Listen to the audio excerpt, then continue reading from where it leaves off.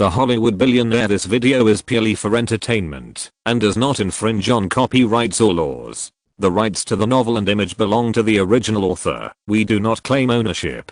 Don't like waiting and want to listen to this fanfic in full now? Subscribe to our Patreon, where you'll find the best fanfics. Chapter 26 Calorie Bomb. I'll just watch you eat.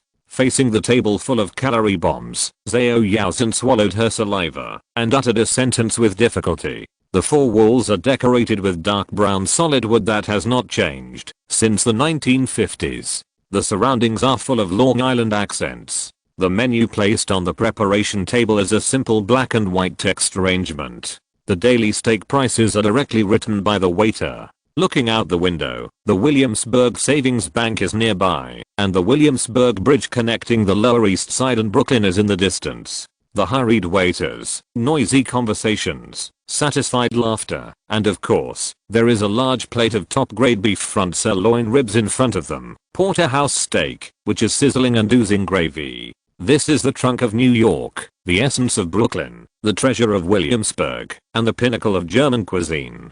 Peter Luger, the first steakhouse in New York State.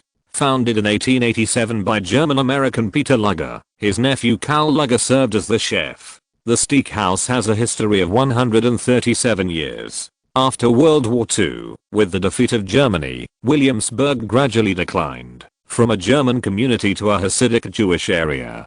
Due to kosher regulations, new residents refused to consume the beef hind legs and pork bacon served by Peter Luger's Steakhouse, which also caused the restaurant's business to plummet. In 1950, due to declining performance, Peter's son Frederick put the restaurant up for auction. Sol Foreman and Seamus Sawyer, two industrialists who opened a metal gift factory opposite the restaurant, bought the store at an extremely low price of $35,000. The two have been loyal customers of Peter Luger's Steakhouse for 25 years. They hope to preserve the last flame of the gradually declining traditional Williamsburg culture. Foreman and Sawyer did not change any traditions. The classic fried bacon, German fries, lemon pie, and of course the most famous prime sirloin steak were all retained intact. It is this persistence in traditional delicacies that makes Peter Luger's the world famous first steakhouse. At this moment, all the essence of Peter Luger was presented to Zhao Yaozhen without reservation.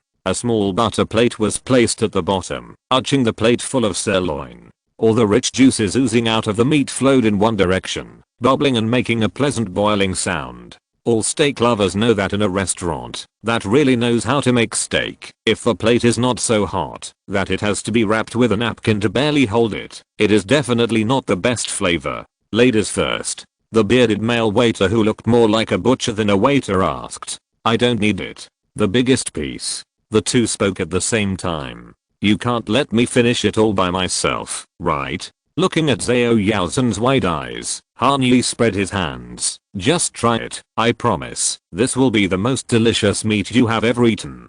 The waiter didn't have time to wait for them to push each other, as there were more than 10 dishes waiting for him to serve in the kitchen. He used a steak knife to pick up a medium rare piece of meat and put it on Zhao Yaozhen's plate and used a spoon. Yes, you read that right. At Peter Luger, they also provide a spoon specifically for scooping gravy to pour the juice all over the beef. Try it. Han Yi looked at the waiter. Sir, tell her how delicious this piece of beef is. Madam, I promise you, if you think it doesn't taste good. The waiter made an okay gesture and paused deliberately. I will kick you two out of this restaurant. Don't let me get kicked out of the restaurant. I haven't even started eating yet. Han Yi, who was amused, continued. Okay, just one bite. Zhao Yaozhen was really reluctant to refuse her kindness, so she cut off a small piece of meat and gently put it into her mouth. Have you ever seen a kitten's eyes narrowed with satisfaction when eating dried fish? Have you ever experienced the endorphins rushing to your head when you swallow the first bite of food when you are extremely hungry? Han Yi saw it on Zhao Yaozhen's face. When she took the food in her mouth, her pupils shrank slightly, and then they expanded, as if they had lost focus. Her bright and clear eyes seemed to be covered with a thin layer of fog by the gravy, making it difficult to see clearly. He didn't know if he had heard it wrong, but Han Yi always felt that as her lips closed, he vaguely heard Zhao Yaozhen's satisfied hum from her nose. How long has she been hungry? Han Yi was salivating at the sight of her. There is a kind of person who enjoys watching her eat more than eating himself. Zhao Yaozhen is obviously such a person. Your ice cream sundae and cheesecake. Thank you, just put it on the side. Han Yi turned around and answered the waiter. When he turned back, he found that Zhao Yaozhen had stuffed another piece of meat into her mouth and took out her mobile phone, pointed it at the plate, and pressed the shooting button. It's been a long time. I haven't eaten meat. Zhao Yaozhen's face flushed with guilt after being caught taking a photo. While chewing quickly, she spoke vaguely. Why? Han Yi was puzzled. Are you fasting? To keep in shape. Zhao Yaozhen spoke slowly after she had completely swallowed the delicious food in her mouth. I gain weight very easily. Oh, yeah. Han Yi rolled his eyes to the sky and smiled. Kate Upton's bust, Candice Swanepoel's waist, and Lace Ribeiro's legs. What else do you want to look like? I was very fat when I was a child. I weighed 160 kilograms when I was 13. Zhao Yaozhen took a sip of ice water, as if he wanted to use this method to neutralize the fat he had just consumed. From elementary school to junior high school, I was always called a fat pig. Until the year I graduated from junior high school, I used one summer vacation to lose more than 50 kilograms. 50 kilograms? Han Yi couldn't help but raise his voice. How did you do it? I ate grass every day and ran along the Han River until I couldn't run anymore. I rested for half an hour and then ran back the same way. Zhao Yaozhen's eyes flickered when he mentioned that experience. At that time, I didn't even eat slightly sweet fruits, which led to my blood sugar level being very unstable now. If I eat a little more greasy food, I will feel dizzy. Once, I couldn't resist my greed and ate a cheesecake. In the end, I fainted while taking a shower, and when I woke up, my mouth was full of blood. Sorry, I don't know. Han Yi sighed softly and raised his hand to greet the waiter. Let me order you something with less oil. There is also grilled salmon here. No, it's okay. Zhao Yaozhen quickly stretched out her arms to stop Han Yi. I've already eaten. I'll feel dizzy anyway. Zhao Yaozhen's hesitant look was cute in a way that didn't match her appearance. She picked up another piece of sirloin with a fearless tone. Just wait in the taxi for a while.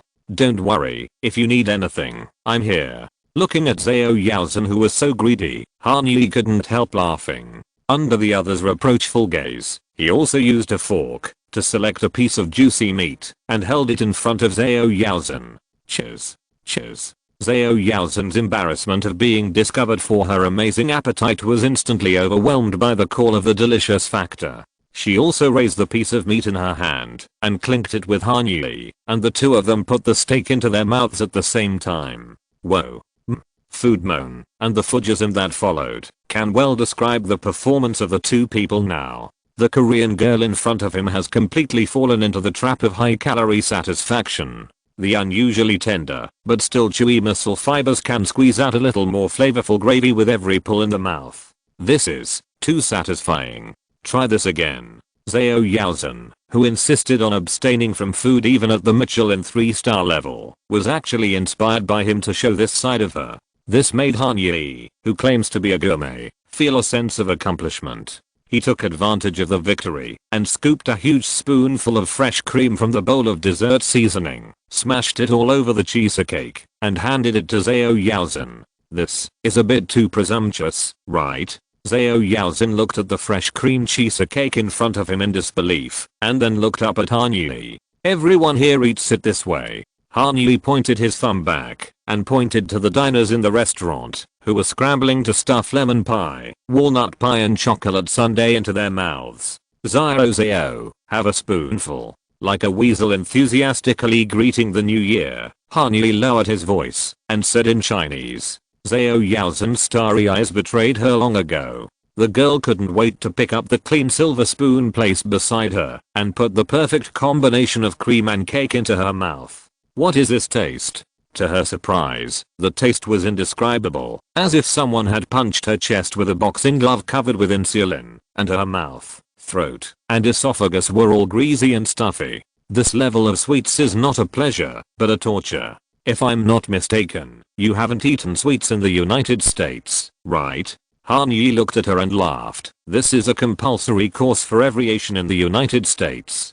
Being choked by extremely sweet food once. Welcome to America, Xiao Zhao. As for Zhao Yaozhen, she didn't have the energy to talk to Han Yi. Before the spoon was placed on the table, she was already a little dizzy. Mom, look, there are stars in this restaurant. Zhao Yaozhen used her elbows to support herself on the table and kept her eyes open to stay awake, like a child fighting against the strong sedative effect of tooth extraction anesthetic. Han Yi only took a glance, then lowered his head and concentrated on finishing the food on his plate. His little cheeks were propped up, and there were mosquito coils in his eyes. It seemed quite cute. I dared not look at it anymore. Han Yi put a small piece of steak into his mouth and thought silently. This subtle silence hovered over the table for about a quarter of an hour, and Zhao Yaozhen finally came back to life. No, the appetite-suppressing Yaozhen was dead. The one who came back to life was the Yaozhen who let go and ate heartily.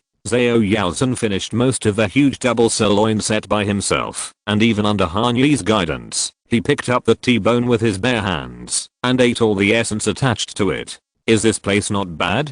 Han Yi handed Zhao Yaozhen a napkin and smiled and blinked. Yeah. Zhao Yaozhen's cheeks were flushed with satisfaction, and there was a happy smile on the corners of his mouth. She took the napkin and wiped her left hand, but she was still licking the gravy left on her right hand. Zhao Yaozhen looked at Han Yi with joy in her eyes. Where are we going to eat next? Chapter 27. Teoti out of the cage. How fast would a starving jaguar hunt? Han Yi didn't know. But Han Yi knew how much a Korean girl who had been badly treated for 7 years could eat after letting down her guard. In 2 days, this makeshift group of eaters had 9 meals in New York. They would stop a yellow taxi, eat at their destination, feel dizzy after eating, and be full of energy at the next destination, and continue to look for food. From Hamilton Heights on 145th Street to Battery Park at the southernmost tip of Manhattan. From Koreatown next to the Empire State Building to the Chinese district with Flushing as its hinterland. Zhao Yaozhen tried everything she wanted to eat within her sight. Daniel's, Le Bernardin, Jane George's, and Michelin restaurants with bland soups were all rejected by Zhao. Since she wanted to eat as much as she wanted, she would find the most greasy down-to-earth popular food. Early in the morning, Han Yi took Zhao Yaozhen straight to the food truck between the Time Warner Center and Central Park, and bought a dirty water hot dog as an appetizer, which is a street delicacy unique to New York. Dirty water hot dogs are not dirty. They are made by adding garlic powder, chili powder, cumin powder, red wine vinegar and ketchup to low sodium beef broth, and then putting grilled sausages in to fully absorb the broth. Because the broth used for soaking, or brine according to the Chinese habit, looks a bit turbid, it is called dirty water hot dog. In fact, this kind of sausage has a very strong complex flavor. It is sandwiched between 2 hot dog buns, and served with spicy mustard sauce and fried sauerkraut. This is the unique flavor of this fast-paced port city. You don't need to choose a famous store to eat hot dogs. In the hearts of every New Yorker, the taste of the food truck downstairs is the best. No matter where you travel, if your time is limited, you must ask yourself a question. Han Yi patiently persuaded, what is unique in that place, and what is better than anyone else in the world? Deli and New York pizza. When Zhao Yaozhen mentioned these 2 words, she even tiptoed slightly, as if to express her expectation. New York has the best French and Italian cuisine in the world, and even the flavor of Japanese cuisine is almost the same as those famous restaurants in Tokyo. But if you only stay in New York for 2 or 3 days, why go there? What does New York have that other cities absolutely don't have? Deli. This is a type of store that combines a grocery store and a restaurant. The store not only sells packaged pre-made cooked food and drinks, but also cooks simple dishes on the spot according to the customer's request, such as sandwiches or lobster soup. In the second half of the 19th century, German immigrants flooded into the United States, and the Jewish community among them popularized the concept of deli in New York. Later, Italian immigrants in the early 20th century, the originators of the deli, made this format flourish in Manhattan. The steaming hot smoked beef is still tender and juicy inside.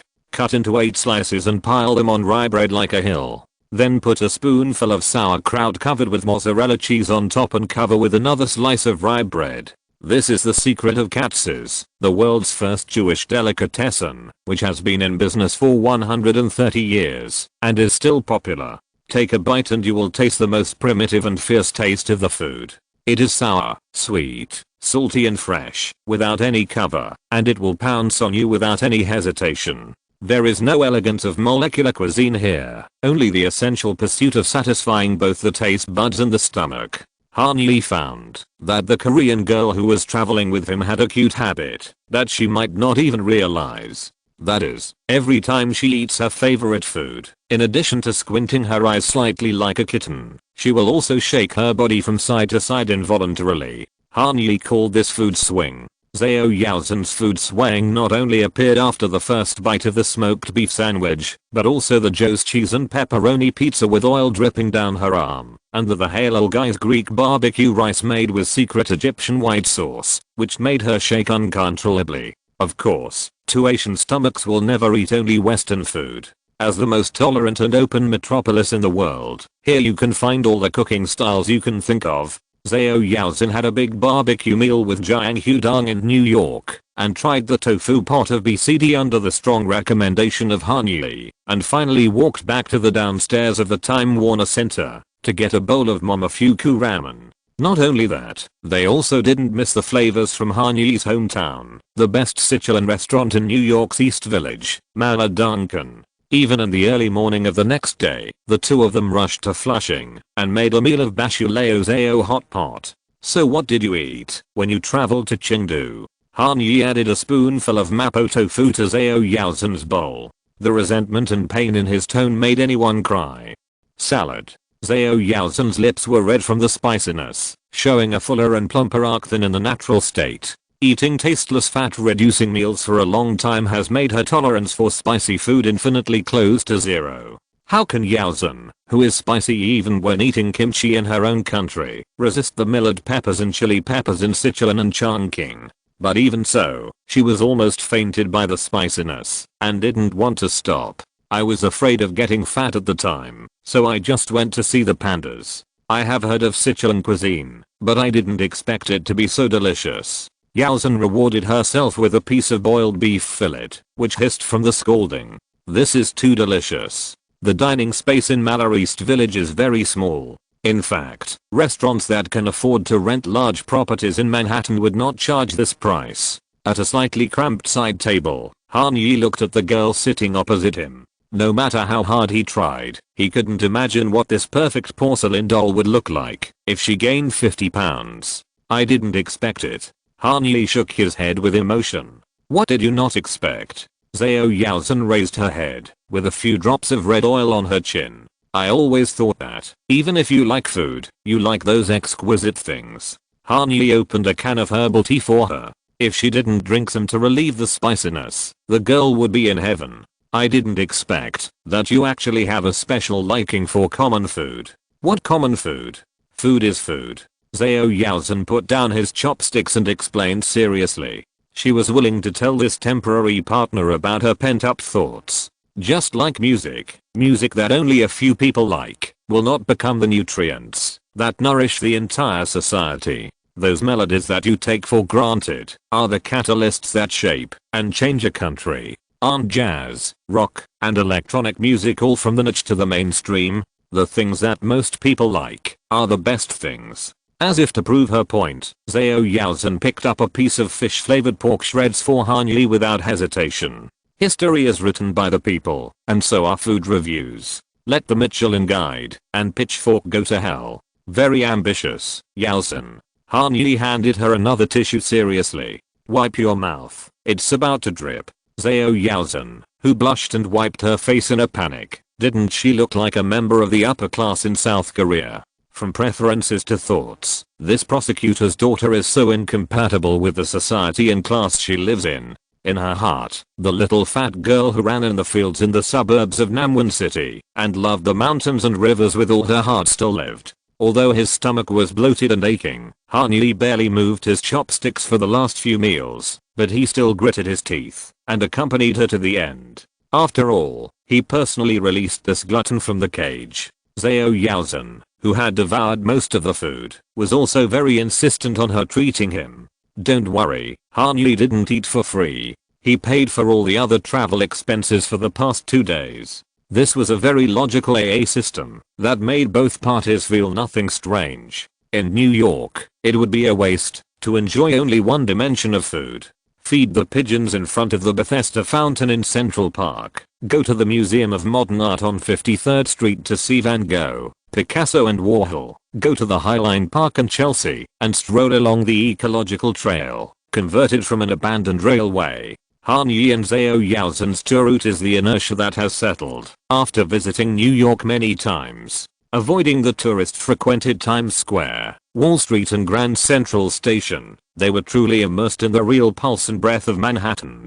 Perhaps it was because they suddenly found a fellow traveler in a strange city, or perhaps it was because the food was really good, which made the girl who had been in a semi-starved state for a long time finally energetic.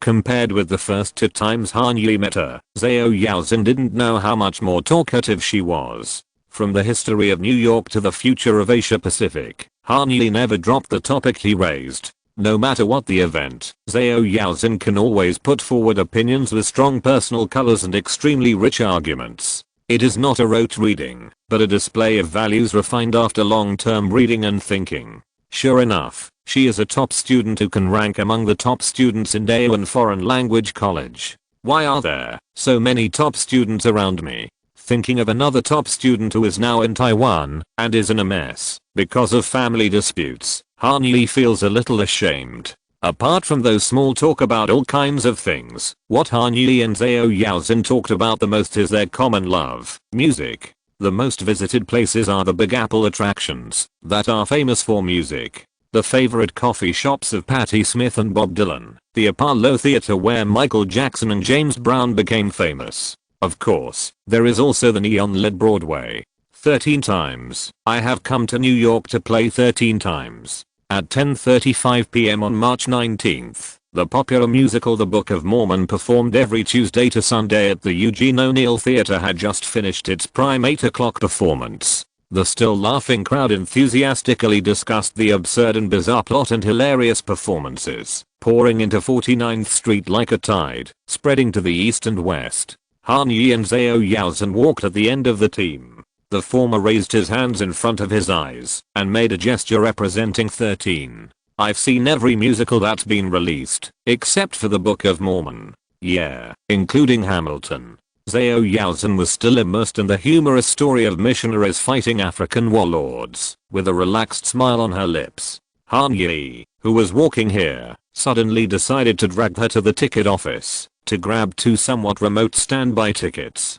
Originally, she was not quite used to the position and vision, but when the first note sounded, Zhao Yaozhen was completely pulled into the Salt Lake City in the story. When the plot progressed to the part where Elder Price bravely broke into the warlord's nest alone and held the general's hand to sing I Believe, Zhao Yaozhen almost buried her face in Han Yi's shoulder and laughed until she was out of breath. Why do you hate joy? Han Yi sighed exaggeratedly. I have always disliked political themes, whether it is film and television dramas or plays. I try to avoid them. Zhao Yaozhen held her hand to her mouth and blew a breath. The late night in New York in March was still cold and steep. You can wrap it around your hands. Han Yi took off the scarf and placed it on the back of Zhao Yaozhen's hand without continuing the topic, because he could vaguely sense that Zhao Yaozhen's disgust with politics should be closely related to her prosecutor father. Thank you. Zhao Yaozhen was somewhat accustomed to Han Yi's courtesy and concern.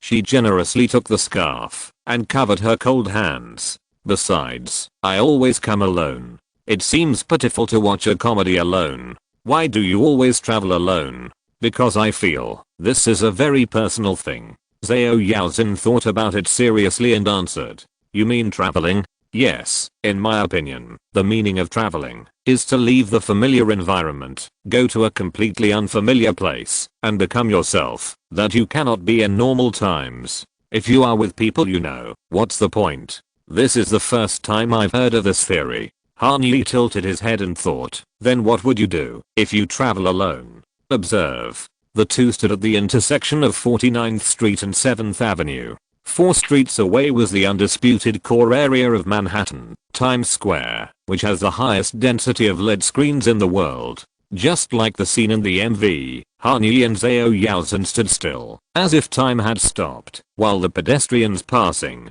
by were moving at the normal speed of time. They were like a roundabout, and the crowds around them were a constant stream of cars. My favorite thing is to go to a city alone and observe people I don't know at all and guess their names, personalities and lives. Zhao Yaozhen looked at the big screen at the top of one Times Square in the distance. Above the red Toshiba logo, 4 dazzling numbers were hung. 2016. What did they eat today? What troubles did they have? Who did they meet? And who did they not want to meet? Is the income from more than 10 hours of hard work enough to pay the rent at the end of this month? In life, we always tend to ignore those people who pass by us. They are like extras in a musical, appearing and disappearing at a fixed time.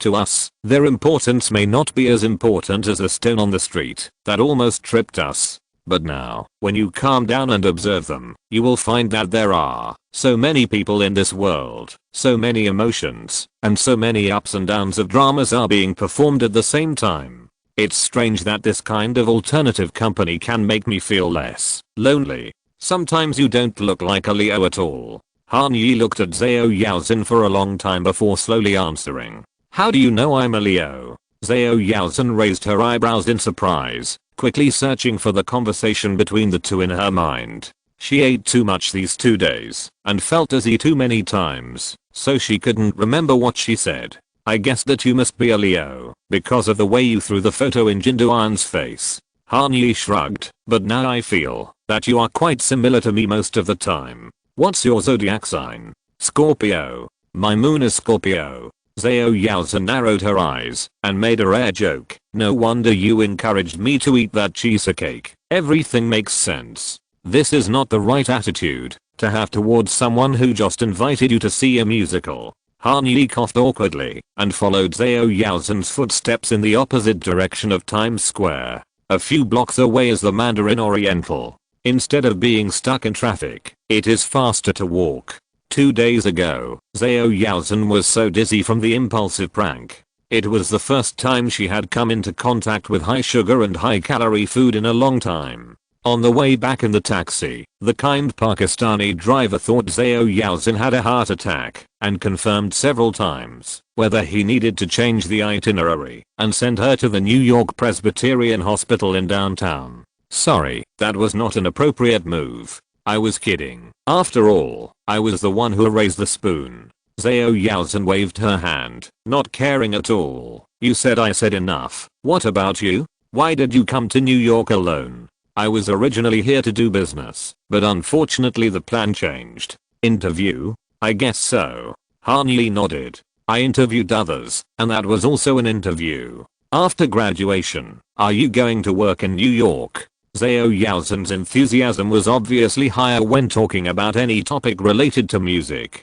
Sony or Universal? Neither. I want to start my own entertainment agency, or acquire one. Han Yi was absolutely honest in front of Zhu Yiru, and the same was true when facing Zhao Yaozhen. After all, for him, there was really nothing to deliberately hide. Then, through this company, we can expand some other aspects of the music business. That's great. Zhao Yaozhen nodded and gave Han Yi an encouraging smile, which made the bright Times Square in the distance pale in comparison. You can do it, I believe. Tomorrow is a latter day. It's a latter day tomorrow. Wish me good luck. Han Yi gave her a thumbs up, showing a few white teeth, and did not explain further. Zhao Yaozhen obviously misunderstood and thought that what Han Yi told her was the ultimate goal of his career. Who would have thought that in less than half a month, he would most likely acquire a world-renowned entertainment agency? When Zhao hears this news, I wonder how he will react. Will he feel dizzy?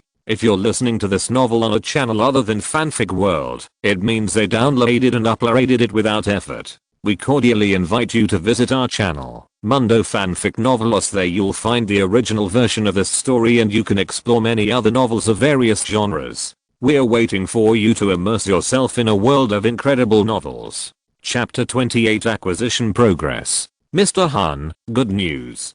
Bohu has passed the fund resolution, confirmed the independent investment, and the LP will be established within this week. The evaluation and analysis team has arrived in New York and contacted Meritor. More information will be updated in a timely manner. On DL 685 from JFK to LAX, Hanyi was carefully reading the text message from Douglas Le Pen before boarding the plane and making calculations in his mind. The 62-year-old Douglas Le Pen does not use Facebook Messenger or WhatsApp, and the message he sent is also the briefing-style sending method of the elderly Americans, cutting off the beginning and the end, and saving the subject as much as possible. As for why Hanyi can look at his phone on the plane, he went back to 2016, not 2006. Purchasing Delta One cabin on Delta Airlines comes with a 5-hour GoGo high-speed Wi-Fi service across the ocean. Acquisition is not to go to Trader Joe's to buy whatever you want to eat.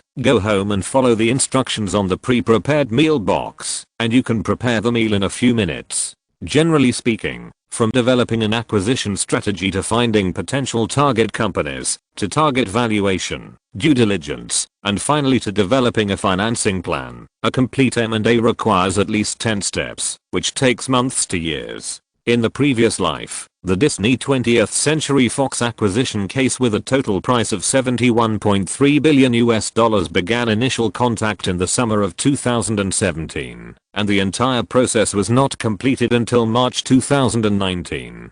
Time cost is the ultimate reason why Hanyi chose Utah. If the purpose is to make a profit, Hanyi's first choice should be the pre-IPO of Indiva Group Holdings, which is the parent company of WME and IMG. 4 months later, if nothing unexpected happens, they will also acquire the famous fighting brand UFC for $4 billion. Morgan Stanley, Goldman Sachs, JP Morgan Chase, KKR, Deutsche Bank, Barclays Bank, Citibank, HSBC, almost all the big names in and outside Wall Street have placed heavy bets on Endeavor Group, waiting for the company to go public and realize their investment. It is better to lean on a big tree for shade, and investing in Endeavor Group is definitely the best choice for ordinary people. CAA, which is currently fighting with Utah, is also a more practical choice than the former. Although it has been weakened, CAA's customer list, industry resource pool and financial strength are still much deeper than Utah. From the perspective of asset investment alone, CAA has a greater chance of winning, and its mid and long-term profitability is more optimistic. Of course, if Hanyi's vision is not limited to performing arts agencies, he can also participate in a wide variety of post-IPO debt financing plans. Platform companies like Netflix or Spotify need to spend a huge amount of money every year on content procurement and authorization maintenance to ensure that subscribers and company valuations grow at the expected rate to meet the expectations of the secondary market. Take Netflix as an example. This company was listed on Nasdaq on May 29, 2002. After entering the film and television streaming business, it has borrowed heavily in recent years and promised creditors very generous returns. Although the annual interest rate of 5.875% for 10 years is not as good as that of Bohu Capital's investor fund, it is already a very high quality investment project in the debt market. However, Hanyi has a completely different investment logic from ordinary investors. He needs to spend the investment funds as quickly as possible and in the right place to get their rewards. For Hanyi, slowly discussing financing with CAA, which is not short of funds for the time being, or patiently waiting for Endeavor Group to open pre-IPO seats are options that he will never consider, let alone 1 or 2 years. Hanyi does not even have the luxury of wasting 1 or 2 months. With every second that passes, his already limited information advantage will also pass by 1 point. It's only 7 years. Therefore, there are countless performing arts agencies around the world, but only Utah really meets Hanyi's requirements. The financing resolution unanimously passed by the company's board of directors allows this investment led by Hanyi to be carried out under the premise of friendly acquisition. Establishing a separate limited partnership with Parkway in Delaware and providing most of the funds can also give Hanyi the greatest voice and promote valuation, due diligence and the final acquisition as quickly as possible. The urgent need for funds by the acquisition target will undoubtedly greatly speed up the progress. The plan was very good, but there were obstacles everywhere in the actual implementation. In the previous life, Han Yi, who was concerned about industry news, always made great strides in his heart. Vivendi's sale of Universal was too slow, and Sony's acquisition of music copyrights was not in step. When he really started to get involved in the interaction between entertainment and capital, he found that the four most difficult words in the world were not to act vigorously, but to take things slowly. Yuzhen. Han Yi called Zhao Yuzhen softly, who was reading quietly on his right. As Einstein said, coincidence is God's way of keeping anonymous. Booking the same restaurant, staying in the same hotel, and visiting the same museum at the same time are coincidental enough. Then it is nothing strange to buy the same flight for the return trip, and the seats assigned by the online check-in system are next to each other. If there was no such person in the previous life, Han Yi would have almost begun to doubt whether Zhao Yuzhen was the future superstar they arranged. Isn't this much better than the binding effect of Tesla and the accelerator? Have you heard of Utah? Han Yi moved the iPad in front of him towards Zhao Yuzhen. I have heard of it. Zhao Yuzhen put down the book and nodded. She took off her contact lenses and put on black frames, which made her look very charming. Let's play a game. Remember the goal I mentioned before? Acquire an entertainment agency and expand other businesses through its client list. Han Yi clicked on the client list of Utah's official website. If it were you, when you bought Utah's shares and became a member of the board of directors, which clients would you cooperate deeply with in this capacity? Let me see. Zhao Yuzhen liked this kind of role-playing game related to music. She took the iPad, slid down the list, and carefully examined it. If it were me, I would start with their electronic music clients. It seems that Utah has very strong electronic music resources. Zhao Yuzhen pointed out the names one by one. Diplo, Alesso, Dylan Francis, Major Lazer. Maybe we can rely on these clients to make a large-scale electronic music festival? Oh, and Swedish House Mayfair. I thought they disbanded. It's not officially disbanded, it just stopped its activities. Swedish House Mayfair is one of the most influential groups in the electronic music industry, but on June 24, 2012, the three unexpectedly announced through their manager Amy Thompson that they would separate their activities. After the last performance of Ultra Miami on March 24, 2013, they began to focus on their own music plans. Axwell and Ingrosso formed the duo Axwell and Ingrosso, while Steve Angello has been flying solo until now. In 2022, the three will plan a comeback that is completely not as loud as before. Of course, that's a story for later. Do you know Mad Decent?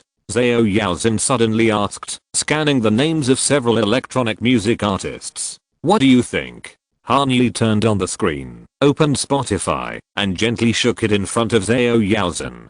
Hanging on the play page was a turquoise single cover. The looming background pattern was engraved with the Hindu elephant-headed god, and lying in the center of the picture was the anthropomorphic image of Major Lazer wearing a red Sikh turban and a beard. Lean On, Major Lazer x DJ Snake, feat.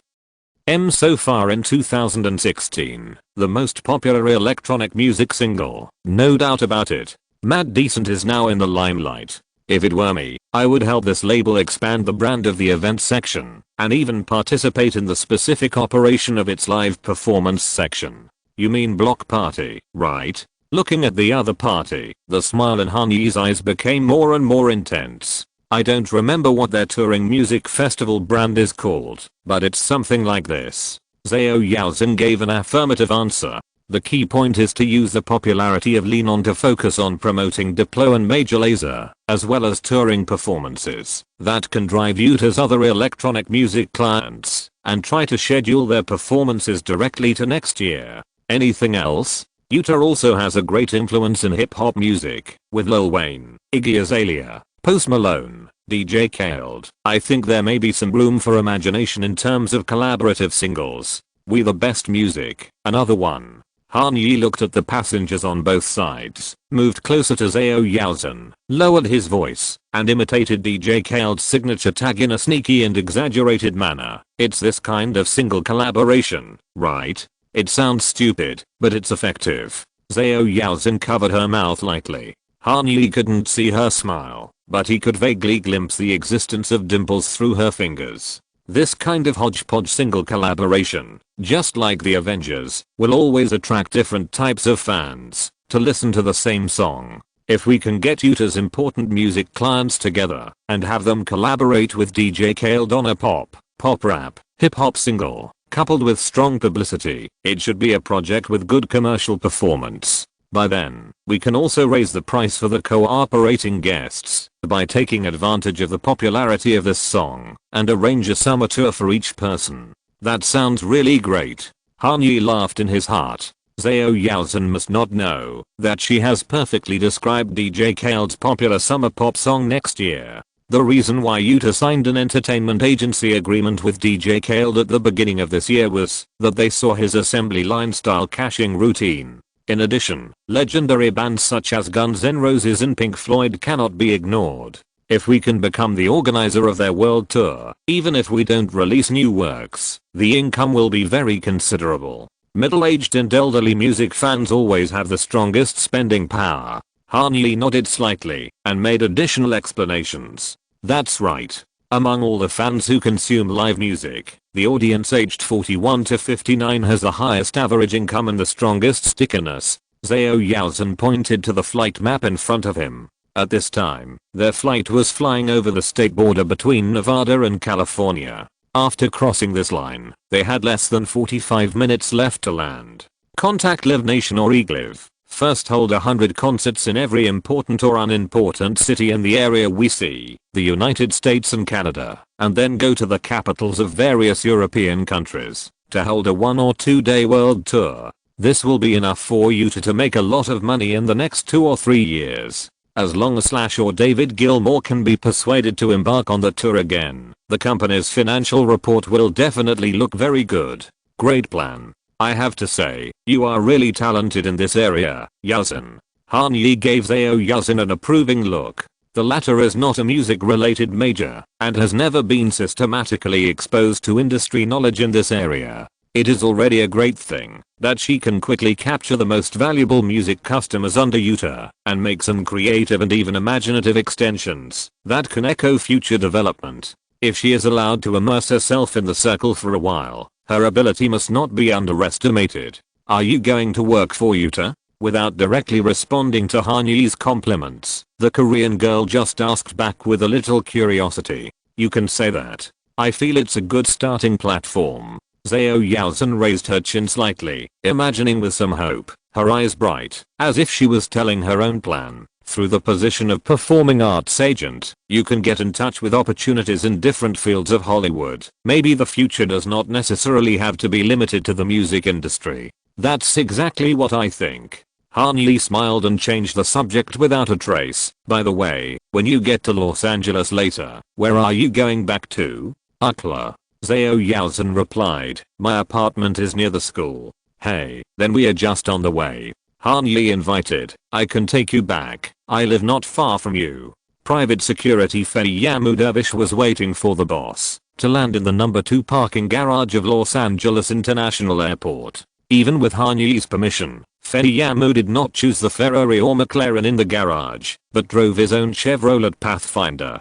Feiyamu, who has served many celebrity clients, knows very well that this level of luxury car collection must not be touched, even if the owner doesn't care. It seems that it's time to buy another car that is convenient for the driver to drive. On the way, Zhao Yaozhen looked at Han Yi with a half smile, guessing his intention. Would a student from the University of Southern California rent an apartment in West Hollywood, which is completely different from the other side? Yes, I can drop you off at UCLA. My home is not far from your campus. Han Yi raised his index finger to the sky and said, thank you for your kindness, Yi, but I have already booked. Wait. Zhao Yaozhen seemed to suddenly remember something, sat up straight, and brushed back a strand of hair hanging in front of her forehead, revealing her eyes full of excitement. Do you want to have another dinner? How do you know? No matter how calm Han Yi was, he couldn't help but twitch his mouth. But didn't you say that you would continue to lose weight when you returned to Los Angeles? Hearing Han Yi's words, Zhao Yaozhen froze in place for a long time. After a while, She lay back on the chair in despair and grabbed her phone. Go back to Seattle and reduce it. Zhao Yaozhen opened Yelp and pointed the main interface at Han Yi. The expectation of the cat looking at the dried fish was about to burst out. Do you have any recommendations? The essence of this book is super rich plus American entertainment. That is, American life plus career. Both lines are equally important in the following. Chapter 29 7-Year Rule. If you want to have a fulfilling life, you must first have a fulfilling stomach.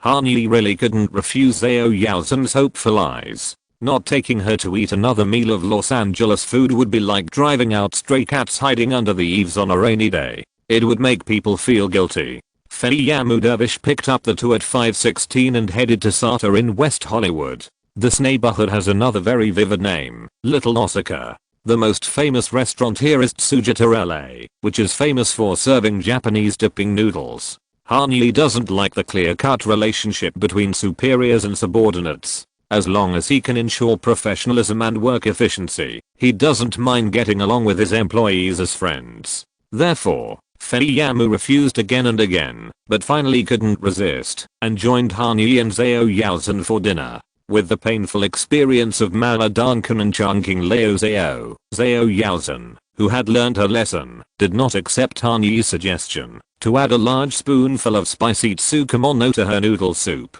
And Feiyamu obviously fell into the boss's trap. Albanian food is not very spicy. We only use some red pepper flakes and black pepper to enhance the flavor. But boss, this doesn't mean I can't eat spicy food.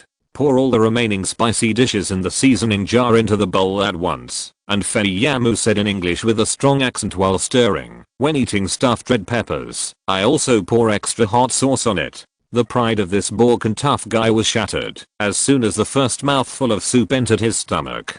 Feiyamu, who was sitting in the driver's seat, didn't recover until Han Yi sent Zhao Yaozhen back to the Atrium apartment on Gale Avenue on the west side of the UCLA campus. Thank you, Han Yi, for your care over the past 2 days. Zhao Yaozhen looked at Han Yi and said softly in Chinese. Then, she patted Feiyamu's shoulder. Take care of yourself, okay, Feiyamu. If you want to eat, contact me anytime. Han Yi pointed to his mobile phone and replied in Chinese. The two had already exchanged social media contact information in New York. I don't know anything else, but I'm definitely an expert in eating. Thank you, Miss Zhao.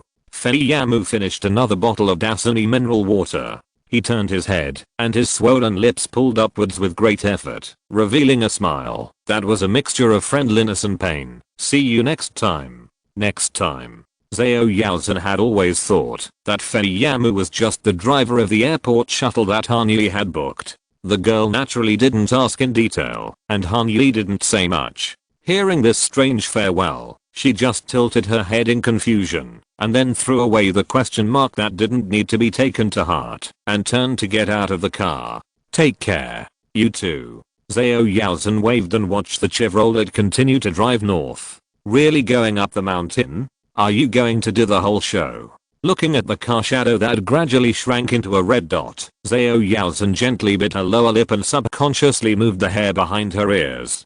Traveling with a companion seems to be quite good. Han Yi, who was exhausted from the journey, collapsed directly on the bed when he returned to 864 Stradella Road and fell asleep in the sleep-inducing fragrance carefully prepared by Johanna Jansen until 6 o'clock the next morning. There is a 3-hour time difference between New York and Los Angeles. It is normal for Han Yi and Zhao Yaozhen, who are boohooers who count their steps every day in the Big Apple, to feel jet-lagged. Han Yi returned to Los Angeles on the last day of spring break, but his best friend, who was supposed to return to the United States on the same day, told him on the green bubble that he would be back 2 days later, and no matter how Han Yi persuaded him, he politely declined his proposal to pick him up at the airport. It's really okay, I have booked a car. Don't worry, I will take good care of myself. Having expressed his attitude, Han Yi no longer insisted. In his memory, the independent and selfless Suyiro is the correct version. The one who recommended romance novels to him on the highway before spring break may just be the product of occasional program errors. More importantly, Han Yi himself has many problems that need to be solved. sitting in the private office on the left side of the villa entrance, closing the curtains, and turning on the iPad, Han-Yi began to carefully sort out the progress of the next series of work that needs to be followed up. The first case to be affected was the Utah acquisition. On Tuesday, March 22nd, the evaluation and analysis team of Parkway Capital went to Manhattan and had an initial meeting with the negotiating counterpart at the office of Merita Investment Bank at 399 Park Avenue.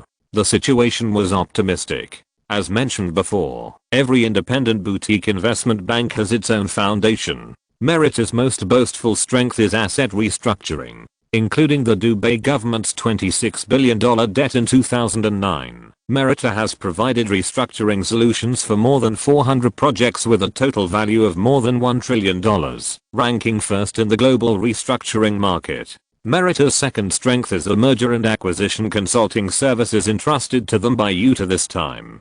In 2013, Berkshire Hathaway and 3G Capital acquired Eaton's Foods for $28 billion. In 2010, Student Loan Group sold to Discovery Bank for $42 billion.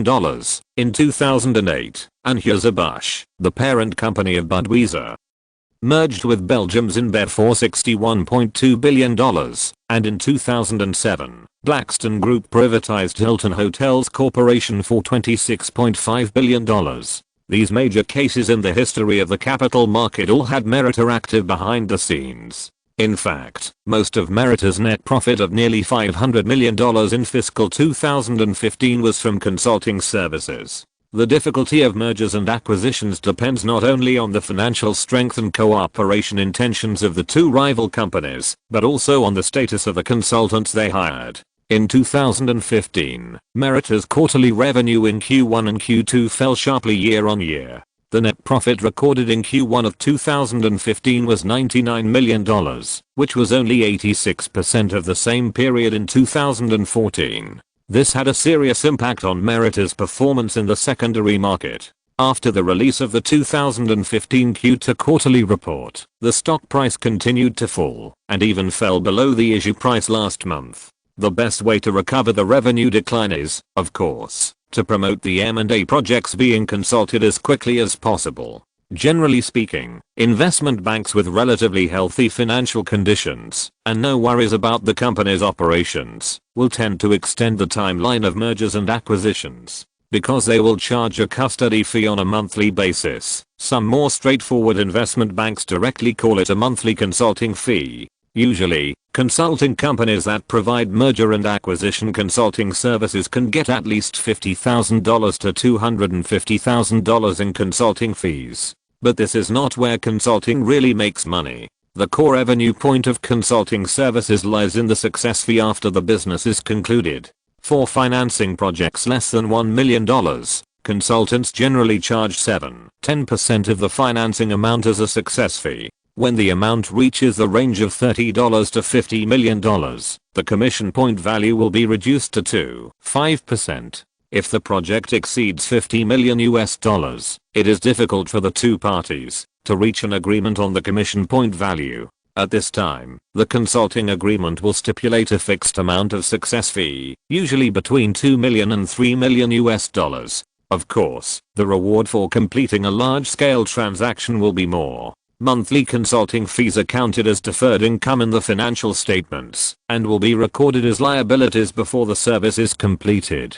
The success fee after the transaction is completed is the real operating income. This is the real reason why Merita Investment Bank wants to complete this acquisition more than Bohu Capital. The M&A and strategic consulting departments of the entire New York office are under great pressure from performance indicators. This month alone, they have Standard Industries' $1 billion acquisition of Danish company Icapor, the sale of Dubai Gold and Commodities Exchange shares in which India Financial Technology Co Limited and Foot Group invested 27.3%, and Guarantee Co Limited's $450 million acquisition of CIFG Holdings. More than 20 M&A consulting projects are being carried out simultaneously. The Utah equity acquisition initiated by Han-Yi and Bohu Capital is just one of these numerous cases. The man is in love with the woman, and the matchmaker is also very anxious. with the three parties involved in this acquisition case reaching an agreement. The negotiations are less about the fake links.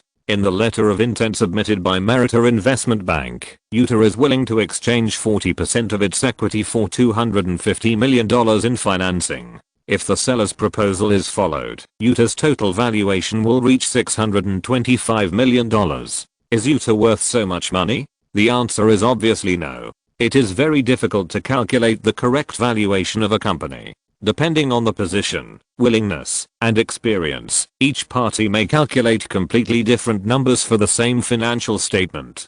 Take a record company as an example. The artist resources, the contract status of the main artists, the master product income in the past 10 years, the royalty distribution in the past 10 years, the ownership of the copyright library, and all kinds of details that seem insignificant to outsiders, such as whether a head artist is exclusive in commercial endorsements, are likely to have a significant impact on the final valuation of the record company. In comparison, the business structure of performing arts agencies is relatively simple, with basically no physical assets, a relatively simple income structure, and relatively clear channel links with upstream resources and downstream customers. The key data that can really affect the valuation judgment is actually the contract situation between the agency and the customer, the gross profit and net profit obtained through the agency business each year, and the growth of other non-core businesses such as full case planning services. To put it more simply, it is how much money can be made now, and whether this momentum can be maintained in the future.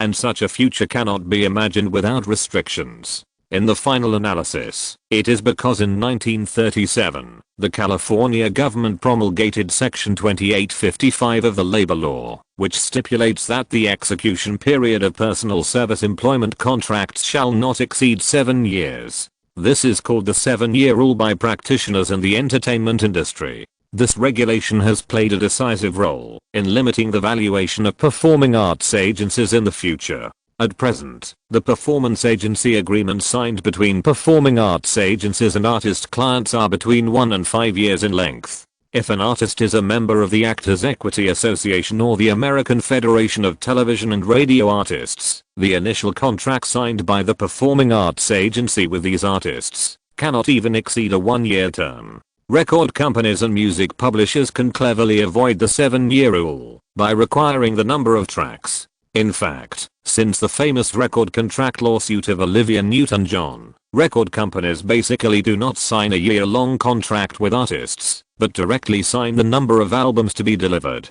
However, performing arts agencies that help clients contact various types of business resources have no way to circumvent this legal restriction, which makes the bond between artists and performing arts agencies extremely weak. Even if the company has a group of artists who can earn hundreds of millions of dollars every year, if they have to renegotiate the agency contract with them every 1 to 5 years, and each time they have to give up part of their rights to retain them, then even the most generous valuation agencies will doubt the sustainability of such income. Just like Utah poached CAA agents, and CAA grabbed Johnny Depp in return, the facade of an performing arts agency may instantly become a trophy of competitors. What's worse is that performing arts agents are not an industry that can increase the profit margin of a single transaction. In this industry, where the power of guilds is extremely strong, most guilds prohibit agents from taking more than 10% of their members' commissions. The Krikorian Talent Anti-Fraud Act passed in California in 2010 even prohibits agents from collecting advance payments from clients, which completely cuts off the idea of performing arts agents increasing their income from a single transaction.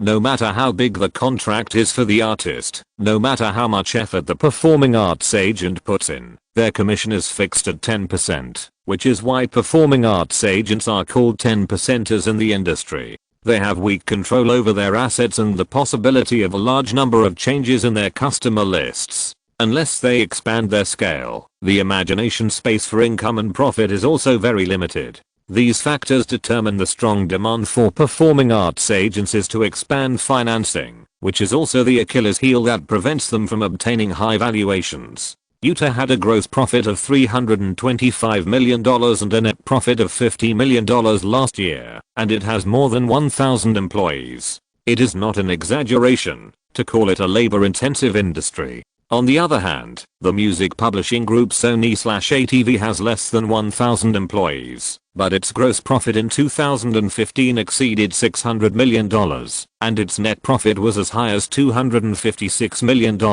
not to mention the music copyright assets under Sony/ATV, which can generate at least 35 years of sustainable income for the company. In the eyes of the evaluation and analysis team of Bohu Capital, the total valuation of an entertainment agency like Utah could never exceed $500 million. Therefore, a letter of intent for 43% equity and $190 million was returned to Meritor Investment Bank as a revised opinion, which reduced Utah's valuation to $441 million. Han Yi did not directly participate in the entire valuation and negotiation process, but through Le Pen and the two Chinese managing directors, he actively and carefully digested and absorbed the key details of the entire process, including the expertise of the capital market, the operating rules, and the commercial means of Bohu Capital for valuation and negotiation. Han Yi knew very well that when he entered the entertainment industry, he would not be a director, a producer, an artist manager, or an entertainment agent. He is about to storm into this extravagant party as a capitalist at the top of the food chain. If he wants to swallow big mouthfuls under the awe-inspiring gaze of others, he must adapt to this role as quickly as possible. Of course, if he wants to become a real entertainment capital tycoon, he needs to do more than just study. According to his property manager Corey McIntosh, setting up a family office that controls all assets has become Han Yi's top priority. Many book friends have reported that there are too many introductory texts. I'm actively revising this point. In the future, I will compress a lot of introductory content in the manuscript. However, with the development of the career line, a lot of professional knowledge about the operation of the music industry and the film and television industry must be involved. If it is not introduced, everyone may not understand the operation of the protagonist. In addition, as a practitioner in the international music industry, I found that there is currently no work on Kidian that can depict the true situation of the European and American music industry. I feel that, since I have experience in this area, I also have the responsibility and obligation to output correct knowledge and industry conditions for everyone. Therefore, other types of popular science texts will definitely be reduced, but unfortunately, the introduction of the career line must appear. I'm sorry if it affects everyone's reading experience. I will try to make the plot coherent while conveying the information briefly and effectively. Chapter 30 Family Office. In the common people's impression, what is a family office? A private club that meets all the unreasonable demands of billionaires? A trusty institution for storing real estate, sports cars, yachts and private jets? Or a source of income for the trust fund babies in the second half of their lives? These are all misunderstandings of family offices. Mr. Han, Corey McIntosh, who has served Stephen Schwarzman for many years, knows very well the importance and urgency of Han Yi's establishment of a private asset management company, or a family office. At this time, he was standing in the private office at 864 Stradella Road, whispering to Han Yi, "Maybe you think it's unnecessary now, but a family office. It's like the Medici family's banks all over Italy. It is your support and cover for completing all your plans in this world." But Schwarzman doesn't have a family office, right? Han Yi asked with interest. He was not refuting Corey's point of view, but was simply curious about the eccentricity of this Wall Street legend. That's because he doesn't need to separate an institution. Mr. Han, Mr. Schwarzman owns more than 20% of Blackstone's shares and has invested in almost all of Blackstone's funds in his personal name. He doesn't need a family office because Blackstone is his family office, which Mr. Schwarzman said himself. Corey McIntosh answered patiently. Whether it's the $150 million donation to Oxford University, the largest donation to the university since the Renaissance, or the Schwarzman program, that has spent more than $500 million over the years to send scholars from all over the world to Tsinghua University, all of them were led by Blackstone on behalf of Mr. Schwarzman. The name of the family office has been extremely confusing since its birth, making people mistakenly think that it is a concierge-type company that specializes in handling internal affairs for ultra-high net worth families. but in fact, it should be more accurately described and called an asset management company with a single source of funds. Your iced tea, Mr. Han. In addition to the discussion, Corey McIntosh did not forget to serve a delicious Arizona drink to his employer, who had just returned from New York and returned to work. Normally, coffee and tea should be stopped at around 5 p.m., but after this period of adjustment, Corey McIntosh has already accurately grasped the unique characteristics of Hollywood, a billionaire, that are difficult for ordinary people to detect. He does not drink alcohol or smoke, and is not sensitive to caffeine at all, and even has a counter effect. What does it mean? If Hollywood drinks a cup of coffee or strong tea at night, he will fall asleep faster and rest better. It's very strange, but thinking about Steve Jobs who used the toilet to soak his feet, it's not so difficult to accept. After Hollywood took the first sip, Corey continued the previous topic. Hiring professionals to provide asset management and investment advisory services to the wealthy, so as to help each family better pass on wealth to the next generation and achieve intergenerational growth, is the core business of the family office. As for the concierge services for managing luxury real estate and other high-end consumer goods, hiring property managers like me is just a very small part of the ancillary business. Each family has a different name for its exclusive family office. You can use simple and crude names like Soros Family Office, or Raffles Family Office like Soros and Raffles do. Or you can be like Sam Walton and Bud Walton, the founders of Walmart, and put the world's largest family office, which manages $224.5 billion in assets, under the guise of Walton Enterprises Limited. Of course, the most common practice is to follow Bill Gates' example and set up Cascade Investments Limited, or learn from Dubé Holding, which is operated by the Dubé royal family, to downplay the attributes of a single family office. Corey McIntosh, who has been immersed in the old money circle of the Upper East Side for a long time, even though his income does not meet the entry threshold, his vision and knowledge have far exceeded those of ordinary rich people who climb up through career advancement or gradually accumulate wealth by running small businesses. The total amount of assets managed by these family offices ranges from hundreds of millions of dollars to hundreds of billions of dollars. The Walton Enterprises Limited and Cascade Investments Limited mentioned above, as well as Jeff Bezos's rapidly rising Bezos Expedition, are all huge companies with assets larger than most capital groups on Wall Street. The most important thing is that these funds belong to the same family, and there is no need to worry about the repayment and renewal of their operating funds like ordinary asset management companies. The strong purpose, discipline, and execution of single capital make family offices a force that cannot be underestimated in the capital market. This is the business segment you are expanding for Han Limited, right? Han Yi tapped the registration memorandum presented by Corey with a pen. You are planning according to the structure of the family office. Yes, in my basic concept, the family office you are about to establish should consist of 5 main departments: Asset Management Department, Concierge Service Department, Administrative Affairs Department, Accounting Department and Legal Department. You can sit down and talk, Corey. Hanley pointed to the black Fendi leather sofa leaning against the opposite wall and smiled. Paul McLean's original office layout was a bit cold and inhumane.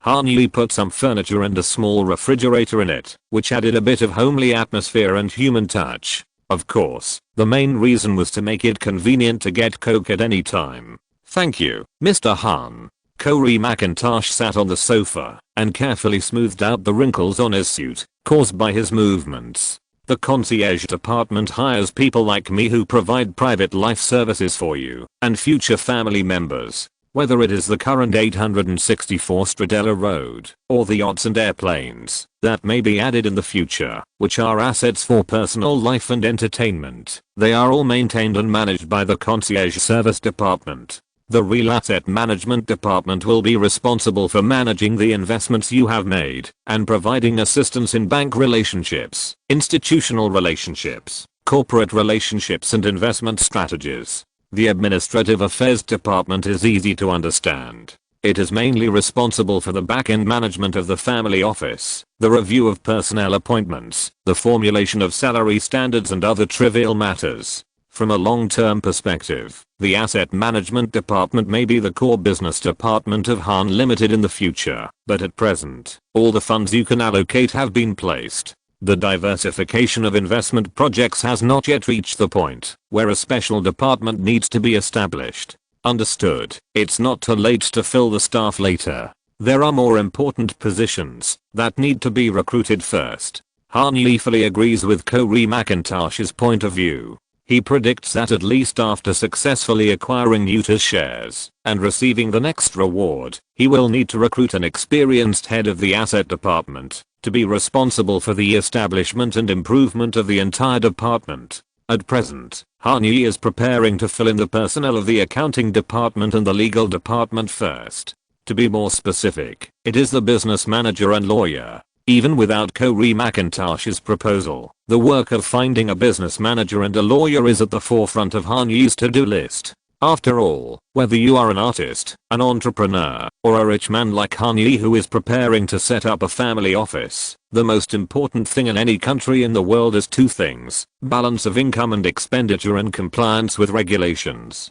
Unlike what most people expect, the core of the accounting department is by no means the accountant who is responsible for making the account books and the cashier who collects cash. In the world of money, especially in the world of money in Hollywood, the business manager is the crucial number one player. Business managers are not only responsible for managing every income and expenditure of their clients, but also need to provide professional advice on income structure adjustment and expenditure limit to ensure that there is always sufficient and healthy cash flow in the client's account. If we go a step further, excellent business managers also need to have deep connections and keen insights into development opportunities and investment markets to help clients' assets achieve effective and sustainable growth. The most eye-catching example in recent years is George Clooney and his business manager and partner, Rand Gerber, the husband of the first-generation supermodel Cindy Crawford. Under the guidance of the latter, George Clooney and Gerber co-founded a tequila brand called Casamigos in 2013. Just a few years later, it was acquired by the liquor giant Diageo for $1 billion. Even during the period of Ocean's 11, when George Clooney's commercial value was the highest, his salary was only $20 million. In other words, George Clooney, who has filmed 48 films since his debut, has not earned as much from his main business as this shrewd business investment. Another example is David Borno, one of the most powerful business managers in Hollywood. He not only helped Ithaca Holdings, founded by Scooter Braun, the manager of Justin Bieber and Ariana Grande, to increase its valuation from $1 or $2 million to hundreds of millions of dollars in just 6 years, but also provided financial consulting services to Drake, Pharrell Williams and Will Point I Am. Compared with those hip-hop singers who get a check 1 second and spend it all the next second, the financial status of Borno's clients can be said to be quite healthy. These two cases can well prove the importance of world-class business managers like Gerber and Borno. They can help any type of client make the right business decisions and leave a strong mark in their wealth career. The business manager of the family office that Han Yi imagined in his mind should be a conservative talent who is much older than himself and is steady and cautious.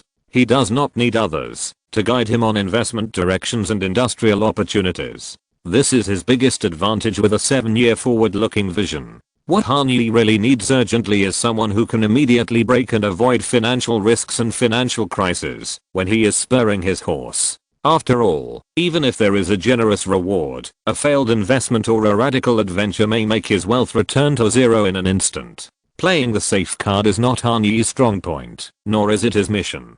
Therefore, he urgently needs a professional to be the goalkeeper of his investment portfolio. This person should not only help him say no, but also say no to him. Han Yi has always believed that a truly successful entrepreneur should hire subordinates who complement his personality, not similar ones. A group of people with similar personalities may be able to make many correct decisions together and advance their work quickly with extremely high efficiency, but when they make mistakes, they also dive into the abyss at a speed that no one can stop. Because there is no essential difference between a donkey and a group of donkeys. All they can see is the carrot hanging in front of them. A team that can operate healthily for a long time should be a well-trained professional football team with 11 players in the offensive group on the field who can perform their duties.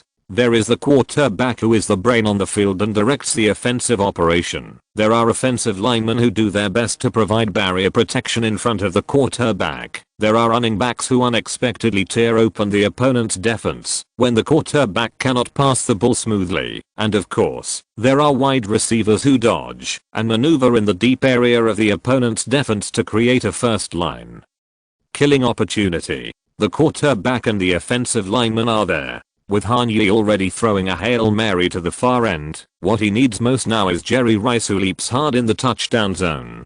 Different leadership styles are suitable for different legal advisors. The wild and flamboyant performance personality must be matched with a compliance review master who perfects the clauses word by word. The craftsman entrepreneur who specializes in technology cannot do without a veteran in the industry, who has a deep network of people in the industry and can solve all difficulties with just relationships. And the low-key, calm and introverted Han-Yi wants most is a negotiation expert who can bring grand ideas into reality through his eloquence, convince all allies, and repel all opponents. In the United States, lawyers can be effective not only in court. Most important business negotiations between group companies are led by lawyers as the main negotiators. Decades of eloquence allow lawyers to fight for the best business conditions for their employers. 7 years of hard study and accumulation of profound legal knowledge can also help them to be invincible in possible contract disputes. The ideal family lawyer in his mind is someone who can plan carefully with him, but has the courage to give it a try at the critical moment. Most importantly, this offensive lawyer who takes scoring as the first goal can also form a mutual restraint with the steady business manager who takes not being captured as the first priority, and at the same time, needs to borrow the momentum from Han-Yi. As the helmsman of the company, Han-Yi can establish a good personal connection with any employee, but this kind of friendship must not appear between the powerful people in important departments. Letting two people with completely different personalities form a competitive and collaborative working relationship in an atmosphere of mutual fear is the most correct way to control people. This is not a groundless fantasy, but a precautionary measure for the inevitable human nature. Han-Yi didn't know much about the field of business managers, so he entrusted Corey McIntosh to recruit through public channels, and at the same time, asked private bank manager Fernando Gonzalez for recommendations. Of course, in his opinion, these two channels alone were not enough for him to find a real billion-level manager. After the acquisition was completed, it would be a more practical recruitment strategy to ask Utah to recommend a famous Hollywood celebrity business manager, or to directly ask Douglas Lebon, a partner of the cooperative enterprise, to introduce several capable people from Wall Street. For Han-Yi now, everything needs time to settle. As for lawyers, Han-Yi picked out a few names he liked from the sensational industry news in the last life and sent an invitation to their law firm for a meeting. Like business managers, the selection of lawyers must not be careless. In the next plan, if nothing unexpected happens, these people will become important chess pieces for him to display his talents, whether it is active cooperation or passive acceptance. After finishing these preliminary preparations, it was already the evening of March 23rd. A slight vibration from the phone brought Han-Yi back to reality from his meditation in the study room of the villa. Yi, I'm at your door. I've brought you something. A new month. Let's go together. Chapter 31 Private Cinema. Why did you come here by yourself? Didn't I tell you to give it to me tomorrow when I pick you up to go to school? When Han-Yi went down from the private study in the second floor master bedroom to the lobby on the first floor, Corey McIntosh had already welcomed Zuiru into the house. Looking at the small Zuiru curled up in the corner of the sofa, Han-Yi sighed softly. Are you tired? Not bad. Thank you, Sophia. Zuiru took the welcome hot drink presented by Sophia Ortiz and thanked her with a smile. I took an Uber and arrived quickly. There was not so much traffic at night. Then you. Han-Yi raised his index finger and drew a circle around his eye area, looking a little worried. Oh, this. I didn't rest well on the plane. Zuyi subconsciously lowered his head, trying to cover the slightly dark and swollen eye sockets. After crying for 2 days in Taiwan and sobbing for more than 10 hours on the flight, he didn't get enough rest after arriving in Los Angeles, so he forced himself to attend a day of classes. No matter how Zuiru pretended to look before leaving, She couldn't hide her haggardness and fragility from the inside out. The main thing is that you asked me to bring something, but I came back 2 days late. If I don't give you the things today, I might not be able to sleep well. Zooyeru stood up and handed the carefully packed red bag close to her side to Han-Yi. Here, the mission is accomplished. Thank you for your trouble, Zio-Zu. Han-Yi carefully placed the bag that Zooyeru had brought all the way from Taipei to Los Angeles on the storage layer of the bar in the lounge area. Have you had dinner? No, not yet. Zooyeru's humble words almost blurted out, but then she thought that this level of bragging was unnecessary. I came here just after class. You didn't have lunch either? Han-Yi observed carefully. Zooyeru sat there, feeling a little dizzy. It was obvious that the girl had missed more than just dinner. No. Where's breakfast? It's too late. Zooyeru touched her cheek a little embarrassedly. It's very difficult to adjust to the jet lag. I didn't fall asleep until after 5 o'clock. Are you adjusting to the jet lag or cultivating immortality? Han-Yi sighed, turned slightly, and asked loudly to the kitchen at the other end of the corridor. Gentlemen, we have a very hungry friend. How hungry? In response, Felix Sorensen, who was sorting out the ingredients, strode over and looked at Zooyeru with a friendly smile. He liked Han-Yi, his new employer, very much, and was also very kind to his employer, a close friend who could be called perfect, no matter what aesthetic system was used to evaluate him. His unique sexual orientation made him and his husband have very strict standards for judging women. The only one who could not find fault with them was Zooyeru's FL Diamond. A little bit. Zooyeru put her index finger and middle finger together and squinted one eye playfully. I see. Felix nodded and stood still. Actually, I'm quite hungry. You don't say. The red-bearded man crossed his arms and continued to stay put. Okay, I can eat a whole cow. Zooyeru opened his arms and stretched out his voice. Pamper me, chef. A 9-ounce ribeye steak and a plate of garlic lobster pasta will be here soon. Oh, by the way. Felix held the sliding door of the lounge area, turned his head and blinked, and a Dean and a Luca double espresso that Mr. Han brought back from New York for you. Felix, you shouldn't have said that. Han-Yi glared at him, pretending to blame him, and then turned to explain to Zooyeru. I bought 10 bags, and opened one bag, to make it for you tomorrow.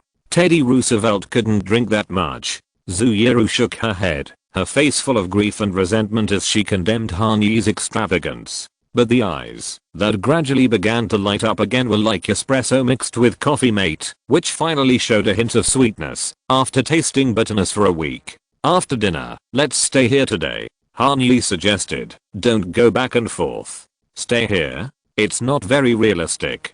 Zooyeru asked with a subtle eagerness, but it was soon smoothed out by reality. I didn't bring any change of clothes.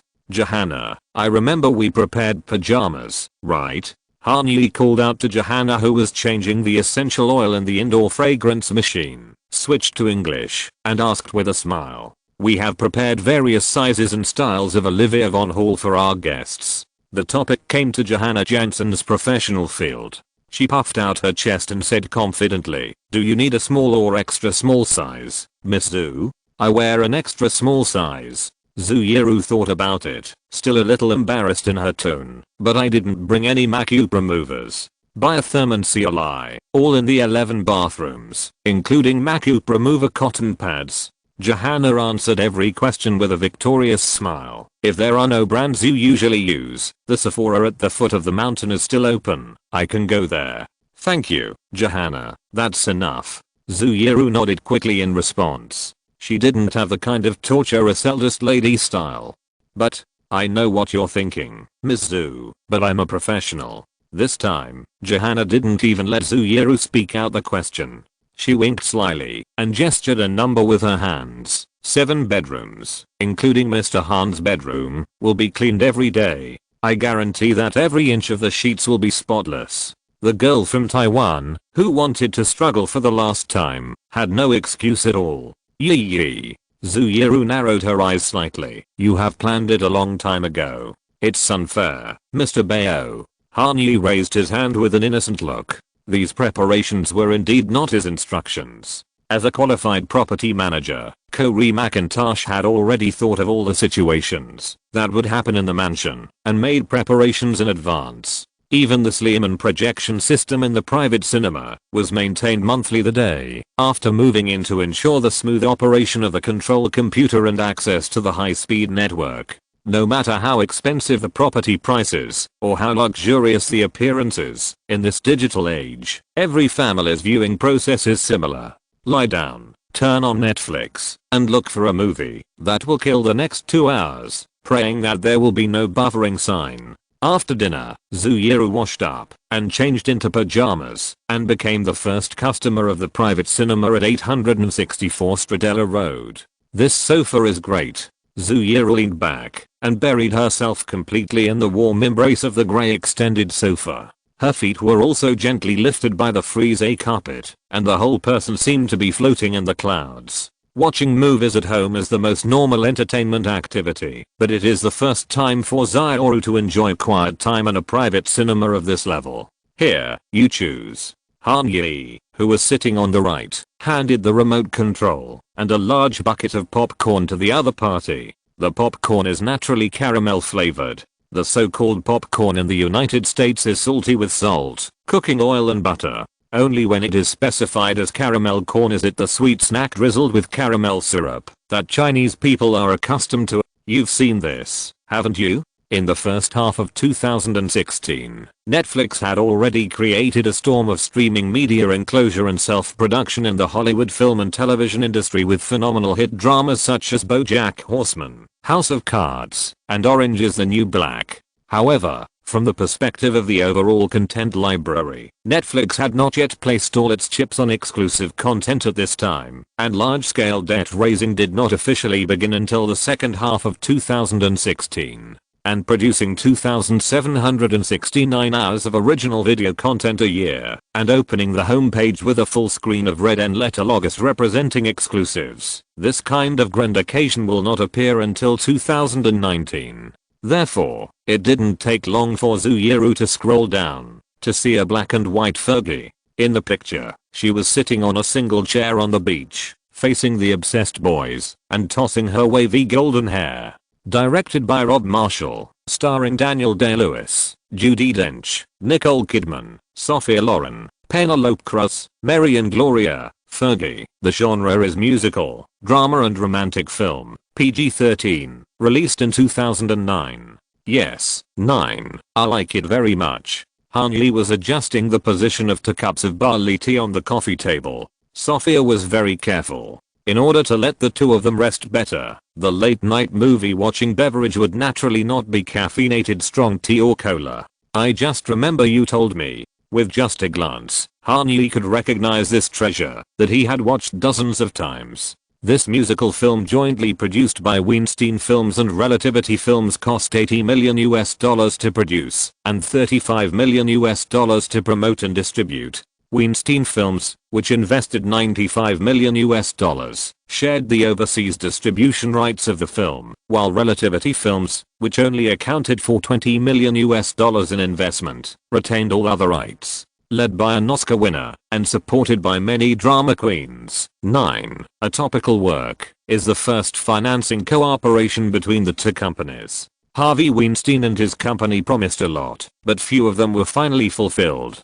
Not only was the majority of the $60 million investment in production paid by overseas channels and buyout fees, but even the $35 million for publicity and distribution was unaffordable. According to the cooperation agreement, Weinstein Pictures should have spent at least $25 million on advertising budget before the film was released, and could not distribute the film on the platform in the form of limited release to large-scale screening. However, the cash-strapped Weinstein Pictures not only pushed the release date from Thanksgiving to December 18th, which directly led to 2 similar-style films from Relativity Pictures competing against each other, but also changed the distribution method to limited release, which would not be expanded to 2,500 screens at the same time until around Christmas.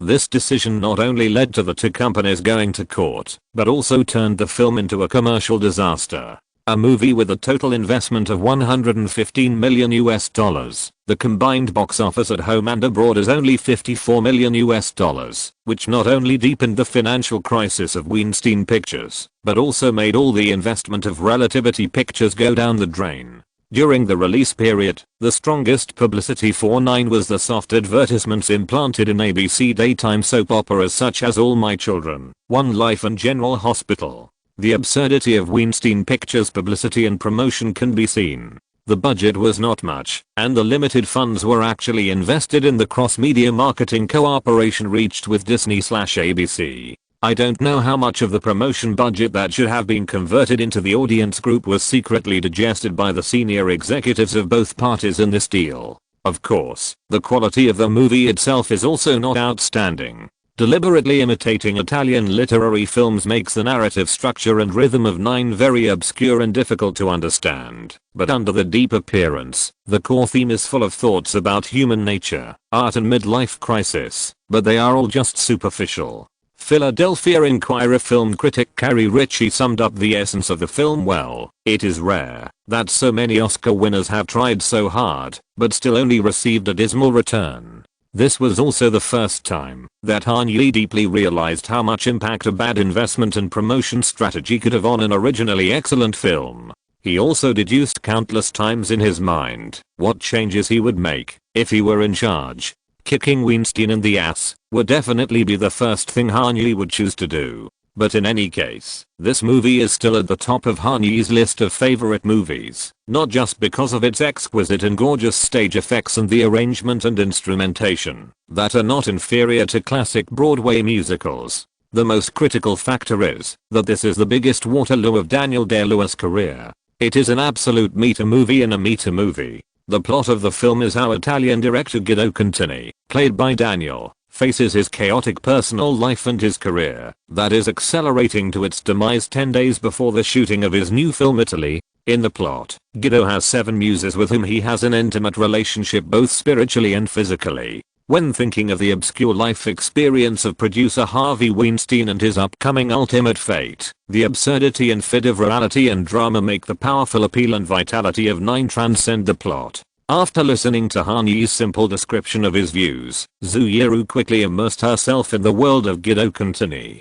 She found that her life seemed to have many similarities with a group of lost souls living in the 1960s in the movie. My husband is good at weaving dreams. He experiences it himself, then shoots it for release. It's like Michelangelo painting the ceiling. In his eyes, he can't distinguish between career and family. When Mary and Gloria appeared on the set and sang the inner monologue of the great director's wife under a spotlight, Zhu Yiru, who had been staring at the screen silently, said the first words after the movie started. "My parents are divorced. I'm sorry." Han Yi's expression dimmed a little. This was a life experience he could empathize with.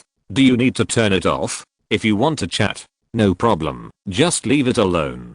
Zhu Yiru held down Han Yi's arm that was reaching for the remote control and shook her head. 2 months ago, my mother found out that my father had another home in the United States with 2 children. I won't tell you how she found out. It's bloody. Zhu Yiru's narration was very calm, without any emotional fluctuations. One is 16, the other is 18, and both are in college. In Berkeley. Doesn't that mean? Han Yi hesitated. Yeah. The girl knew very well what her friend hadn't said. Either one after the other, or at the same time. Oh my god.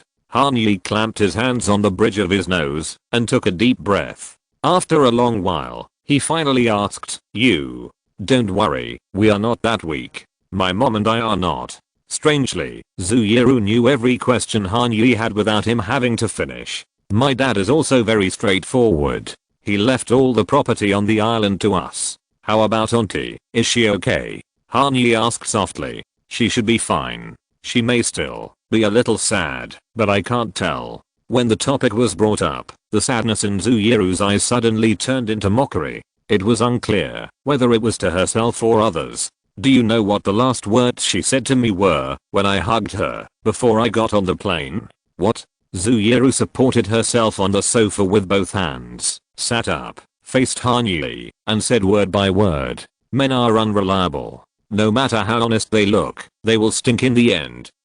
Han-yi listened quietly, not knowing how to react for a moment. Maybe, the blow of this incident was too great. After a long time, Han-yi found a seemingly reasonable reason to comfort her. No, I've been like this since I was a child. Ever since they confirmed that I would grow up to be like this. Both of them. At this point, Zuyeru curled up in the blanket, even covering half of her face. My life mission is to marry into a wealthy family and be a good daughter-in-law that even the evil mother-in-law can't find fault with. Since childhood, you think I chose to go to Nantao to study at a Buddhist school? Zuyeru glanced at Han-yi indifferently, with a smile on her face. So that's it. With a simple reminder, Han-yi suddenly realized that some of the mysteries about Zuyeru that had been bothering him were also completely revealed at this moment. In elementary and junior high school, she cultivated her character in the pure and unselfish Pute, and in high school, she studied at the Taipei American School, which was isolated from the normal Taiwan society, and studied abroad in college, striving to obtain a graduate degree in the shortest time, and then return to the island to shine as a news anchor. At the right age, get the right status. These seemingly careless steps are actually precise plans to climb up. This is the real reason why Zuyeru in her previous life would never get involved in the entertainment industry, no matter how high the price was. News anchors are public figures responsible for disseminating information. They can show outstanding abilities other than appearance, but they are not so prominent and ostentatious that the rich are afraid of them. Compared with the other side of the strait, Taiwan is a more traditional and conservative society in terms of cultural core, and the higher you go, the more so. The wealthy families hanging high in the sky will definitely not accept another kind of exposure. Therefore, Zuyeru's mission is to be a blooming lotus that is not evil while being untainted by the mud. In the most brilliant and beautiful early summer, it will be appreciated and picked by people. Without having to think about it from another perspective, Han-yi can feel how powerful and suffocating this deliberately planned life in the display box will bring to the girl in front of him who seems weak, but is strong to the bone. But the problem is, in fact, their ideas may not be wrong. Han-yi pondered for a moment, searched for information in his mind, and examined his heart before answering. Human hearts, as well as the moral concepts and social etiquette that are born with them, are the most changeable and unpredictable things. You can believe that there are unchanging original intentions, but when making decisions, you must never hope for this. Be the best person, and prepare for the worst. Maybe your parents have already considered this when planning your life. Both of them did. Zu's parents are not evil wolves. Although their marriage has changed, and their morals have been compromised, everything they have done is indeed the best solution for Zuyeru under the current conditions. Do they really want to let such a flawless work of art stumble and fall in the wind and rain, and then regret it, and find a collector who is willing to restore it to its original state? This idea that is behind the times and confined to society is indeed the key that the previous generation will repeatedly consider. I don't think it's wrong. If it's really wrong, I will strongly resist it. However, the older I get, the more I find people's hearts will change, and my heart will change too. Zuyeru tilted her head and looked at Han-yi, inexplicably aroused the interest of in-depth communication. Maybe when I'm in my 30s, I will yearn for a stable family, and maybe I will flock to the so-called wealthy families. But if I don't want to be bound by the so-called wealthy families in my 20s, what should I do? Should I satisfy myself 10 years later, or myself now? Want to see more of the world? Han-yi asked. Not really, I just don't want to be defined by a frame, especially by someone else. Zuyeru shook her head gently. Why do I have to force myself to conform to other people's definitions of love, life, and success? What is your definition? My definition is no definition. Hey, are you listening to me? Zuyeru laughed and patted Han-yi's arm. The simplest example is that love doesn't have to have a fixed form. Loving yourself well is also a kind of love. I'm not talking about blind narcissism. Loving the changes in the scenery in front of you is also love. Being moved by a certain song is also love. Because you are going to get married in the future, you accept the secular definition of love and follow their path instead of pursuing the truth you want to explore. Isn't this kind of life too boring? I want to understand who I'm first, then I know who I want. Han Yi gave Zuyuru a concise summary. Yes, that's what I mean. Zuyuru's eyes were soft, because Han Yi's understanding touched her heart. The emptiness in your heart can only be filled by yourself. If you rely on others to fill the emptiness in your heart, it will be unfair to everyone. I don't know if I will like the life arranged by my mother. Maybe, maybe not, but my life should be chosen by myself. By the way, I wonder if you have heard of the solution for people who feel lonely? Zuyuru suddenly asked. Grace, the same as my name. I haven't heard of it. Han Yi answered honestly. Gratitude, reciprocity, altruism, choice and enjoyment. Zuyuru slowed down her speech and patiently explained, as if she was telling a fairy tale. Write down 5 things you are grateful for every day and understand where your happiness comes from. If you know someone who feels lonely, ask for their help.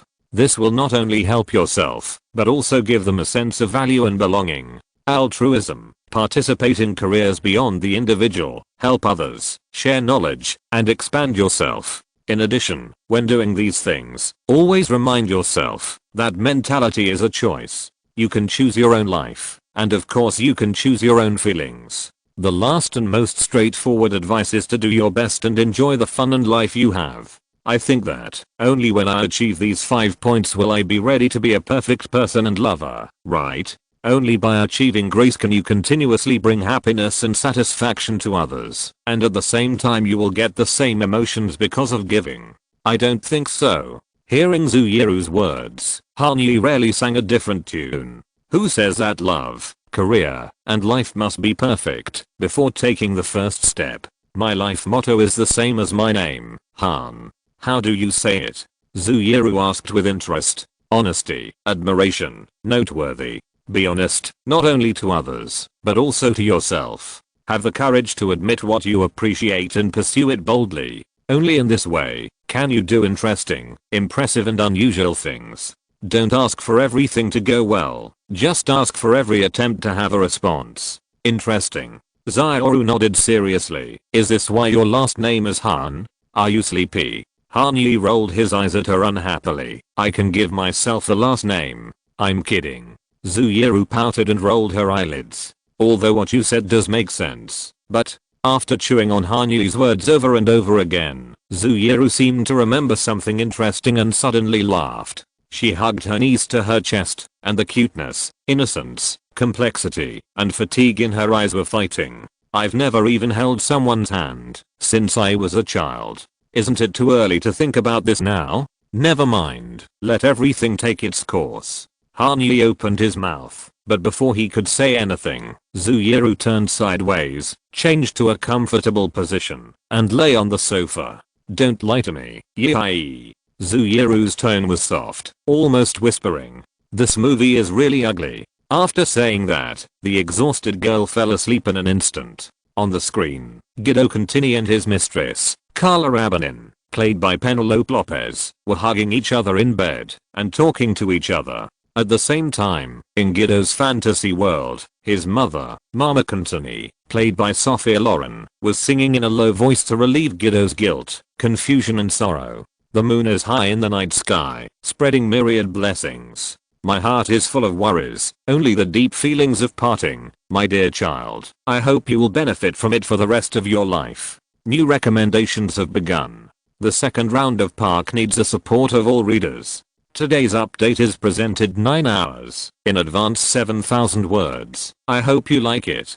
Chapter 32 Walter Wang. A truly perfect sleep is dreamless. When Han Yi opened his eyes, he didn't know how much time had passed. In the quiet private theater at 864 Stradella Road, no light from outside could penetrate the room, so he couldn't tell the time. Han Yi, who had a sore neck, tilted his head to the left and saw Zuyuru sitting up straight and combing her hair not far away. Did we sleep like this yesterday? Han Yi yawned involuntarily. Should I say this? This theater is more comfortable than the bedroom. Yeah, I should have fallen asleep first. I'm not sure. Zuyuru tied her hair behind her head into a ponytail. This action raised her arms and covered her face, which was gradually getting hot. Did you sleep like this? No way. When she woke up slowly, she was leaning on Han Yi's chest. The smell on his body couldn't be said to be very good, but there was definitely no peculiar smell. The remaining fragrance of shampoo, the faint milky fragrance of babies, and the strong and rich fragrance like oil, which is composed of male hormones naturally emitted, are unforgettable. The three are mixed together in an indescribable wonderful proportion, impacting Zuyuru's senses, making her. Zuyuru, who was frightened, got up in a panic, and almost woke him up. Fortunately, Han Yi was famous for his high quality of sleep, and it was difficult to wake him up with the sound of getting up without slapping him directly in the face. They have never held hands before, but they have experienced sleeping together. It's very strange. It's not even 8 o'clock yet. Han Yi, who had no idea what had happened, grabbed his phone and turned on the screen. I feel like I've slept all day, and I'm full of energy. That's why I told you to go to bed early. Zuyuru stood up, glared at Han Yi, and preached earnestly, the effect of resting at a normal time and sleeping after staying up late is different. Even 10 more hours can't make up for it. You will get acne if you go to bed early. Han Yi pointed at his forehead and blinked mischievously. Zuyuru quickly covered her forehead and rubbed it carefully. It was as smooth as marble, without any signs of acne. You are really annoying. Zuyuru kicked Han Yi's calf in annoyance. Get up. Pretend to be Maitreya Buddha. After 2 or 3 minutes of hesitation, the velvet wrap door of the private cinema was finally pushed open, and the dazzling sunlight of Los Angeles poured in without reservation. The two had to squint their eyes to barely adapt. Good morning, Mr. Han, Ms. Zhu. Corey McIntosh in the front hall bowed slightly. I hope you had a good rest last night. It couldn't be better, Corey. Han Yi stretched. If this continues, we can consider moving the bed to the private theater. Or we can move the big screen to the master bedroom. Corey responded with a joke, not making too many articles on the idle article. Breakfast is ready for you. Oh, by the way, Mr. Han, Douglas Le Pen sent a press release. You asked me to remind you to review and approve it. In addition, we received a warm gift from our neighbors this morning. Really? Han Yi became interested in this topic. Where are they from? 900 Stradella Road. Corey McIntosh led the two to the tea table in the lounge area, where a variety of gift boxes were placed. A mirror glass, from Mr. Michael Bay. The gift from Michael Bay, who lives alone, is the most respected money tree in Chinese culture. This director, whose deep cooperation with Paramount Pictures is about to come to an end, has obviously done some background checks. In fact, most of the properties on this street are managed by Williams & Williams. Even if they remain anonymous, some information will always be revealed in the small circle. More importantly, the real name registration of house ownership in Los Angeles County is open, unless you use a limited liability company or the name of an associated person, to avoid the attention of others. This means that Han Yi, who bought a house in his own name, does not have the luxury of hiding his identity. Of course, there is no need for this. In fact, Han Yi just hopes that his neighbors will get familiar with this Chinese name as soon as possible. They will have a lot of dealings in the future. 846 Stradella Road, the Kaufman family, a box of homemade baked cookies. Roy D. Kaufman is a business manager and one of the co-founders of Kaufman plus Bernstein. He manages wealth for Hollywood stars and currently manages assets of about $320 million. While Han Yi was resting, Corey McIntosh, who received the gift, had done enough homework to help his employer judge the method and extent of the return gift. I understand. Han Yi nodded. He had no interest in making close friends with business managers of this level. The financial director he needed had to be at least a person who managed assets worth tens of billions of dollars. 911 Shan, just around the corner.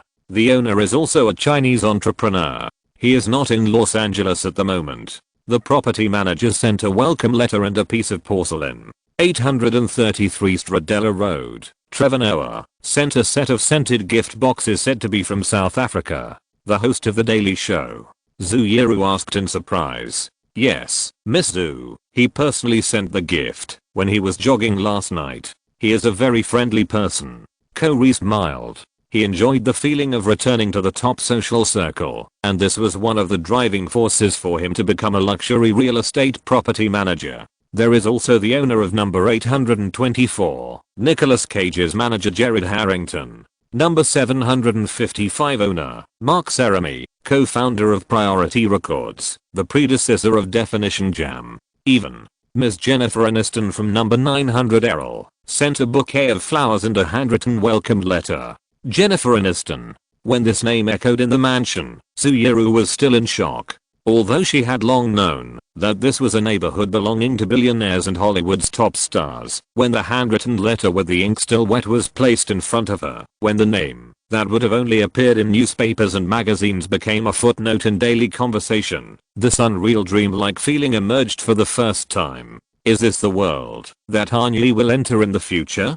Suyeru looked at her best friend beside her. She had just woken up from his arms 15 minutes ago. They were so close that they seemed inseparable, but at this moment, she felt that an insurmountable gap had been cut between them. She is a junior at the University of Southern California, and she wants to study hard and graduate in the shortest time, so that she can start working and take care of her mother. And what about Hanyi? Who is he? Who is he going to be? The strange feeling of wealth and power that comes with it makes Suyeru feel a little scared. As the owner of the house, Hanyi seems to be quite calm. In fact, before purchasing this luxury house, he made a detailed investigation of the surrounding community, which celebrities live whether they have a place in his plan, and what role they should play, all of which were repeatedly considered by Hanyi in dozens of late nights. The gated residential areas in the United States are far less common than those in my hometown. Even those gated communities are far from the scale of those in China, but the concept of community and neighborhood is still quite strong. In big cities with tall buildings like New York and Chicago, every decent high-rise apartment will have a spontaneously organized owners committee. If you want to live in the apartment, whether you want to rent or buy it, you must not only make a convincing enough offer, but also participate in the interview of the owners committee after the offer is passed, and obtain the unanimous consent of the committee members, before you can move in smoothly. Although there is no interview system in the open block, residents of the same community will still vote with their wallets and feet. Each community has its own unique cultural imprint, such as Little Armenia, Little Ethiopia, Little Bangladesh, Little Tokyo, and Croatian Reservation in Los Angeles. The existence of these place names and nicknames is precisely because a large number of immigrants with the same roots and origins gather in one place. If a large number of outsiders who do not belong to this specific group move into the community, the original residents will move to another place and find another place to live. The gentrification movement, which began in the 1960s and intensified after the arrival of the new millennium, is a concrete manifestation of this community culture.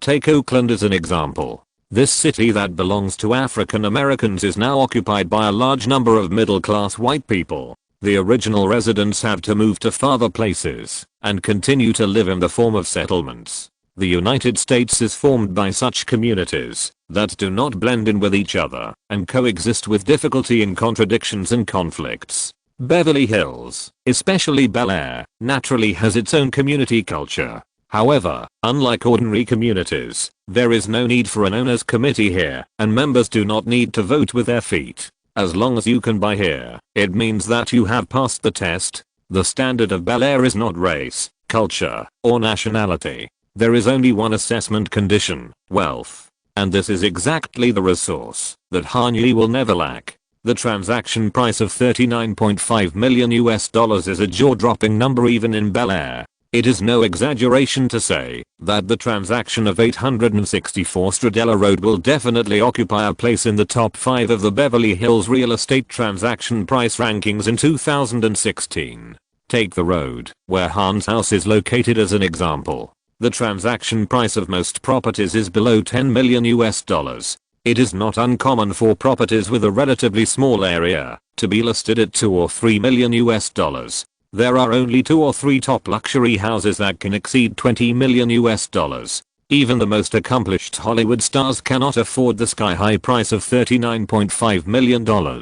Kim Kardashian and her husband Kanye West's property is worth $21.5 million, and Elon Musk's property in Bel-Air was only sold for $29 million until 2020. And just around the corner, the property of Ms. Aniston, who sent the handwritten letter, is only $20.1 million.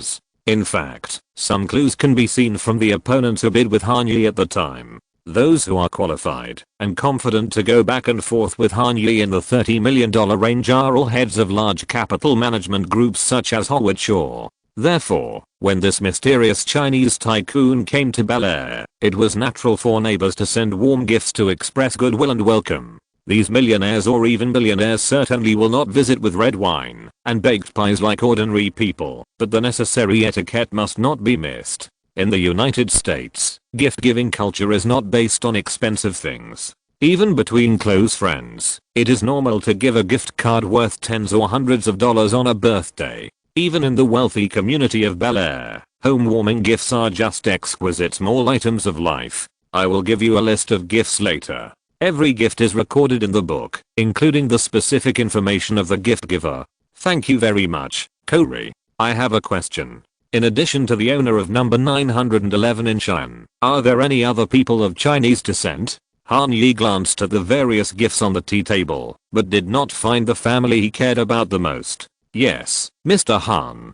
Corey pointed to his feet. A Chinese couple gave a whole Chinese handmade carpet. I have asked Fireman Kiffin to put it in the storage room of the garage first, waiting for you to decide whether to use it and where to put it. Walter and Shirley Wang, right? Han Yi had no interest in the gift itself and asked eagerly. Ah, yes, Mr. Han, it's Walter and Shirley Wang. Corey, who was calm in the face of the emergency, was also a little surprised. Are you old acquaintances with them? No, they are people I want to get to know. Han Yi breathed a sigh of relief, and a relaxed smile appeared on his face. The Wang couple took the initiative to give gifts, which can make the next plan go forward more smoothly. He touched Zhu Yiru's shoulder and blinked. Xiao Zhu, this couple are your fellow villagers. They are also from Taipei. Formosa Plastics Group. Have you heard of it? Formosa Plastics. Wang Yanqing. Zhu Yiru's eyes widened as she pondered. They are. Walter Wang, the youngest son of Wang Yanqing's second wife, whose Chinese name is Wang Wenxiang. Although the name is Formosa Plastics Group, this chemical consortium co-founded by Wang Yanqing and his younger brother Wang Yangzhe actually has many industries in the two sides of the Taiwan Strait, Southeast Asia and across the ocean. It is the most profitable corporate group in Taiwan, without a doubt. The net profit after tax in 2008 reached a staggering $7.183 billion. The Wang family is not only very clear-headed in business operations, but also the second-generation family members are basically required to withdraw from the frontline management positions of Formosa Plastics Group and hire professional managers to operate the group, to avoid the traditional family struggle, and achieve sustainable management.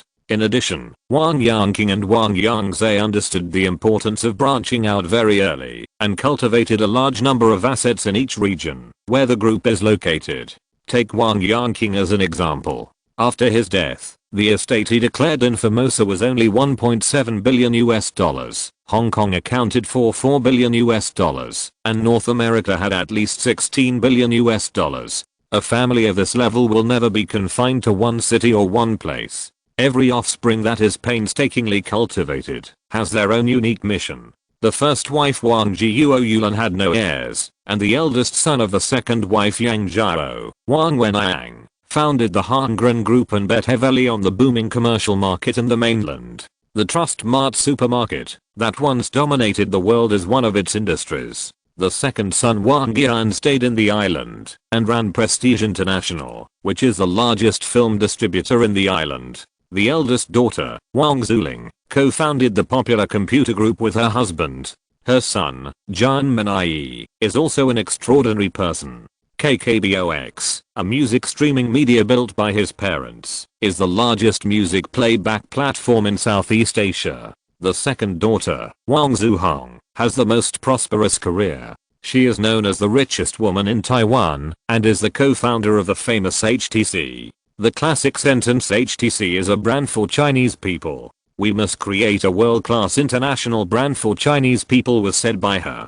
4 of the 5 second-generation family members are active in Asia, striving for greater development space for the Wang family, while the youngest son, Wang Wenxiang, has taken on the mission of managing the family's assets in the United States. Although he also has several PVC companies operating in North America, Wang Wenxiang's mission is not to accumulate wealth, but to protect it. Wang Wenxiang has no position in Formosa Plastics, and he has no right to ask about the group's projects in North America. Wang Wenxiang has only one mission, which is to enhance the status and recognition of the Wang family in the American upper class, and thus to ensure the safety and survival of the family's North American assets. In 1990, Wang Wenxiang, who graduated from the University of California, Berkeley, married his wife, who had a bachelor's degree from UCLA and a master's degree from Columbia.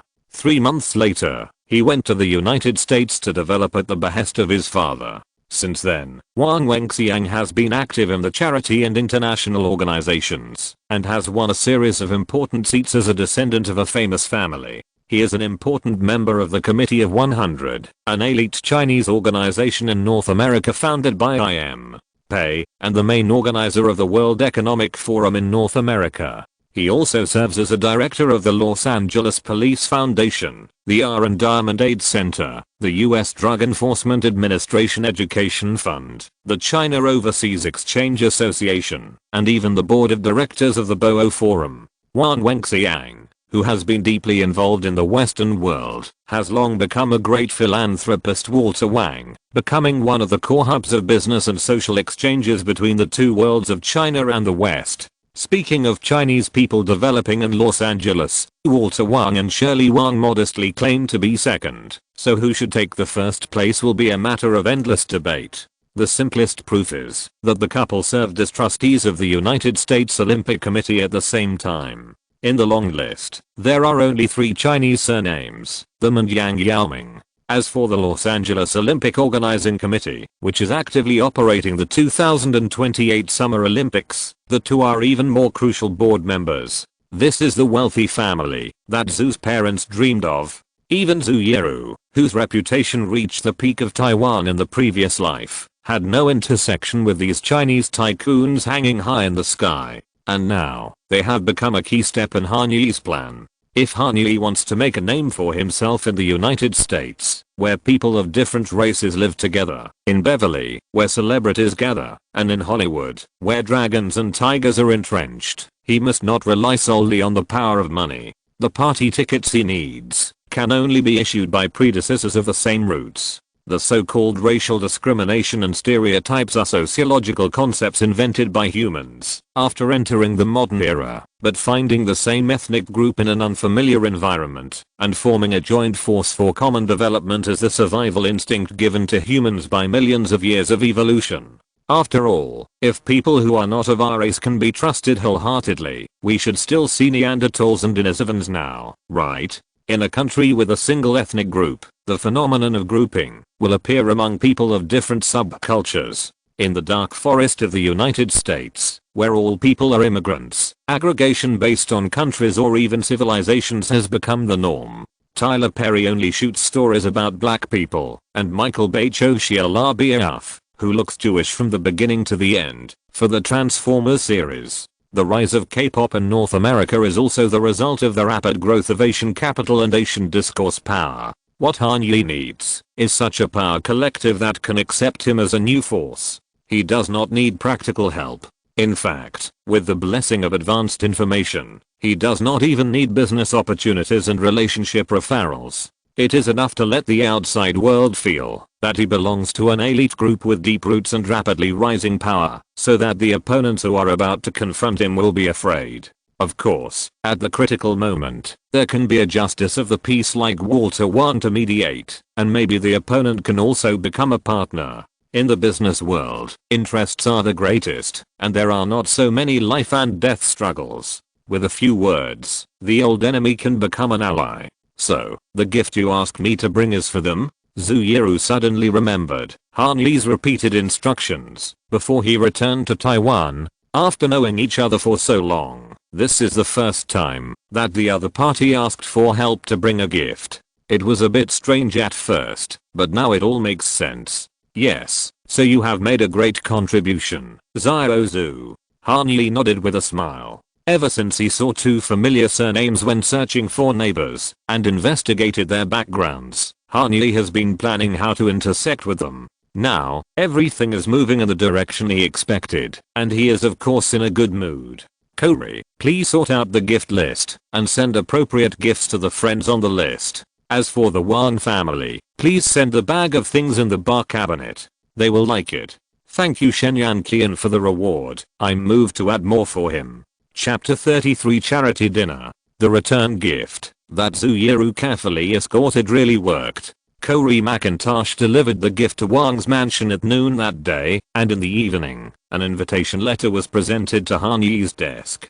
Dear Han Yi, I'm honored to receive the gift you asked your friend to bring from Taiwan. My wife and I will treasure it. If the time is right, we would like to sincerely invite you to attend the charity dinner held at my humble home on the evening of March 27, 2016. The event on that day will raise funds for the water polo, surfing and skateboarding programs of private universities in the greater Los Angeles area. Event schedule: 5 p.m. Welcome and mansion tour 6 p.m. Dinner and cocktail party 7 p.m. Charity auction. The specific address, donated items and dress code are on the back of the envelope. We sincerely hope that you will join us to celebrate the long-standing water sports and sports culture in Los Angeles. Best regards, Walter and Shirley Wang. It looks like you have to be my +1.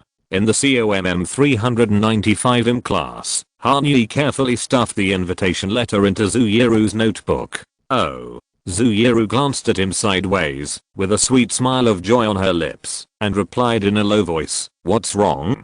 Can't find a partner? I can find one." Han Yi looked around the classroom, then rubbed his hands pretending to be honest. "It's mainly because you sit closest to me." In response to him, Zaoru moved one place to the right. Okay. When he confirmed that Professor Barofio turned around to look at the screen, Han Yi quickly approached him. "It's mainly because I want to bring you there for your honor. Who else is prettier than our little Zoo? When you put on that couture dress, you'll be so beautiful." "I don't understand what you're talking about at all." Zuyeru covered her mouth with a pen and laughed secretly. "Okay, then I'll come to see you in the afternoon. Of course I'll pick you up, and I'll make you a cup of tea and a Luca." I thought it was just a joke, but on March 27th, Zuyeru, who was dressed neatly and went down to the third floor of the Vermont parking lot, saw Han Yi, who was wearing an Okana tuxedo suit, leaning against the door of a Ferrari 250 GTS-WB, holding a coffee cup in one hand and writing and drawing on his phone with the other. "Did you really bring it?" When she walked in front of Han Yi, Zuyeru tilted her head and tried to put on a scolding expression, but she couldn't stop smiling from the corner of her mouth. "Yeah." Han Yi blinked and smiled. "Brothers never talk nonsense. I don't understand. I'm a man of my words." After finding a brilliant English slang translation for the dialect, Han Yi handed the coffee cup forward. "Here you go. But, you can't drink it. It will make your teeth yellow." Zuyeru frowned like a little bitter gourd. Han Yi, who always had a response to everything, made her feel warm, but how could she leave any flaws when attending such an important occasion? Making sure no one is prettier than herself is Zaoru's primary goal today. "I know, Sophia reminded me before I left, so." Han Yi shook the cup in his hand. "Mint tea, 0 caffeine, 0 pigment. 10 points for Gryffindor." Hearing this thorough and well-placed little thought, Zuyeru's smile could not be suppressed. She took the coffee cup, and her right hand climbed up Han Yi's collar very naturally, to help him adjust the white bow tie around his neck. "Today is a white tie party?" "Yes, it's written on the invitation." Han Yi took out the invitation from the inner pocket of his tuxedo jacket, and turned it to the back. "Dress code, white tie formal.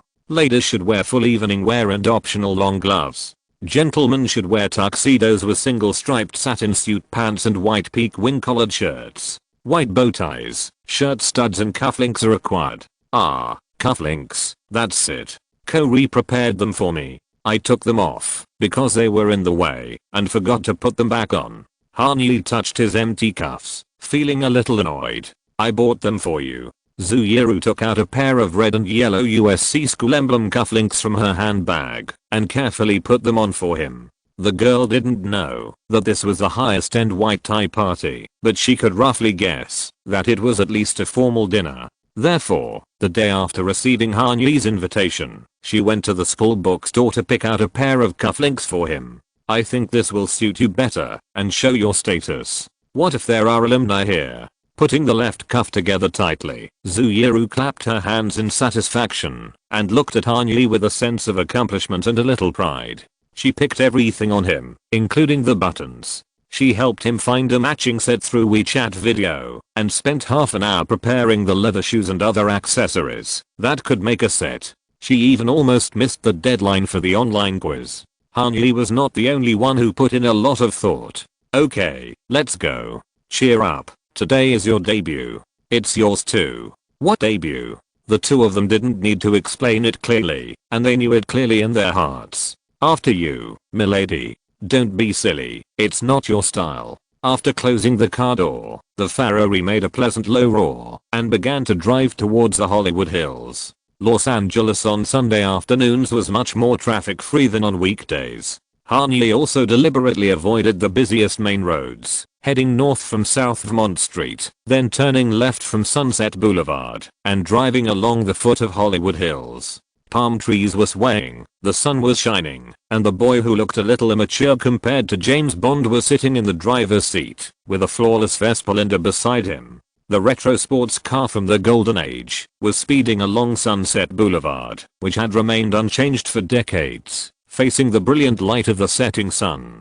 The sound system of Alpine was playing Frank Sinatra's leisurely singing of Come Fly With Me. This perfect picture was like a tribute to Jane Luck Goddard's classic. Zooyeru loved this feeling very much. At this moment, she could put aside all her worries and concentrate on being a passenger enjoying the journey with important people. Until the Ferrari slowly drove into the driveway of 534 Barnaby Road, Zooyeru was unable to completely extricate herself from this wonderful emotion. This is really a mansion. The parking attendant opened the car door, and Zooyeru stood up with Han-yi's help, looking up at the majestic and magnificent number 534 Barnaby Road, muttering, "The heirloom mansions in the Platinum Triangle that cost more than $10 million can be roughly divided into two categories. One is the modern technology essence that exudes a futuristic atmosphere like number 864 Stradella Road, and the other is the elegant and timeless classical aesthetic villas like number 534 Barnaby Road." Even Han-yi, who is not very interested in traditional architectural styles, has to admit that this property is absolutely the existence that looks down on Bel-Air. This Mediterranean-style manor covering an area of 1.58 acres has a staggering 26,025 square feet of building area alone, which is nearly twice that of Stradella Road. The property is completely surrounded by the Bel-Air Country Club, facing mountains on three sides, and facing the magnificent scenery of Century City on one side. Extending 4 miles to the north, and 1 mile apart from the east and west, there is only green space in such a large area, and no other buildings. Whether in terms of the building itself or the location, 534 Barnaby Road, built in 2002, is a notch higher than Han-yi's new home. This is why in 2021, Canadian singer Abel Macken Tesfaye, or The Weeknd by his stage name, was willing to spend $69 million to buy this feng shui treasure land from the Wang couple. Of course, that will happen in the future 5 years later. Now, 534 Barnaby Road is still the most gorgeous palace of Walter Wang and Shirley Wang in North America. It was not even 5 o'clock yet, and the charity dinner was already noisy. No one wanted to be the latecomer at a banquet of this level.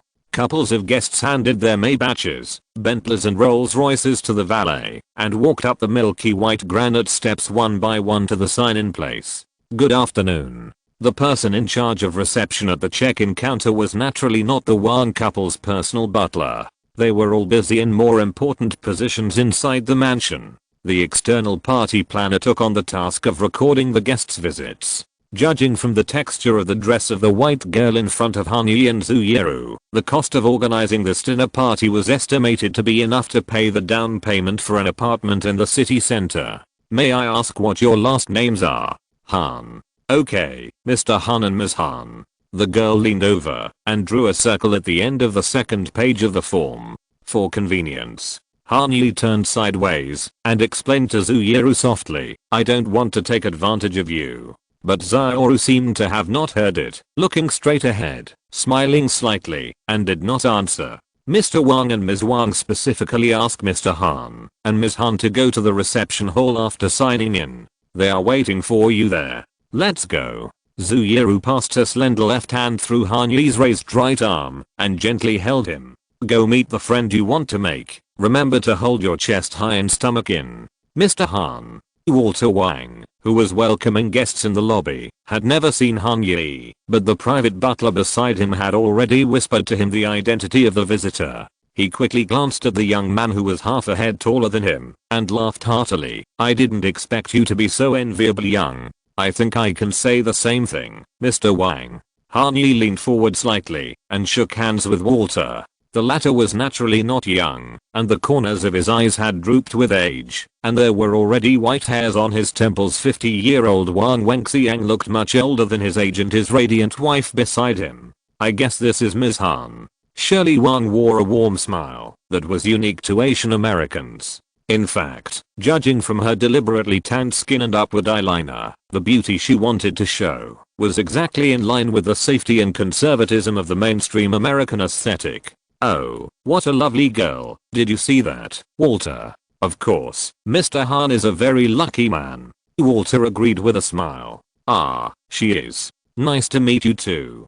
Zhu Yiru interrupted Han Yi's explanation in Chinese, nodded to Walter, and hugged Shirley politely but affectionately. Are you from Taipei too? Shirley opened her eyes slightly in surprise and replied in Chinese. In public, she used place names with a friendly and cautious attitude. Yes, I went to elementary school and junior high school in Nantao when I was a child, and I only moved back to Zinai to live long term in high school. Zhu Yiru acted like, no, she was a born lady, and the combination of elegance and affinity was very well grasped. Is it near the Xiangshan MRT station? No, but it's very close, just nearby. That's a coincidence. My husband and I always go there every time we go back to Taipei. At this point, Shirley looked at Han Yi with a loving smile. Mr. Han, you have a good eye. You are our son-in-law in Taipei. Mr. Wang has a really good eye, marrying a beauty like you. Zhu Yiru took a half step back and took Han Yi's hand again, which was considered to be a decent way to get over the topic. Call me Shirley. My husband also prefers people to call him Walter. Okay, Shirley. My English name is Grace. My name is Yi. Han Yi smiled and spread his hands. Simple and easy to remember. God has given me a job.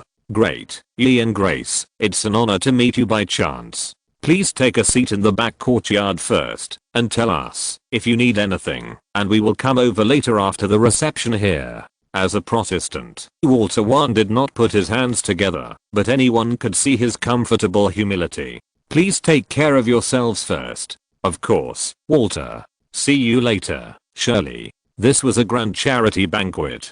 After only 2 or 3 minutes of conversation, the Wang couple was surrounded by all kinds of people who came to pay their respects. Han Yi and Zhu Yiru took a lot of effort to separate themselves from the crowd. There was no time to mention the gifts, let alone further friendship, but Han Yi was not depressed. It was still early, and they still had enough time to exchange toasts with the Wang couple. Moreover, who said that Walter Wang and Shirley Wang were Han Yi's only goals for attending this dinner?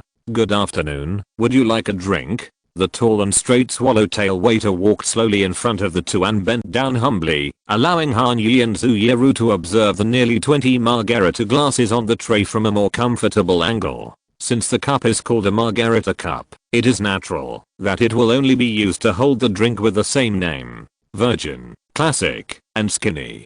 Perhaps he saw the hesitation of the two distinguished guests in front of him, or perhaps Zhu Yiru's perfect face full of youth gave him a signal. The waiter slowly stretched out his right hand, which was originally placed behind his back, and introduced the different types of margaritas on the tray from left to right. Not surprisingly, Han Yi and Zhu Yiru both stretched their hands to the virgin side. Non-alcoholic margaritas are suitable for Han Yi, who does not drink, and even more suitable for Zhu Yiru, who cannot drink. Please enjoy. The waiter gracefully stepped back 2 steps before returning to a normal walking posture and withdrawing from the two people's sight. As his broad figure moved away from the front, the courtyard of number 534 Barnaby Road finally came into the eyes of Han Yi and Zhu Yiru. Because of the poor terrain, the front hall that the two climbed up the stairs to reach was actually on the second floor of the villa. To go outside, you first have to pass a huge terrace, then a Southern European style marble staircase that is divided by a circular observation tower and converges at the end, and finally reach the natural lawn of the courtyard. Looking down from the railing, if it weren't for the metal fence, it would be hard to tell where 534 Barnaby ends and where the Bel-Air Country Club begins. At this moment, the sky is very similar to the one when I drove along the Malibu Highway 1 not long ago. The fire red and sapphire blue merge into a gorgeous color unique to the West Coast. Slightly raising her chin, staring at this familiar scene in a trance, Zyoro was speechless for a moment. The dye prepared by the creator for the clouds was also sprinkled on her face. Seeing this scene, Hanyi truly understood Hemingway's words. The beauty you see radiates and echoes in the embers of the bonfire. The high-hanging bonfire uses the last embers to set off the incomparable beauty. In the evening of the City of Angels, the girl in gorgeous clothes, the pianist playing Gabriel Fauré's Dolly, Opus 56, I Berceuse. Except for the different musical styles, this scene is very similar to La La Land. If Sebastian and Maya finally went to Paris together and became successful, and then returned to Los Angeles to build a love nest. Of course, this little feeling cannot be shared with a girl from Taiwan. La La Land premiered at the Venice International Film Festival on August 31st, 2016. Now when he talked to her about the love story of Ryan Gosling and Emma Stone, Zyoro would only look at him blankly with her innocent eyes. Therefore, Hanyi chose to use another method to continue to maintain this good atmosphere. Zyoro. Hanyi touched Zuyeru's arm on the railing. Let's play a game. What game? Zuyeru turned to look at him. I Spy. Okay. Zuyeru knew this classic American two-person car game, but she had never played it with anyone. It's very simple. One of them observes the people and things around him and says the first letter of the thing, and the other person needs to guess what the other person is referring to based on the clues. The villa is very large, but Zyoro feels that the space between the two is very small, which is just the right occasion for playing this kind of game. I used my little eyes to detect something starting with B. Zuyeru's eyes scanned the courtyard in front of her and threw out the first challenge. Bald head. Hanyi quickly guessed Zuyeru's answer because the shiny head not far away was too eye-catching. Not polite at all, little girl. Hanyi smiled and shook his head. I can't help it. Who told him? Wait a minute. Zuyeru opened her eyes wide and said in surprise, that's Bruce Willis, right? It seems so. Hanyi narrowed his eyes and looked carefully for a moment. Fortunately he didn't hear us talking, otherwise it would be a real die. We spoke Chinese, he couldn't understand. Zuyeru thought this game was quite interesting. It's your turn. I used my little eyes to detect Ryan Gosling. You know this game is not played like this. Where is it?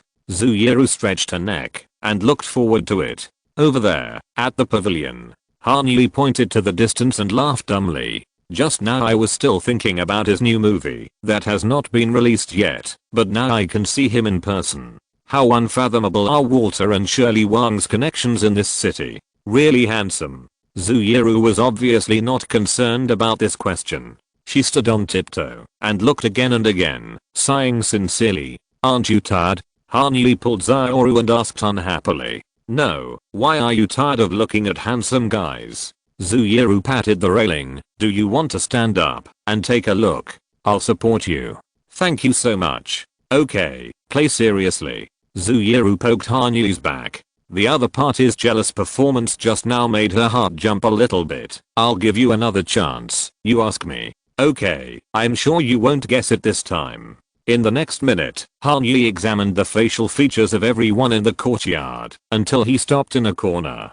I spy with my little eyes. Something begins with an U. You? Zuyeru magnified her senses and searched everywhere for a long time, but she didn't find anything related to you. What U? USC. Hanyi spat out 3 letters. Zyoro, you are right. There are really alumni here. Look, who is that? Hanyi pointed to the depths of the courtyard with a hint of uncontrollable excitement in his tone. Chapter 34 Fight on. Patrick Adams. Looking in the direction Han Yi pointed, Zhu Yiru's eyes suddenly lit up. She tugged at her male companion's sleeve, her tone somewhat excited. I like him so much. Have you seen Suits? I like him too. I was the one who recommended this drama to you. Wait, no, I'm not talking about him. Han Yi gently patted the back of Zhu Yiru's hand. Do you see that old man at 2 o'clock? The one Han Yi was talking about was a kind old man of medium height and slightly plump.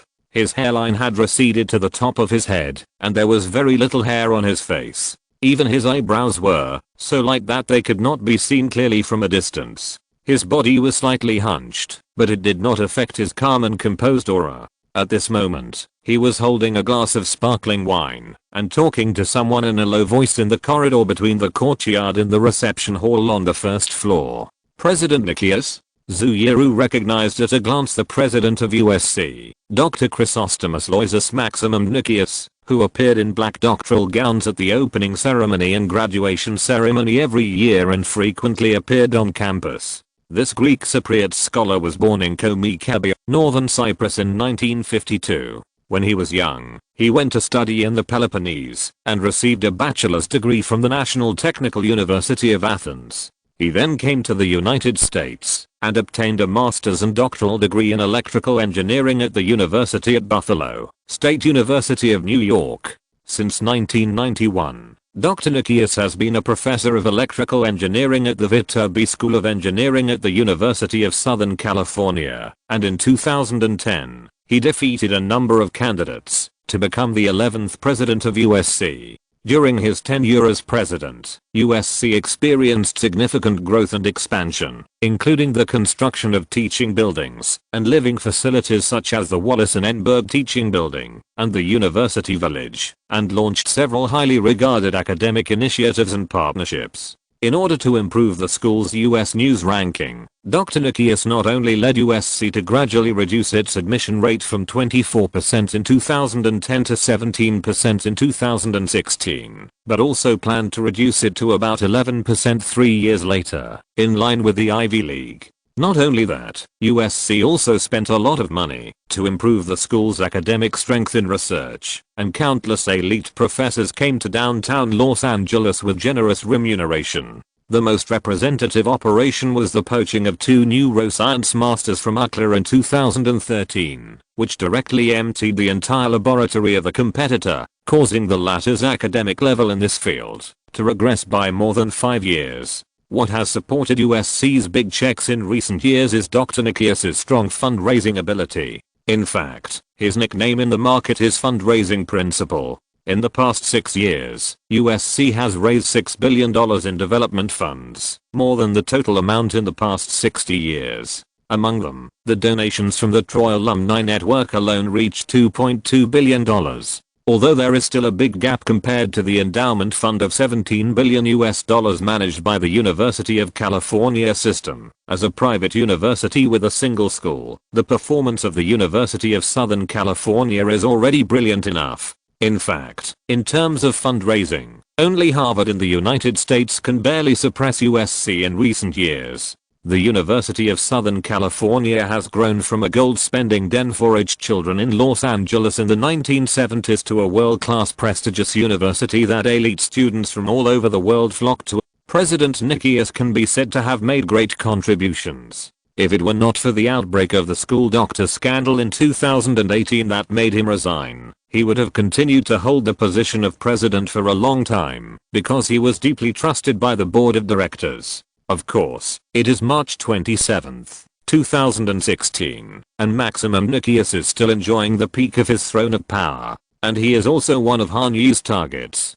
President Nikias. Han Yi walked down the stairs with Zhu Yiru, walked through the crowd to Maximum Nikias, stood aside politely and quietly waiting for the latter to finish greeting others before saying hello. Fight on. Fight on. Keep fighting is the most classic way of cheering at USC, besides UCLA sucks, and it is also a simple way for alumni to show off their name tags to each other. A fight on is enough to quickly establish an emotional connection between Trojans. It's great to see another Trojan here. Maximum Nikias showed his signature friendly smile and extended his hand to the two. young and promising alumni. What a wonderful combination. Are you both from USC? He has a heavy accent, and even after living in the United States for more than 30 years, he still has a strong Eastern European accent. Yes. Zuiru's answer was very clever. In fact, you were the president during our time at school. Her wording was very vague, and she didn't even add the tense. Different listeners would have different conclusions in their minds. If he didn't explain it deliberately, President Nikias would definitely think that the two were outstanding alumni who had just graduated in recent years. Zioru believed that this was the effect Han Yi wanted to achieve. There is a huge gap in status between students who are still studying at the school and alumni who have already left the school and have achieved success in their careers. This gap will also affect the development and outcome of the following conversation with Nikias. Han Yi glanced at Zuiru with a hint of surprise and a bit of affirmation in his eyes. It is reasonable that such a smart partner can reach a tacit understanding without prior communication. Oh, then I'm honored. I hope my action of turning the tassel to the left is not too slow. Maximum Nikias smiled and patted Han Yi's shoulder. Look at me. I haven't asked your names yet. My name is Yi Han. Grace Han. Facing Han Yi's hidden questioning eyes, Zuiru pouted playfully. I will accompany you tonight. The Hans. It's nice to meet you. Which college did you graduate from? Nikias began to test the background of this young couple. We are both graduates of the Annenberg School of Communication. Zuiru thought for a moment and added, Mr. Han also obtained a dual degree at Thornton. Wow, that's amazing. Nikias raised his eyebrows in response, with a mixture of praise and surprise. I think it must be difficult to get 2 degrees at the same time. Fortunately, as you know, communication and music industry are both majors that place more emphasis on papers. Han Yi replied with a smile. I'm glad you can handle it. I should have had a chance to say hello to Walter and Shirley just now. What a lovely couple, aren't they? Of course, this is the first event that Uncle Wang invited us to participate in. I hope tonight won't embarrass him. Han Yi agreed fluently without any hesitation. There is not a single word in this sentence that is false from beginning to end, but the meaning expressed is very different from the actual situation. Uncle Wang can be a familiar relative or an elder who has just met. It depends on how the other party interprets it. No matter how Nikias describes his relationship with Wang Wenxiang in his mind, Han Yi has room for further maneuvering. For smart people, 90% truth and 10% falsehood can be identified at a glance. Only the 10% falsehood hidden in the 10% truth is enough to be confusing. If I knew you would be here today, Principal Nikias, I would have brought an extra gift when I came back from Taipei. Uncle Wang and Aunt Wang like it, and I believe you will like it too. Han Yi gave Zuiru a thumbs up in his heart, a great assist from a great teammate. Speaking of gifts, we actually prepared one, didn't we? Han Yi put his hand on Zuiru's waist, turned his face, and had a loving and gentle expression. That's right. Zuiru also showed her superb acting skills. The look she gave Han Yi was no different from that of a newly married woman. Only she knew that the piece of skin that Han Yi had not touched was completely tense. We are very grateful to our alma mater for cultivating us, and Walter and Shirley's philanthropy has also deeply inspired us. Han Yi slowed down his speech, as if he wanted Nikias to hear more clearly. We hope to donate a sum of money to USC in our personal names. To be precise, we want to co-found a foundation with the school. Hearing Han Yi's words, Zioru suddenly turned her head to look at him, with an unconcealable surprise in her eyes. After a few seconds, she got better, softened her eyes, and turned into a smile full of encouragement in the eyes of others. What is the closest relationship in the world? The 5 relationships of a gentleman have already given the answer: monarch and minister, father and son, husband and wife, brothers and friends. And the concept of father and son is by no means limited to blood relations. The grace of teaching and learning that a teacher once is a father for life is not only vividly demonstrated in traditional Chinese culture, but also highly valued by European and American societies. Every top school, whether it is an Ivy League school like Harvard and Yale, or a rising private star like USC, attaches great importance to the emotional connection between the school and graduates, and the establishment of an alumni network. If the previous generation studied at this school, then the next generation will almost have one foot in the door. Among the freshmen admitted by Harvard University each year, 36% have direct relatives who have studied at Harvard.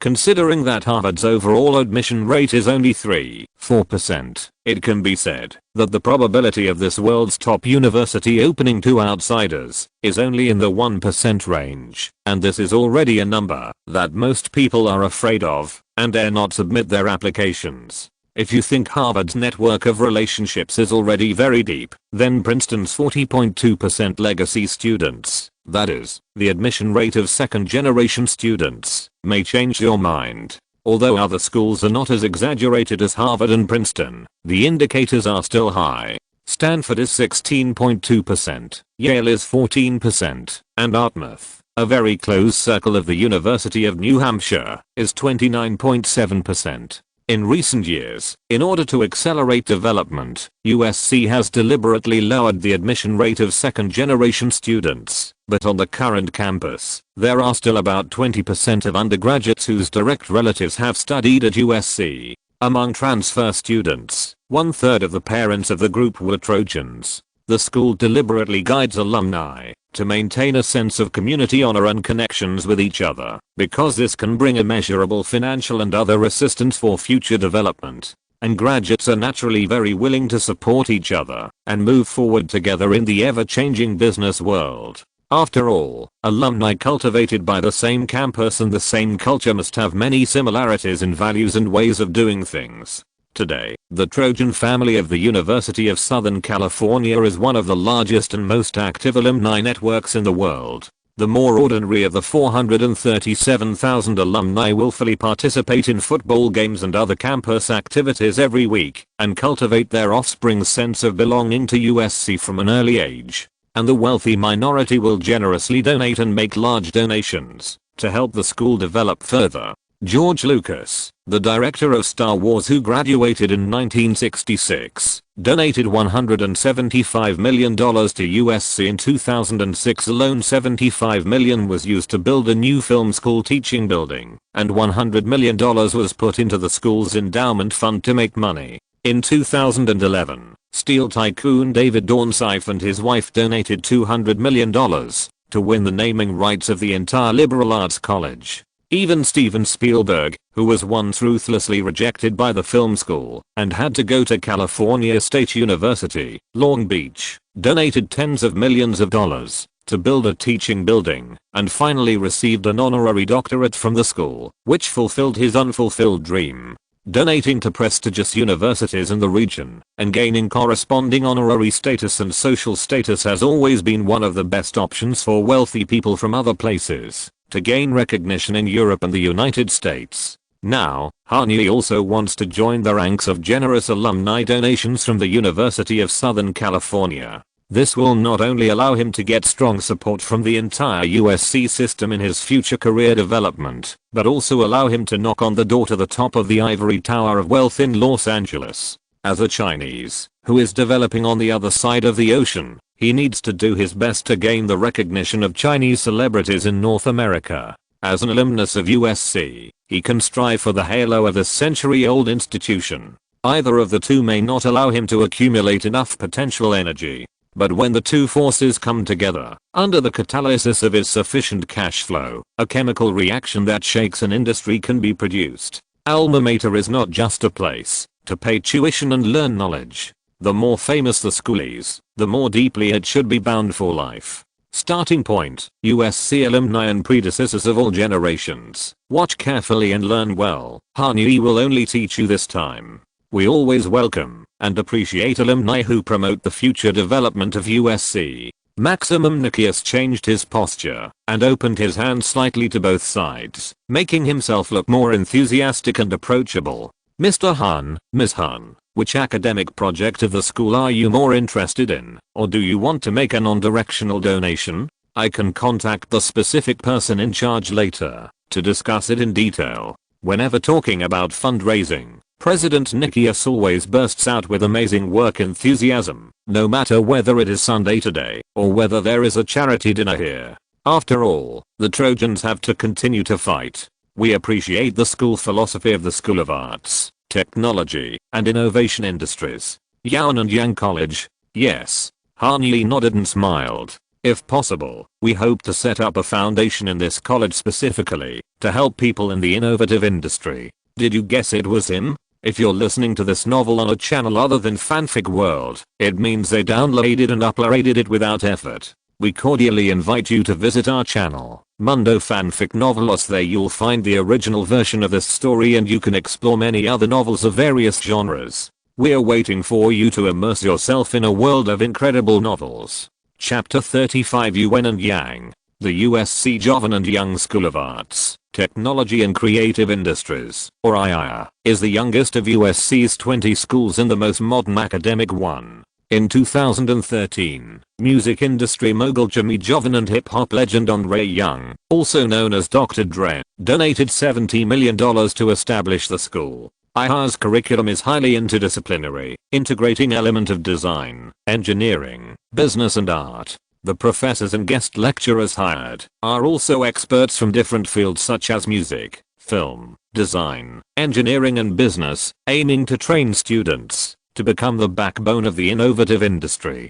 IIA's precise positioning of teaching goals and talent training is one of the reasons why Han Yi wants to set up a foundation in this school. Next, the newly crowned billionaire will set up a series of companies in different business areas, including music copyright distribution companies, artist management companies, record companies, and even film and television production companies, technology investment companies and art design companies. Each field needs a large number of professional talents to fill the gap. Middle and senior management can quickly complete the initial accumulation by poaching from peers, but the future blood making of basic positions and the entire ecological chain must rely on a steady stream of new forces. Each college of the University of Southern California has a fixed career outlet. Needless to say, the film school, whether it is film and television production, film and television screenwriting, interactive media and games, or the film and television music major jointly run with the Thornton School of Music, most of the graduates will be digested by various Hollywood giants.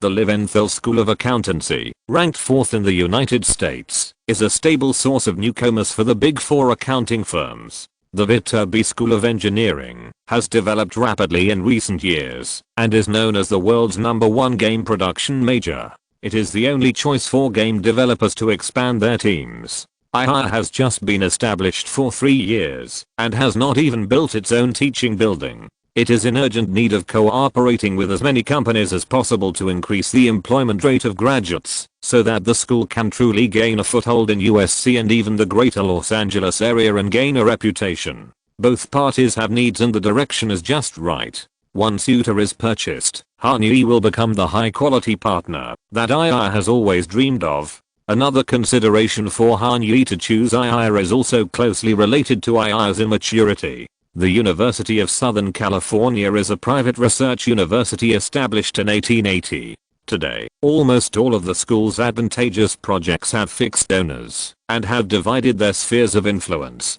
The Annenberg School for Communication and Journalism, as its name suggests, is the territory of the Jewish Annenberg family. The Dornsife College of Arts and Sciences belongs to the Dornsife family, a long-term alumnus of USC. The name of the Marshall School of Business is also Gordon Marshall, an industrialist from the Anglo-Scottish community. These colleges are not without the talents that Han Yi needs, but the complex and intricate relationships make it difficult for the young man to truly have influence and appeal in a short period of time. The traditional wealthy families that started out as industries are not the resources he needs to cling to in recent years. IIA, which is still in its infancy, is different. Han Yi can not only easily become the most generous donor in the history of the college, but he may even have the opportunity to hang his surname on the outer wall of the teaching building, and it may even become the Yawen, Yang and Han College. Of course, these are just two of the more prominent factors in Han Yi's comprehensive judgment.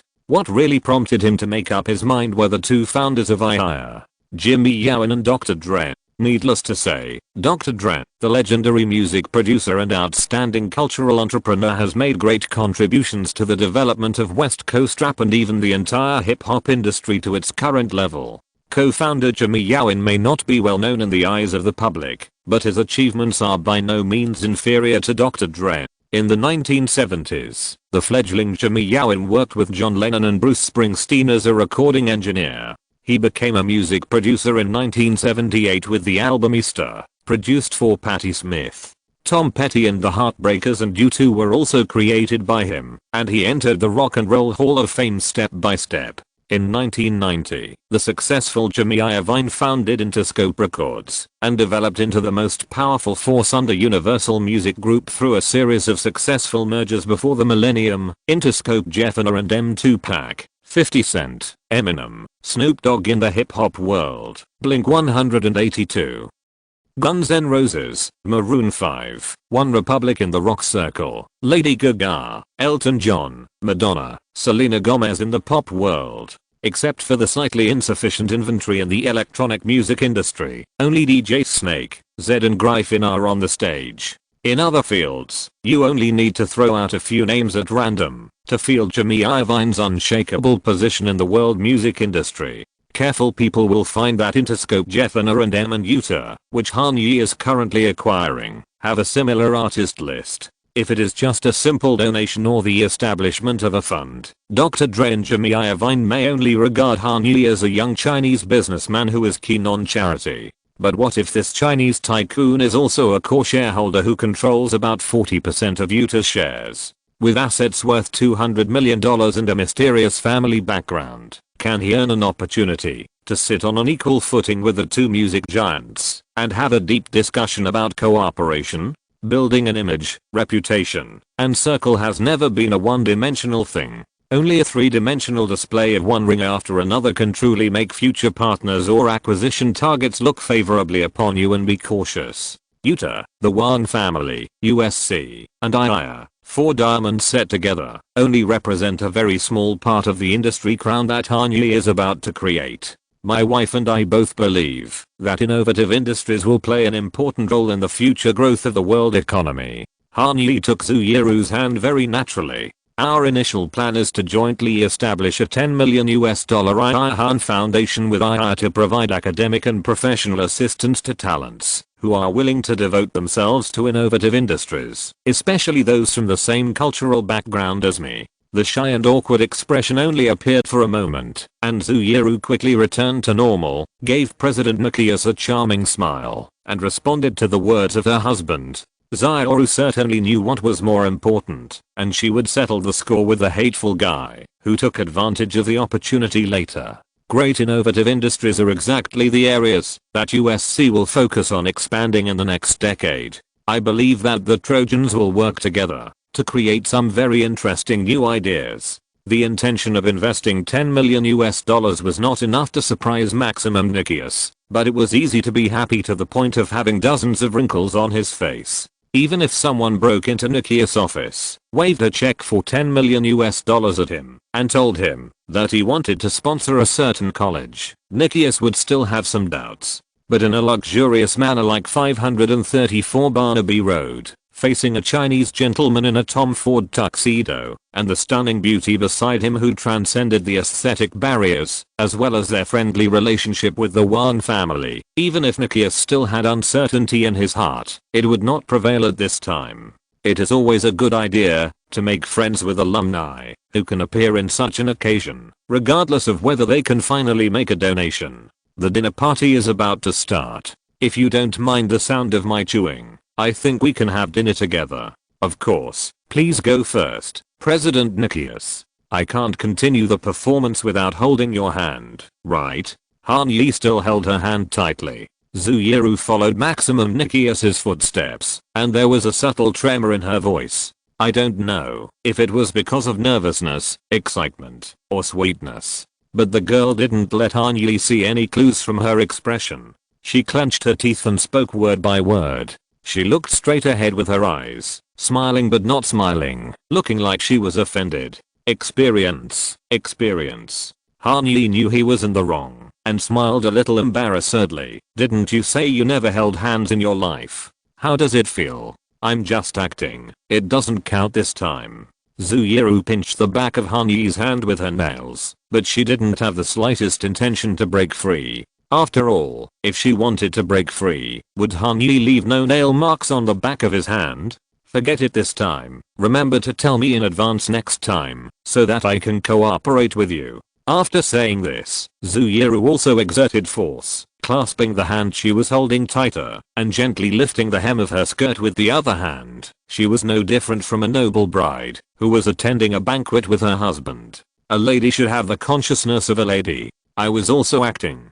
Zooyeru prepared herself psychologically in this way. The dinner time that followed was quite pleasant. Maximum Nikias was a talkative person, and Han Yi and Zooyeru were both outstanding in social skills and emotional intelligence among their peers. In addition, the buffet prepared by the Wang couple was indeed quite delicious, from the Iberian ham platter to the assorted sushi. Even simple food looked outstanding enough against the backdrop of top-notch ingredients. Principal Nikias. Oh, and Grace and Yi. Hello. Walter and Shirley kept shuttling between the round tables throughout the open-air dinner. They already had a basic picture of the importance of the guests and the order of conversation in their minds. About 20 minutes after the meal began to be served, the two came to Han Yi's table escorted by two private butlers. Walter. Han Yi stood up, with the enthusiasm and humility of a junior in his smile. This was a trick for Maximum Nikias to see. Shirley. Zooyeru's acting was even better.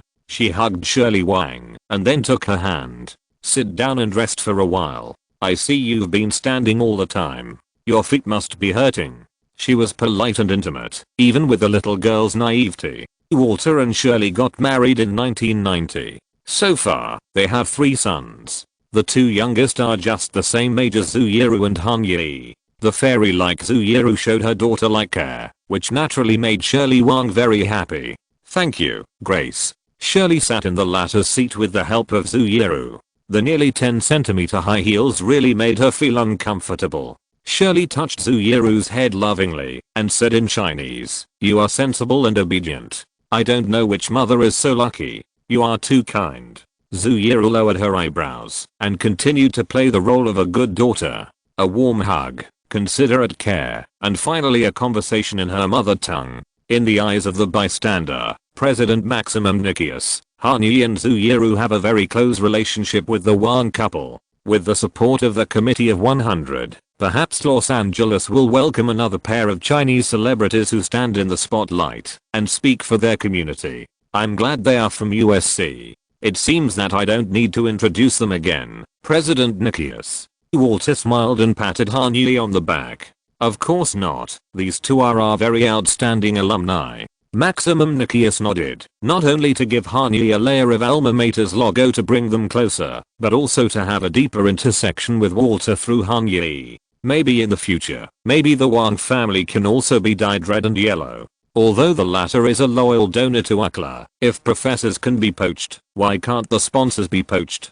In fact, Mr. and Ms. Han were just talking to me about donations. Thinking of this, President Nikias got to the point directly. They are going to create a $10 million charity fund at the Jovan Young College. Very impressive, Yi. Walter gave Han Yi a calm and approving look, but he was a little shocked in his heart. It is one thing to be able to afford a $30 million mansion. It is one thing to be admitted to the University of Southern California with excellent grades. And it is another thing to casually donate $10 million to charity. There are many wealthy people who use $30 million for their own enjoyment, but what level of assets should the celebrities who give $10 million back to society have? With the full support of the University of Southern California, how far can such a young successor help his family develop in North America? Walter held Han Yi's shoulders, and the strength of his palm not only increased a little, but also shortened the distance between the two of them. The alma mater is the first step for a person to enter the society. No matter what kind of achievements can be achieved in the end, it is right to be grateful to the initial guide. In this regard, you have done very well. I'll learn from you. Seeing your and your wife's donations to UCLA and Harvard Westlake, the younger generation also feels the same. Good guy, you two are helping me to conquer each other, right? Feeling the strength from his shoulders, Han Yi smiled in his heart. Social occasions are all about the art of helping and praising. If you want to highlight your identity and status, as well as the strength that meets this circle, just bragging about yourself is a castle in the air. Only by getting recognition from different perspectives from different interlocutors can you prove your personal reputation. Under the clever promotion of Han Yi and Zhu Yiru, who said every word of the truth, but every sentence was illusory, Chinese celebrities Walter and Shirley Wang and USC President Nikias not only conveyed effective information to elevate their status, but also heard these key conversations from each other, allowing both parties to have a judgment and recognition of the young and mysterious Han couple far beyond the actual situation. This will undoubtedly allow Han Yi to smoothly carry out his future exchanges with them on a wider and unobstructed road. Thinking of this, Han Yi subconsciously cast his eyes on Zhu Yiru. The girl from Taiwan, who was chatting with Aunt Shirley, was also looking at him with a twinkling gaze. Great Yi. Good job, Xiao Zhu. The fake couple who committed the crime in the gang looked at each other from a distance and smiled at each other. Chapter 36 The Way Down the Mountain. Are you really going to donate 10 million to the school, Yi? The rest of the charity dinner had little to do with Han Yi. Walter and Shirley donated some of their personal collections, and several of their friends also contributed some useless and precious items. The stand-up comedian Chelsea Peretti hosted the auction. After more than a dozen rounds of relaxed bidding with laughter, the dinner raised a total of $1.67 million for private universities in the greater Los Angeles area to carry out sports related to water polo, surfing and skateboarding. Han Yi did not participate in any round of auctions. First, he had no interest in the development of surfing and skateboarding. After all, he really didn't know why such sports were selected for the 2020 Tokyo Olympics. In addition to giving the United States an extra gold medal, what other role can it play? Secondly, winning the first prize at the auction would not be of any benefit to his next plan or his image. The celebrities who attended the dinner had already determined the donation amount in their minds. If someone suddenly showed up and spent millions of dollars to show off, it would not only fail to shock the whole audience, but might even be considered as a fool with too much money. Moreover, Han Yi had already promised President Nikias a charity fund of 10 million. When this amount was reported in the newspapers, there would naturally be several times more people than the number of people attending the dinner who would know him and want to know him. The total amount is so much, but it shouldn't be given all at once. Han Yi turned his head and glanced at Zhu Yiru, saying, he only has 11 million in cash available now, and the $100 million from Chase Private Bank will not be unlocked until February next year. Therefore, although he is prepared to attract the attention of USC and II with a huge 8-digit donation, he does not intend to donate it all at once. The first phase will be about 15%, and the remaining amount will be paid at the end of each semester. This will not only allow him to have enough cash in hand for deployment, but also help him complete another experiment. If he does charity that suits his heart, will he be rewarded? Understood. Zhu Yiru nodded obediently and looked out the window. After a few minutes, as if she remembered something, she turned around and looked towards the driver's seat. Her eyes narrowed into an arc representing danger. Have you taken advantage of enough today? What advantage? Zhu Yiru showed Han Yi the back of her hand, and until the end of the dinner, the two held hands tightly together like a real loving couple. It made my hands full of sweat. Ah, no, Han Yi hurriedly looked at his hands and sniffed them. Apart from the body fragrance of Zaoru, which was as fragrant as the first bloom of jasmine, where else could there be any smell? I was just kidding. I really went to smell it. Zhu Yiru breathed a sigh of relief, put her hands back on her knees, and lowered her voice. Thank you for inviting me, Yi. Why are you so polite? Didn't I tell you that you are my best? You should be the one to support me. I told you about the plan my mother and others gave me. Zhu Yiru continued to talk to herself. Since I was a child, they have tried every means to get me in touch with that circle, hoping that I can adapt to this kind of life as soon as possible. I have never resisted, but I'm really scared in my heart. Are you afraid of the evil mother-in-law? That's not it. I'm not afraid of anyone not liking me. What I'm afraid of is... What is it? I'm afraid of becoming someone's third or fourth concubine. Han Yi nodded silently. The aristocratic families on the island openly exist with third and fourth wives, and are even tacitly accepted by the public. It is not uncommon to see news about the heirs of wealthy families competing for favors in entertainment newspapers. Zuyuru is a girl whose voice is soft and tender, but whose bones are all made of titanium. The well-behaved and strong are perfectly integrated in her delicate body. She can listen to her parents' arrangements and everything. She seems to have no opinion, but she will do her best to complete what she is determined to do. The third month after I met Zuyuru was the final exam of her second semester of freshman year. 4 papers, 5 major exams, and 2 public reports were all piled up in 1 month. Han Yi, who went to Levy Library to write his last paper, saw the girl sitting alone in the single study room, so tired that tears fell down, but within 2 minutes, Zuyuru regained her spirit and continued to fulfill her promise of studying for 4 years for undergraduate and master's degrees. Han Yi did not push the door to show concern, because he knew that, if he walked in, the girl would have to put on a relaxed smile to prove to her friends that she was fine. This was too tiring. Zu's parents successfully cultivated Zuyuru into a worldly girl who was not moved by material things, but this was destined to make her baby daughter farther and farther away from the beautiful blueprint they painted. It would be better to just cut her neck and end this suffering than to let her be inferior to others for the so-called glory and wealth, and spend 20 to 30 years teaching her children how to calculate the inheritance left by their biological father, in order to win the honor of being a palace fighter in Entertainment Weekly. Han Yi now understood why Zuyuru, who was 27 years old in her previous life and had a nearly perfect personal image, did not end up getting involved with any so-called wealthy family. This is a very contradictory life. As shown in the conversation in the private cinema, she completely agrees with her mother's views on love and marriage, and completely accepts her family's plans for her future. Zuyuru's reason is persuading herself to take this easiest path, but the most authentic flame deep in her heart is burning faster and resisting with all her strength. Most people use reason to fight against instinct, but she uses instinct to defeat reason. So today is actually pretty good. Han Yi comforted softly. It shows you that, even if you are the people standing at the top, there is nothing to be afraid of. The sound of Principal Nikias eating is really not very pleasant. It's mainly because his nose makes strange noises when he eats. Zuyuru laughed with Han Yi. Yeah, so what is worth sacrificing? It's enough to live the life you want according to your own wishes. But this is what I want. Zuyuru stared at Han Yi with an unusually serious tone. Ah. The girl's answer caught Han Yi off guard. I always thought I resisted this kind of life and didn't want to live this kind of life.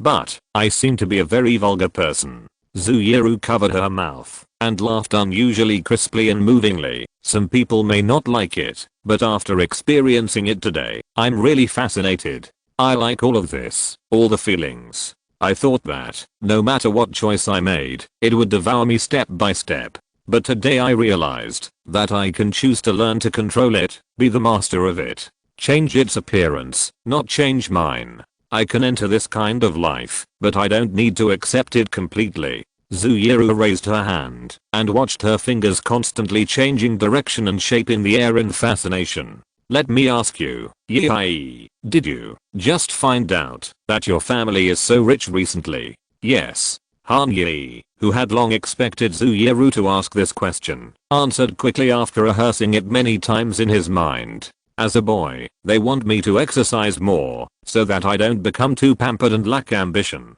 But I'm about to graduate, and it's time to make plans for the next step. Are you afraid? Suddenly knowing all this, Zuyuru's eyes were shining with curiosity. Han Yi didn't often talk about himself, and he spent even less time sharing his emotions. Are you worried that you won't be able to adapt? Worried that it will change you? I'm not worried about change. Han Yi shook his head and spoke the truth. I feel like God has given me a chance to start over. I'm worried that I won't grasp it well and waste this gift that everyone dreams of. In fact, I can just squander this money. There's no need to do anything. I can fly around the world and live a life of luxury 24 hours a day. Who wouldn't want that? I can go anywhere I want and be anyone I want. I can be a loving husband in 1 second and a promiscuous dog in the next. hurting the people I want to hurt, and then using the money to heal the people I don't want to hurt. How exciting it is. I must have positive feedback in my heart. Who can say a word about me after I spend the money in my account? Han Yi turned his head to look at Zhu Yiru. What he said was not entirely true. If he only had 10 or 20 million, or nearly half a billion, then of course he would be happy to be a modern Don Juan who indulges in flowers. But now he has 185 million in cash, and 140 million in investment funds. What's more exaggerated is that this amount will become more and more as he uses it, until it is uncountable. As long as you don't waste your wisdom and patience in material desires, it's only a matter of time before you stand at the pinnacle of your dreams. In such a life, do you need to buy love with money? In other words, is the fleeting love under the mask worthy of him now? For most people, even if their partner cheats, if this partner can throw $1 million in her face, do you think she will try to understand? Do you think that $185 million is enough to buy 2 or 3 so-called confidants, and then a dozen or so lovers who are pleasing to the eye, so that they will spend the rest of their lives revolving around me? But who should I buy? Spend $1 million to buy a silicone Instagram model who will become the sponsor who looms in her St. Barth's vacation vlog. Spend $10 million to buy a pop star who changes boyfriends like changing clothes, so that the group of idiots in the TMZ editorial department can make dirty jokes about themselves with straws in their mouths. Or spend $100 million to make a 3A blockbuster, become the inaugural guest of a Hollywood legend, and then sadly discover that her best years had quietly passed before she became famous? First, why bother? Second, are they worthy? Han Yi is not the Aladdin Marshal of Woodire. He does not need to stick a wall of post-event photos in his bedroom, nor does he need to collect different kinds of STDs from all over the world. He is a challenger who will knock on the door of the temple of the gods. His joy does not need to rely on money to beg for charity from mortals. Zhu Yiru did not answer, and this sentence did not need an answer. Anyone who has dealt with the word life knows the answer to the question. The girl just met his gaze and encouraged him with a calm expression. She knew that what Han Yi needed at this time was a qualified listener.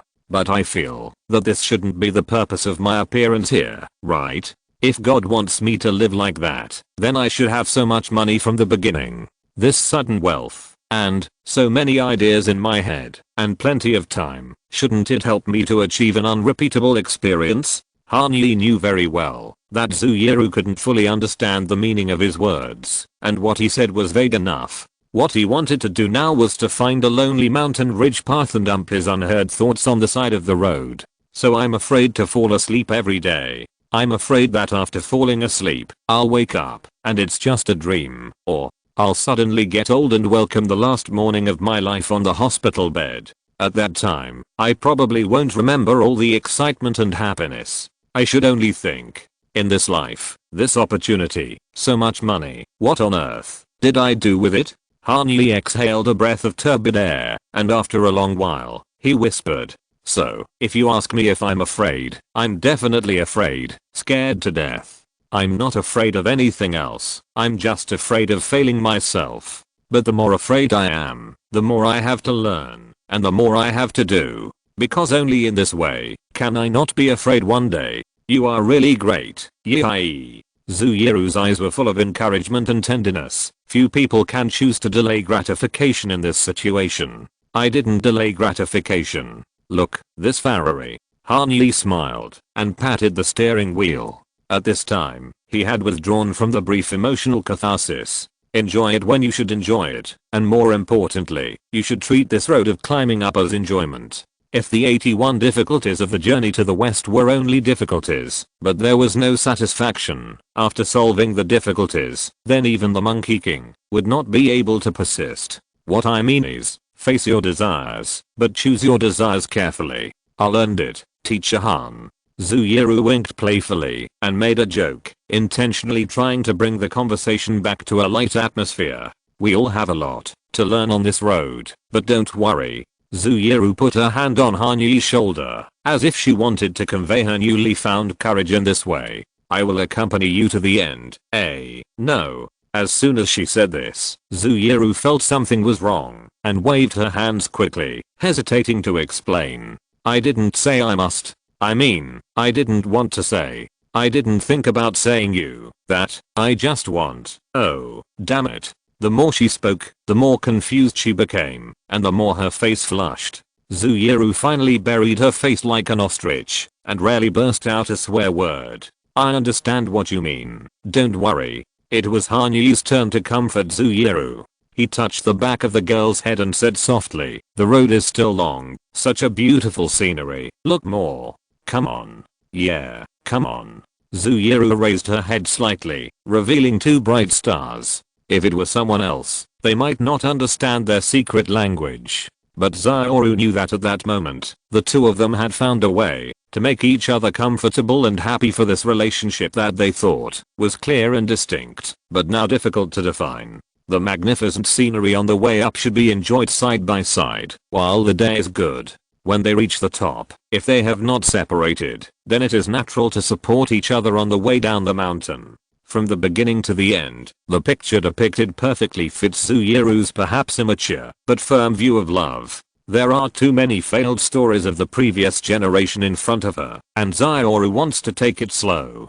Don't become strangers after making vows, but support each other through hardships. The way down the mountain was fast, and before they had time to say a few more words, Han Yi sent Zuyuru back to the Vermont. After waving goodbye to the girl, watching her in a long dress that was so beautiful that she was beyond description gradually disappear behind the closed elevator door, Han Yi's mobile phone, which had been unusually silent all night, suddenly vibrated in the inner pocket of his shirt. He clicked on the notification and a text message from Douglas Le Pen popped up.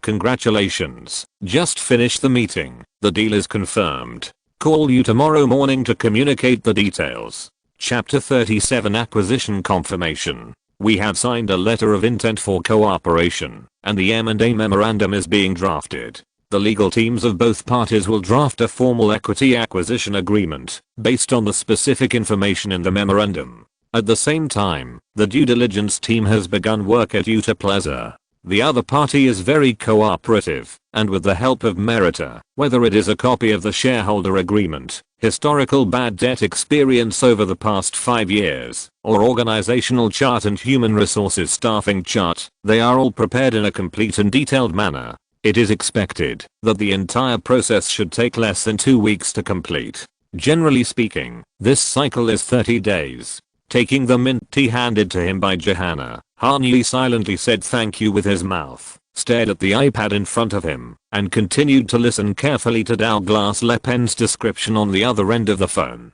How did you finally get them to accept 41% of the equity in exchange for $190 million? I heard that they were very persistent about the amount of financing. Yes, this is the biggest disagreement between us. It started with the evaluation and analysis team, then Vincent flew over and talked for 4 days, and finally it was my turn. I have to tell you, Mr. Han, they are really persistent about the number of $200 million. Not only for development, but also for better public relations. 200 million will be more convenient for our publicity narrative. This is the reason. Douglas Le Pen's laughter on the other end of the phone was a little hoarse. The 63-year-old man no longer has the energy he had to stay up late to fight at night. The long-distance flight across the east and west coasts and the not-too-intense negotiations have already made him look tired. But we finally held our ground. After all, any offer above $200 million is unrealistic relative to their EBITDA profit margin, and they are not willing to give up more equity. 41% is a number that I feel comfortable with. Han Yi had no objection to this. What he needed was to become an important investor who could exert influence on the general direction at any time, rather than driving the management team away and taking charge himself. Yes, they are very eager to complete the acquisition, and are very eager to announce the acquisition before the end of March. That's why they sent the press release before the letter of intent was signed. I replied to the final version by email the day before yesterday. No problem. Han Yi retrieved the press release and read it carefully again. It was only a few hundred words, and it only explained the fact that Bohu Capital and Han Limited acquired part of Utah's equity. Even so, it took 4 or 5 ML exchanges before the final draft was finalized. One of the key modifications was to change Han Limited to Han Capitals. This is the capital management group that Han Yi wants the public to know in the future. A press release can be reviewed by Han Yi himself, but when various affairs become complicated in the future, the family office will also need at least one full-time public relations manager to make his energy less scattered. Therefore, the recruitment plan for this position was also included in Han Yi's already busy schedule. What about our payment plan? 70% will be paid on the first day of signing the agreement, and the remaining 17.5% will be retained as a trusteeship fee by our LPs. After 12 months, if Utah does not violate the agreement, we will pay 70% of it. After 24 months, if the agreement is still fulfilled, the remaining 30% will also be paid to them. Most of this fee will be used as an incentive for the original board of directors. This is a proportion we have negotiated. Finally, 12.5% will be reserved as an incentive for key employees. Within 12 months, as long as they can achieve the established revenue target, they will receive a collective bonus of $23.75 million. So $23.75 million US dollars will be calculated as compensation for LPs, right? That's right. Mr. Han, this payment plan is only a preliminary intention, and we can make adjustments before the formal agreement is signed. The old man is quite smart. Hearing Douglas Le Pen's plan, Han Yi couldn't help but complain. The 70% day one down payment is about $133 million US dollars. So, the funds needed for the current acquisition are fully borne by the $140 million US dollars on the table. After 12 months, Bahu Capital will need to pay $23.275 million board incentives and $23.75 million collective bonuses. The final $9.975 million US dollars will not be paid until 2 years later. In other words, although Bahu Capital promised a capital contribution of $50 million US dollars, it actually does not need to pay a penny within a year. The management fees and dividends accumulated from other projects in this year are enough to run this project. Although Han Yi does not care about this detail and even hopes that his own funds will be spent first, because this way he can get the reward as soon as possible. It is not difficult to see from this incident the importance of quickly cultivating his own confidence and truly operating the family office. Originally, I thought I had done enough and detailed enough, but now it seems that I'm still a long way from being truly fully prepared. After the reflection, Han Yi quickly sorted out his mood and returned to the optimistic track. Anyway, at least the acquisition is almost certain. According to the public relations plan Utah explained in the email, today and tomorrow, industry magazines such as Billboard, Rolling Stones, NME, Music Business Worldwide and Mix and their affiliated websites will publish preliminary news of the acquisition. Later, Variety, Entertainment Weekly and Los Angeles Times will also promote this news to a wider audience. His name will finally appear on the Hollywood topic table. Han Yi, who was in high spirits, decided to start practicing the fitness plan he had mentioned many times from today. Although he had not found a personal trainer yet, it did not prevent him from changing into sportswear and going for a mountain jog. The gentle mountains of Bel-Air and the magnificent panoramic view of Greater Los Angeles at the top are the best boosters for running enthusiasts. He had not exercised for too long, and it was revealed as soon as he moved. At first, Han Yi could still move at a steady speed with the rhythm of electro house in his headphones. After more than 10 or 20 minutes, his leg muscles could not keep up with the swing range and began to sing the drama of strike. This is too weak. Han Yi took off his headphones, bent over, and gasped for air. Oops, I didn't even bring water. I won't pretend next time. I obviously have a gym at home. Are you looking for this? Just when Han Yi was annoyed, a familiar voice suddenly sounded beside him. Han Yi tried to look up and saw the well-equipped Korean girl Zhao Yaozin looking at him with a smile and handed him a black sports water bottle. Thank you. I really need it. Han Yi raised his head, carefully not touching the spout of the bottle, and squeezed some clear water into his throat. Only then did he feel that the burning chest was relieved a little. It looks like you have been running for a long time. The arc of Zhao Yaozin's mouth rose a little. Did you run here from USC? I'm not the Flash. Han Yi shook his head and laughed a little ashamedly. Believe it or not, I just ran for 20 minutes from home. I've never seen you here before.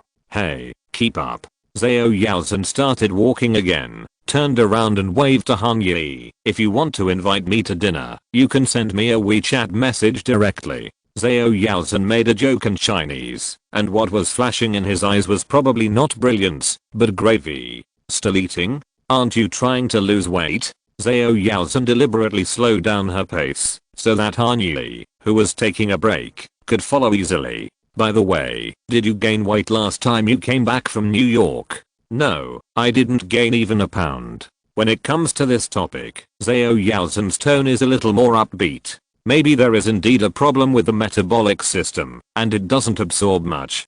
Doesn't that mean you can eat whatever you want in the future? I don't know. Han Yi never expected to hear such a naughty chuckle from Zhao Yaozhen. But if you combine it with proper exercise, it should be fine. Running up and down the mountain every day is proper exercise, right? This is just part of the weekly training plan. Every other day. Zhao Yaozhen pointed to the winding mountain road in front of the two of them, and the machine exercise in the gym. How much time do you spend on fitness every week? I'll take a break on Sundays, but basically I have to ensure 12 to 15 hours. No wonder. Han Yi looked at the girl's curves that might make most Victoria's Secret angels ashamed, and nodded. Body shape is half about talent and half about hard work. If you don't have good talent, no matter how hard you work, the lines you develop won't be very beautiful. Zhao Yaozhen obviously has both. She wears a black Under Armour sports jacket on the upper body and black Lululemon leggings on the lower body. Except for her hands and neck, there is almost no skin exposed on her body. But even so, Han Yi, who prides himself on his good self-control, is almost fascinated by her. Aren't you hot? Han Yi quickly found a topic to avoid being noticed by the other party. Wear so many clothes? I don't sweat easily, so I can only do this to ensure the normal effect. At this point, Zhao Yaozhen suddenly paused, turned around and looked at Han Yi again. By the way, you really didn't come to have dinner with me? You can eat. Han Yi suppressed his laughter and put on a serious face. I'll treat you to my home, Koreatown. Sure. Zhao Yaozhen tilted his head and thought for a while. Did you drive here? No, my home is not far from here. We can get there after going down the mountain. I can walk there, but I don't think you can. Don't look down on me. Well, I really can't. Rest here for a while. Keep up. Don't slack off. There are still 2 miles. Han Yi used all his strength to run with Zhao Yaozhen to the vicinity of Shiksha Reservoir. On the way down the mountain, he really didn't have the strength to run at all. However, Zhao Yaozhen seemed to be particularly looking forward to the upcoming trip to Koreatown. Even the dimples on his face when he smiled were much deeper than usual. He didn't follow the training plan too strictly, but walked and talked with Han Yi and strolled down slowly. It was almost 11 o'clock, and Han Yi, who was almost desperate, finally saw the sign of Stradella Road. Finally here. Han Yi pressed the sensor, put one hand on the privacy fence, raised one hand slightly, and made a gesture to the gate to invite him in. Welcome. Welcome home, boss. Hey, Miss Zhao. Fei Yamu, who was walking towards the gate, showed a kind smile that was quite inconsistent with his huge figure, and waved to her. At this moment, even if Zhao Yaozhen was calm, he couldn't help but be stunned and speechless. That day, he drove up the mountain. So he was really going home? During the few days they spent together in New York, Zhao Yaozhen could already confirm that Han Yi came from a wealthy family environment. After all, the Park View Suite at Mandarin Oriental and the first class seat at Delta One were not easily affordable for any international student. But there is still a huge gap between a wealthy family and being ridiculously rich. Number 864 Stradella Road is obviously closer to the unreasonably rich half of the spectrum, and the index has even exceeded the limit. I've always told the truth. You think I'm just joking? Zhao Yaozhen was surprised. Even without careful observation, she could tell that Han Yi walked into the room, turned his head and smiled. Come on, I'll ask the chef to make the flavor you like. But Zhao Yaozhen looked down at her sweat-soaked sportswear and hesitated. 11 bathrooms, 6 of which have never been used, and I can't even find where 2 are. Come on. Han Yui waved his hand. We have prepared different clothes for different situations, right, JJ? Today at noon, only Johanna Jansen, Fia Mudervasi and Bobby Lewis were on duty. Yes, ma'am. The red-haired Dutch girl smiled warmly. We have everything you need. 20 minutes later, Zhao Yaozhen stared at herself in the infinity mirror, her expression a little dazed. This was one of the 11 bathrooms at 864 Stradella Road that had never been used. From the tissue box in the sink to the marble wall in the shower room to the beige chandelier on the ceiling, all are engraved with the Fendi logo. The area of a bathroom is enough to match the size of the bedroom she rented in Atrium, and Atrium is already one of the most luxurious apartments around Akla. What's more exaggerated is that the south side of the bathroom is composed of 2 transparent floor-to-ceiling windows, and you can reach the external terrace with a gentle push. Yes, this bathroom has a terrace for bathers to rest, with leather sofas, exquisite potted plants, and even a 60-inch 4K TV. Outside the terrace, the unobstructed West Hollywood and Century City skylines are oncoming. If you stick your head out a little, you can see the bustling crowds on Santa Monica Beach on the right. The infinity pool and floating staircase are just the appearance of luxury. The designer Paul McLean's precise control of the Bel-Air lifestyle is fully reflected in these subtle details. The hair on the forehead has not been completely dried, and the body has changed into a newly opened Jill Sander women's shirt. The medium-sized black shirt was slightly loose, but it was tight around the chest, which made Zhao Yaozhen's breathing seem a little sluggish. Of course, there was another reason for the sluggish breathing. A few minutes ago, she had just walked out of the shower and noticed the phone screen on the sink. There was only one push notification from the Billboard magazine mobile app that she subscribes to every month as she loves music. Business news: Utah receives cash injection from new investors. Alexandra Steger, March 28, 2016, 11:11 a.m. Chapter 38 Future Superstar. United Artists Agency said Monday it is getting a cash infusion from 2 new strategic investors. Prominent West Coast capital manager Parkway Capital, along with its secretive partner Han Capital, will take a minority stake in the Beverly Hills talent agency. Neither the size of the investment nor the specific equity acquisition was disclosed, though sources speculated that the joint investment of about $200 million gave the 2 investors a nearly 40% stake. As part of the deal, Utah's core employees, regardless of tenure, will receive dividends, an insider told Billboard. Utah, which represents stars such as Kevin Hart, Angelina Jolie, Chelsea Handler and Bryan Cranston, will continue to focus on expanding its core business of talent representation. United Artists Agency said it has more than doubled in size over the past 5 years and now has more than 1,000 employees. Over the past year, Utah has made a number of acquisitions in the live speaking, electronic music and esports and gaming businesses. It also took a stake in Industrial Media, formerly Core Media Group, which relaunched the American Idol series of talent shows to the market last year. Han Capitals is the English name of Han Capitals. I want to start my own entertainment agency, or acquire one. Let's play a game. If it were you, when you bought Utah's shares, and became a member of the board of directors, which clients would you work closely with in this capacity? Han Yui's words, combined with the news from Billboard magazine, formed a conclusion in Zhao Yaozhen's mind that seemed absurd, but was impeccable upon careful consideration. Han Yui is the mysterious partner of Behu Capital and the founder of Han Capital. The 2 investment institutions spent $200 million to buy 40% of the shares of United Artists Agency, one of the 4 major entertainment agencies in Hollywood. How could he lie to me? No, he seems not to have lied to me. He has been telling the truth. Thinking of this, Zhao Yaozhen felt her mouth suddenly dry up. Without bothering to put away the hairdryer, she grabbed her phone and ran to the rest area.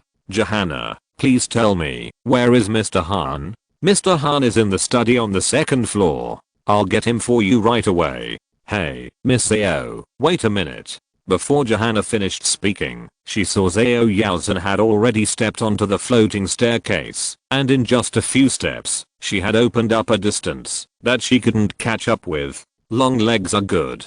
Dutch girl JJ scratched her slightly curly red hair in distress, thinking to herself, is this you? As soon as he reached the second floor, Zhao Yaozhen found Han Yi walking out of the master bedroom. He had just drafted a greeting email to Jim Berkus, Jeremy Zimmer and Peter Benedek, with Douglas Le Pen as the copy. The newly appointed governor was preparing to inspect his territory. Ah, yes. Han Yi glanced at Zhao Yaozhen's mobile phone screen. Han Capital, this is me. So the plans you mentioned, buying an entertainment agency and then expanding some other music businesses through this company. It's not a long-term goal, but something that will be completed soon, right? I never said it was a long-term goal. Tomorrow is a latter day, remember? You said it yourself. Han Yi smiled and blinked. Copyright distribution companies, record companies, and artist management companies are all arrangements that have been put on the agenda. Great. Zhao Yaozhen took a deep breath, and the strong hope that Han Yi had never seen before shot at him like a laser. Yi. Mr. Han, if I tell you that I know two absolutely excellent musicians who will 100% become superstars who will shock the world in the future, would you be interested in meeting them? It turns out it's really you. Han Yi tilted his head with a playful smile on his lips. No wonder I can meet them everywhere, and the one who gave me the future superstar is you, Yaozhen. What do you mean? Zhao Yaozhen was a little confused. I'm not talking about myself. Yes, I know. Han Yi coughed lightly. If I'm not mistaken, you should not just introduce me, right? Yes, I hope. Faced with this rare opportunity to enter the beloved industry, Zhao Yaozhen actually showed a rare nervous expression. If you are interested in them, I hope to be their manager. In addition, if it goes well, maybe in the future we can also cooperate in other music sectors. Let's invite them here as guests first. Han Yi smiled without comment. Whether the candidates brought by Zhao Yaozhen can really become the music superstars of the future world as she said, it is still an unknown. In addition, Han Yi is very cautious in selecting partners. Even if they are friends, even if they are so beautiful that they don't look like humans from this world, but business is business. Cases of old friends stabbing in the back are not uncommon. It is a common phenomenon that the beauty who started a business together eventually becomes the disaster that makes you collapse in the middle of the road. In other words, no matter how good Zhao Yaozhen's appearance is, what does it have to do with him? Can looking at her a few more times really prolong your life? Or is there something else hidden in her heart that requires her to risk sacrificing her career in order to achieve her ulterior motives? Using career to kidnap feelings, or using feelings to promote career, no matter which one you choose, Han Yi is probably inferior in both aspects. Things in the business world can only be seen after they have been done. Thinking of this, Han Yi took a step back imperceptibly, and the smile on his face even became more enthusiastic. Also, don't call me Mr. Han, just call me Yi like before. It's best if everything remains the same. Han Yi thought he didn't show any traces, but Zhao Yaozhen still keenly observed the subtle changes in the other party. The girl frowned slightly and pursed her lips, as if she wanted to say something, but she didn't say anything in the end. There was only a ray of stubborn and unwilling flame in her calm eyes as always. Okay, I'll make an appointment with them first. Yi, we are here. On March 30th, when Zhao Yaozhen knocked on the door of 864 Stradella Road with two slightly embarrassed children, Han Yi's concerns about whether the term future superstar was credible instantly disappeared. It turned out to be the future superstars sent by them. Billy O'Connor and Phineas O'Connor, right? Looking at the brother and sister sitting on the sofa, trying to suppress their gaze, Han Yi had to pretend that he was meeting them for the first time. But who would not recognize them if they had experienced 2019? Billie Eilish and Phineas. Biological siblings, creative geniuses, popular phenomena, global sales champions, Grammy Grand Slam of the Year. However, in March 2016, these halos did not belong to them. This year, Billie was 15 years old and Phineas was 21 years old. They had never been to school. Their actor parents hired someone to teach them at home. The rest of their free time was left to the two to implement their great plan. In this life, Billie Phineas and their parents have only one goal, which is to change the world through music and rewrite the bleak ending of the previous generation's Hollywood dreams. This is an American fairy tale of risking everything and becoming famous in one fell swoop. Now, with the introduction of Zhao Yaozhen, Hanyi is ready to join in and add more vivid colors to this fairy tale. Yes, sir.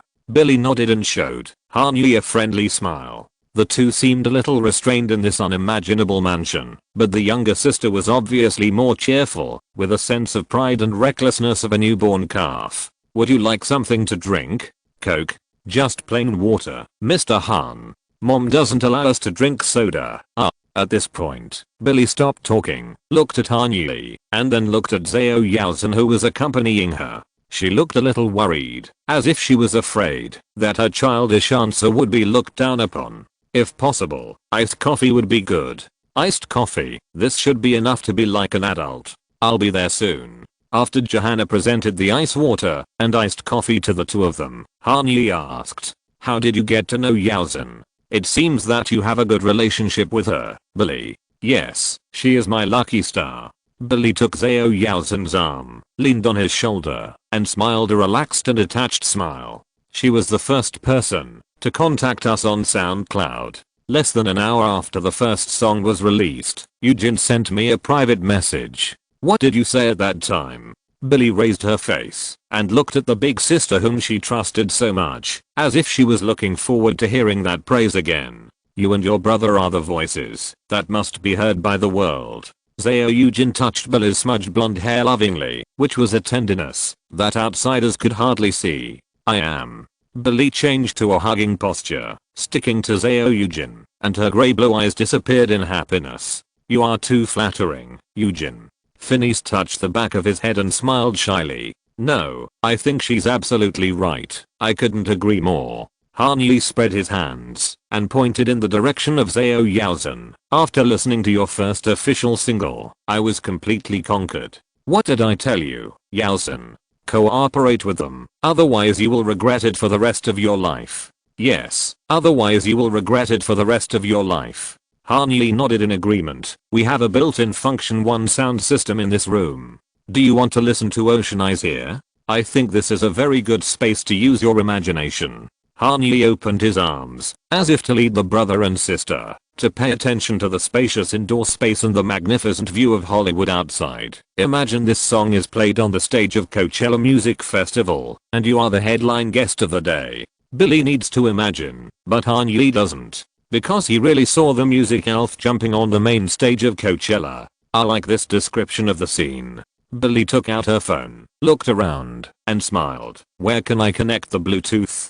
After plugging into the built-in speaker, Billy pressed the play button. The song Ocean Eyes, sung by Phineas, who wrote the lyrics and composed the music and served as the producer and post-production engineer, flowed out like a stream. The chord progression of I, second, I, V, I, coupled with a very simple prelude, the dark pad sound made by the S1 synthesizer, and then superimposed with Billy's harmony, created a quiet and melodious ocean atmosphere. There is nothing special about the production technique, but it is very accurate and effective. I have been paying attention to you for some time. Your ocean-like eyes always make me stare at you. The sky is on fire, the city is burning, and your ocean-like eyes hide endless memories. The main voice in the first 4 bars has no drum accompaniment at all. Even after the 26th second, the bass drum comes in, which is a simple combination of African drums, pads and clapping, leaving enough space for Billy's voice. The reverberation is also deliberately increased to a level close to KTV to create an ethereal listening experience.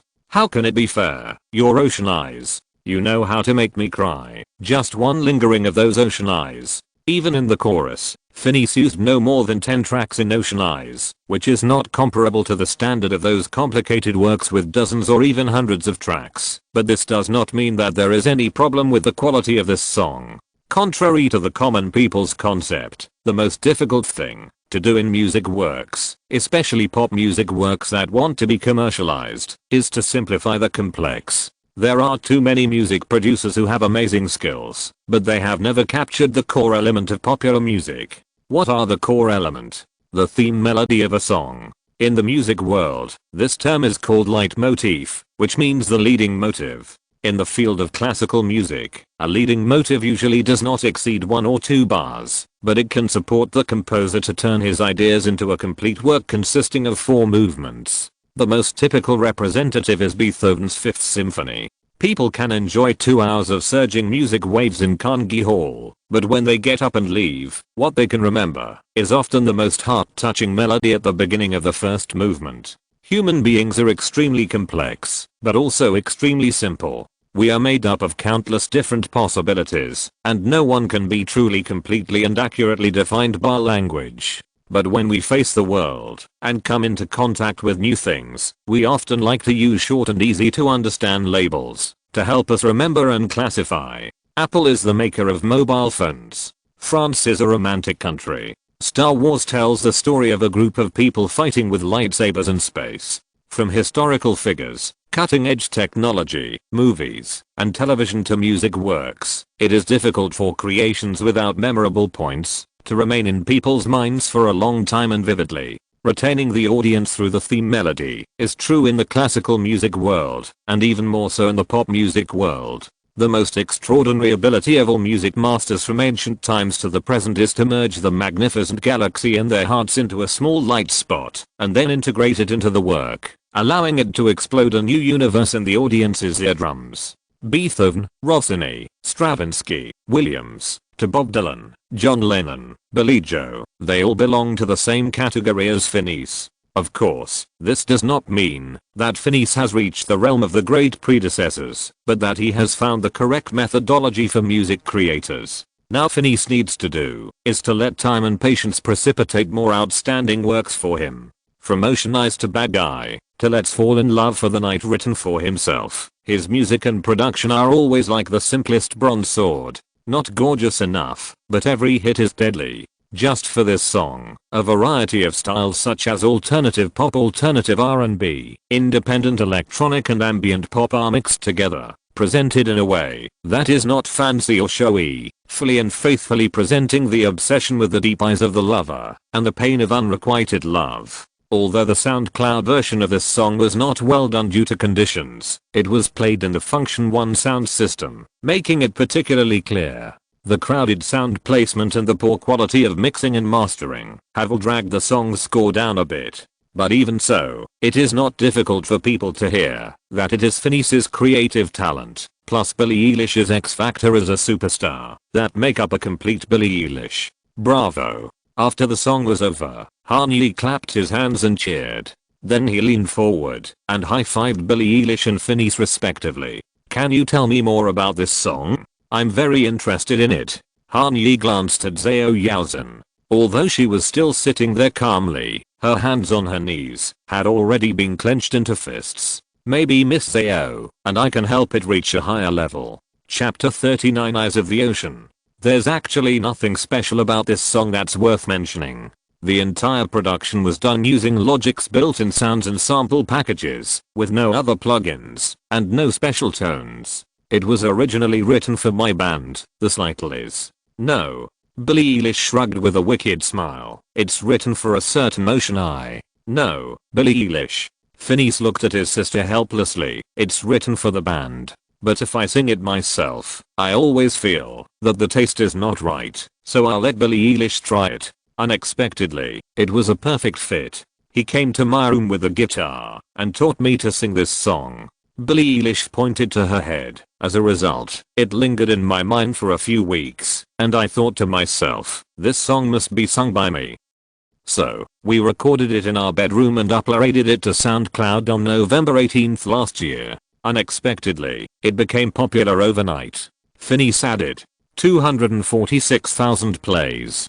Billie couldn't wait to take over the conversation. Who would have thought? What about commercially?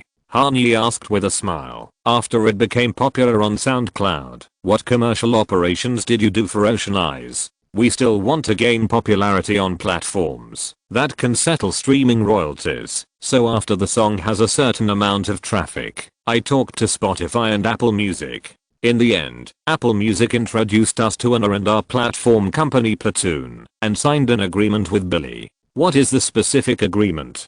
Hearing Finney's words, Han Yi's smile became a little sluggish.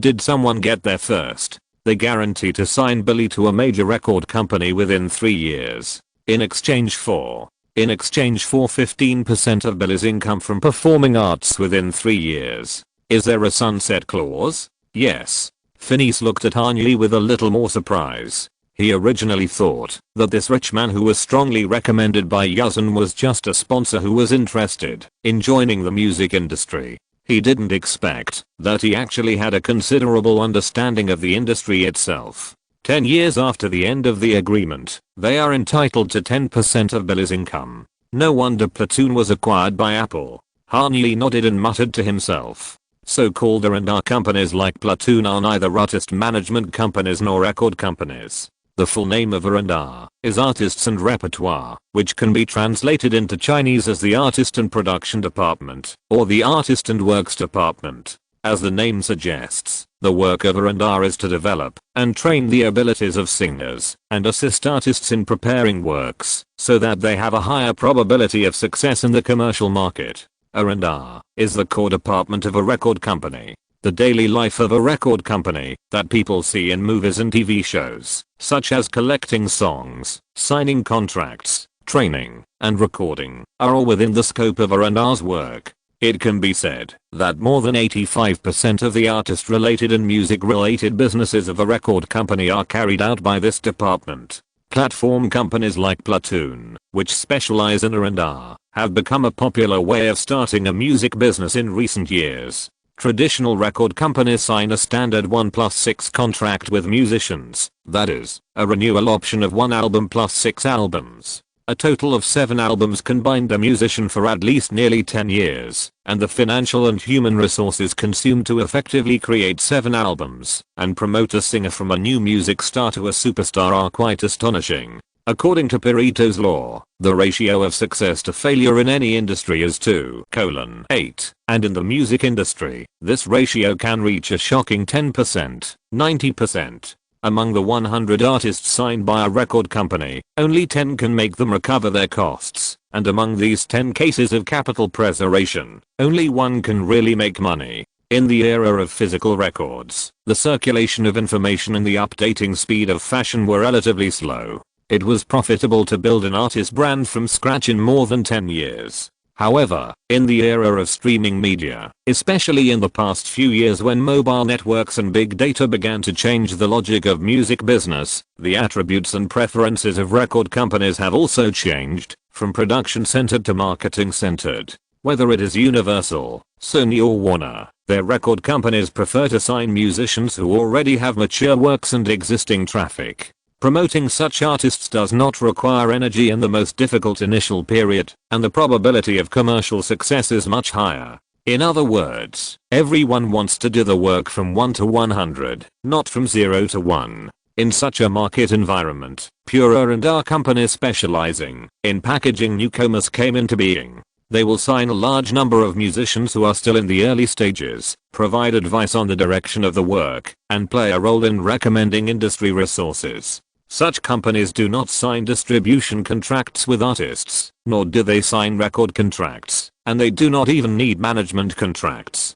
The agreement they reach with newcomers is very simple and clear. I will help you find the right development path and the next team you like, and in return, you need to distribute the profits to me in the subsequent career. You don't have to invest too much money, and you just have to fight for the tiny probability of a crow turning into a phoenix. This kind of agreement is usually called Artist Development Agreement. I understand. Han Yi pondered for a few seconds and asked, specifically, which aspects of the income need to be shared with them? Mainly the income from recordings, and the royalties earned from reproducing our music into recordings. Phineas recalled the details of the agreement. Also, during the 3-year contract period, all other commercial income needs to be shared, such as endorsements or sponsorships. If the deal is reached during the contract period, but the income is not received until after the agreement expires, it still needs to be shared with them at a rate of 15%. In other words, after 3 years, except for the income generated by master copyright and music copyright, other income will not have to be shared with Platoon, right?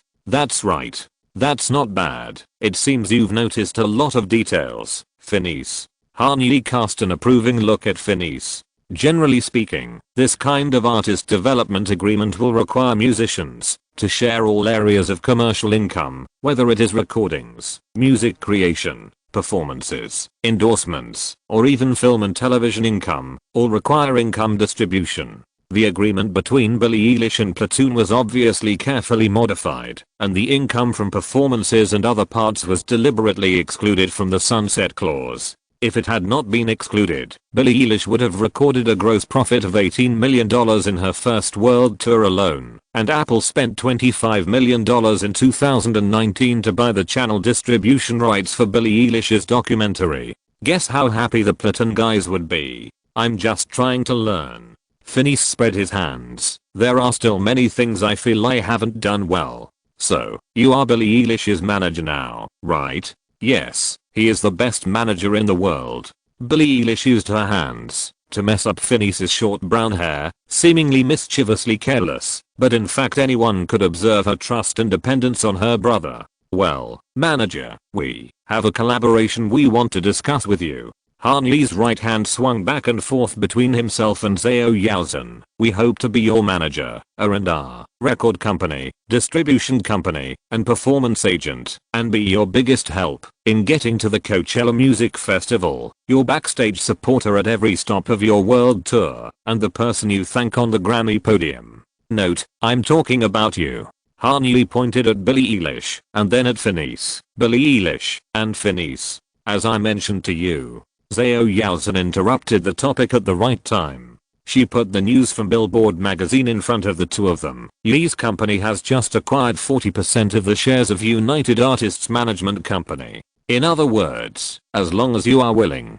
Zhao Yaozhen hugged Billie Eilish and broke into a very convincing and moving smile. Whether it's Demi Lovato, Florence plus the Machine, or Paramore. Any artist of any genre, you can immediately become the opening guest of their tour. At this point, Zhao Yaozhen couldn't help but move her eyes to Han Yi. The reason why she was so eager to cooperate with Han Yi and generously introduced her most promising artists was that she valued Han Yi's voice in the performance market. For newcomers who are just starting out, being able to follow the long-established stars in the industry on a world tour, regardless of the exposure and attention that comes with it, just talking about the promotional posters is enough to give them an advantage in the competition with their peers. At this time, Han Yi was also looking at Zhao Yaozhen with an inexplicable smile. Of course, there was no derogatory meaning in this smile. Zhao Yaozhen's words and expressions were already excellent enough. What he was lamenting was just the ruthlessness of time.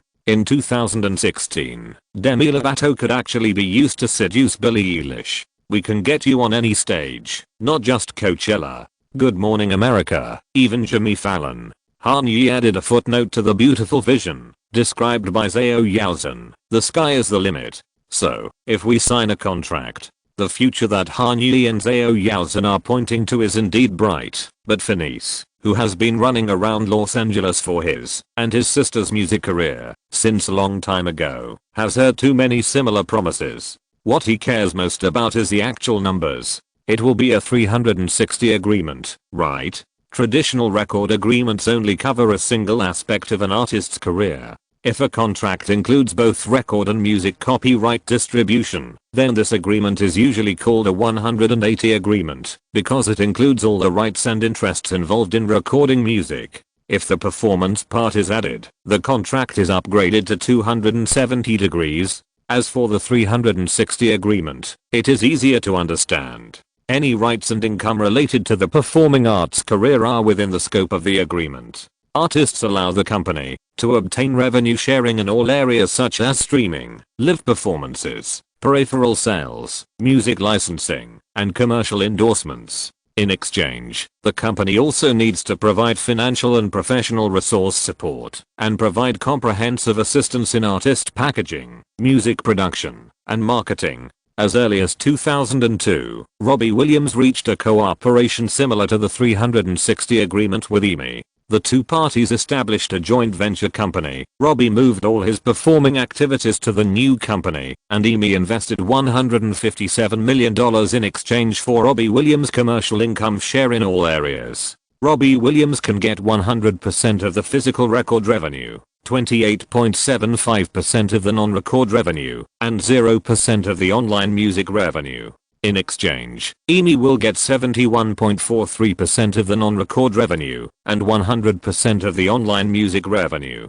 At first, the entire music industry laughed loudly at Amy's stupidity, but it turned out that they won this gamble. In just 6 months in the first half of 2003, the joint venture recorded a gross profit of £35 million, which was $68.68 million at the exchange rate at the time. Robbie Williams was able to get about 50%, while Amy could pocket the other 50%. In other words, in just half a year, Amy recovered 21.9% of its investment. You have to know that this was in 2003 when even iTunes was still in its development stage. Robbie Williams signed a long-term contract for 6 albums. As physical records gradually decline, his share of the future will only become smaller and smaller. Robbie Williams' success inspired a large number of superstars to sign contracts in the same way. The most famous one was the shocking agreement reached by Madonna's manager Guy Oshie with the live performance giant Live Nation in 2007. A signing bonus of $17.5 million, or 3-album advance of $60 million, and a cash and stock combination of $50 million for the exclusive right to host Madonna's world tour and the right to use her image and name. Note that, even after paying $50 million, 90% of the concert revenue and 50% of the image and name usage fees belong to Madonna.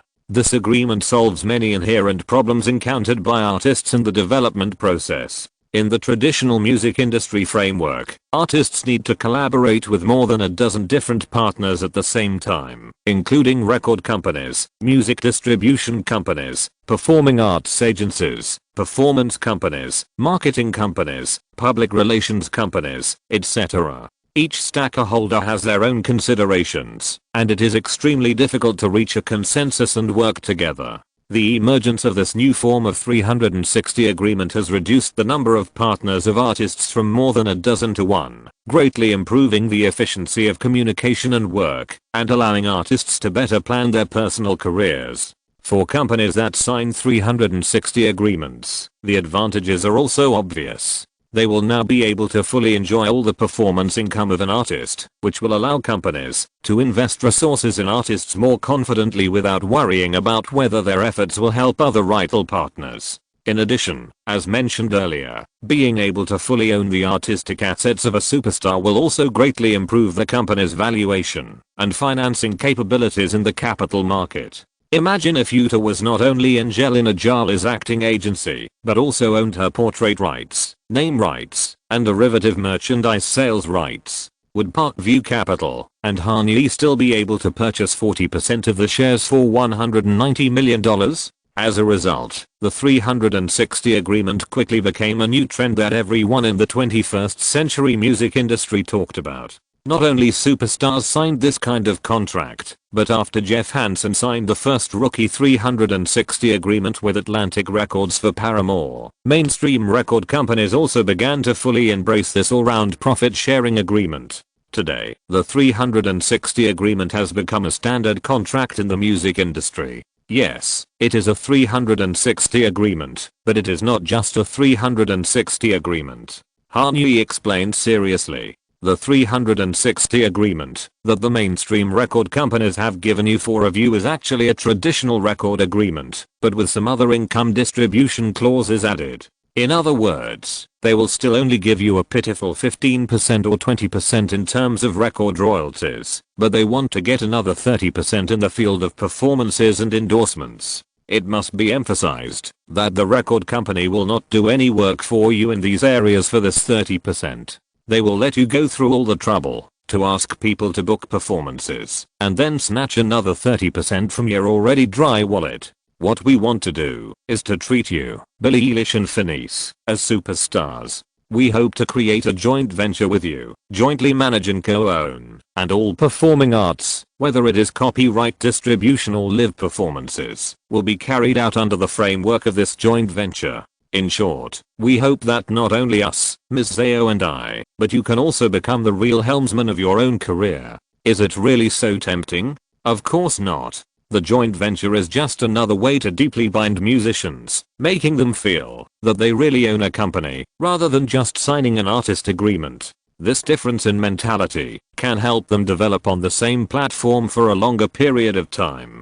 The share that Hanyi is going to give them is not much better than that of mainstream record companies. In the joint venture, you will get 25% of the record royalties, which is the same level as Jay-Z and Beyonce. As for other commercial income, we only need 35%. Most importantly, we will not let you fight alone in any field or stage of your career. We will set up an artist management company, a record company, a copyright distribution company, a live performance company, and even Utah, which I just bought, will join the ranks to promote your development. Every company I mentioned will have a share in our joint venture to ensure their full commitment. Zhao yells and lowered her eyes, as if trying to hide the smile on the corner of her mouth. Hanyi really has a clear understanding of the music industry, and his marketing concept rhetoric is also perfect. Many people believe that the record industry is declining, and that music sales can no longer make much money. But in fact, with the rapid development of streaming platforms in recent years, the influx of financial capital and the continuous rise in online royalties, the record industry has gradually returned to its past prosperity, and even surpassed it. Take Billie Eilish's globally popular song Bad Guy as an example. It can earn tens of millions of dollars on Apple Music alone. From 2019 to 2022, Bill's streaming revenue exceeded $80 million. You should know that the actual music production cost of Bill's album is less than 1% of this figure. In other words, even if the MV shooting and music marketing costs are added together, judging from the streaming revenue alone, the music sales in the new era are also a profitable business. It is even more exaggerated than the so-called golden age of the record industry, which had physical sales of 20 to 30 million. In the past, to sell records, record companies needed to advance a large amount of money to press CDs and send them to record stores around the world through a complex logistics and transportation system. If sales forecasts are not accurate enough, a large amount of inventory will be generated. After 2 years, the record stores will return the records, and they will have to pay for them to be transported to the Nevada desert for landfill. What sales costs do record companies have to pay now? The mouse wear and tear caused by clicking the publish button? Among the conditions proposed by Hanyi, 75% of the music income is almost all net profit after deducting labor costs and taxes, and 35% of other business income is icing on the cake. In addition to the concert tour, most of the music business activities do not need to be paid by him. In addition, each affiliated company under the company holds a certain proportion of the shares of the joint venture company, which not only allows each business sector to enjoy the commercial value of Bill's future blowout growth, but also makes the valuation formula of each company in the future financing link clearer. The joint venture company can raise funds once, and each holding company can raise funds once separately. One asset, multiple financing. Eat multiple fish. Fish bones are pulled out and cooked for ice. No matter how you look at it, it is a more favorable operation for Hanyi, and he can even make it so fresh and refined. It sounds very attractive, Mr. Han. If possible, can you send us a copy of the agreement by email? Billy and I can read it carefully and consider it seriously. Phineas's social skills may not be as experienced as Hanyi, but his cautiousness is definitely not much different. Otherwise, he and Billy would have signed a blood and sweat contract. That is not fair at all. To be honest, Eugene, Mr. Han, we are also being contacted by some record companies, so we may need to. I don't want to be presumptuous, but we have to make some comparisons. Of course, comparison is a good thing. What I dislike most is the kind of people who sign contracts with passion and then spend years making a fuss and trying to get out of it. Hanyi had anticipated Phineas's reaction. We will send you a cooperation agreement later. In fact, I hope you can think about it as long as possible. The more cautious the decision, the more lasting it will be. At this point, Han Yi took a sip of Coke and deliberately left a gap for the conversation. After the cold and sweet liquid wrapped in bubbles entered his stomach, Han Yi slowly spoke again. We can slowly proceed with the comprehensive agreement, but I think that the promotion of music itself cannot stop for a moment. The main goal of today's conversation was about to come out. The establishment of cooperation requires mutual trust, and true trust can only be generated in cooperation. Therefore, my suggestion is that we can sign a music distribution agreement and record agreement for the song Ocean Eyes. We will be responsible for copyright management, channel distribution and music marketing, and don't waste the life of every excellent work. To express our sincerity, in this single agreement, we are willing to pay an advance payment of $100,000. Sorry, as I said before, I don't want to present a career line that has no sense of reality and professionalism. I also hope that reading my book can not only tell you the story, but also give you a deep and full understanding of this industry after reading it. Just think of it as a free music industry course. Let me emphasize again that I didn't copy the so-called Baidu or Google. I wrote it word by word, based on the knowledge I learned and industry experience. Entertainment novels can also output technical knowledge.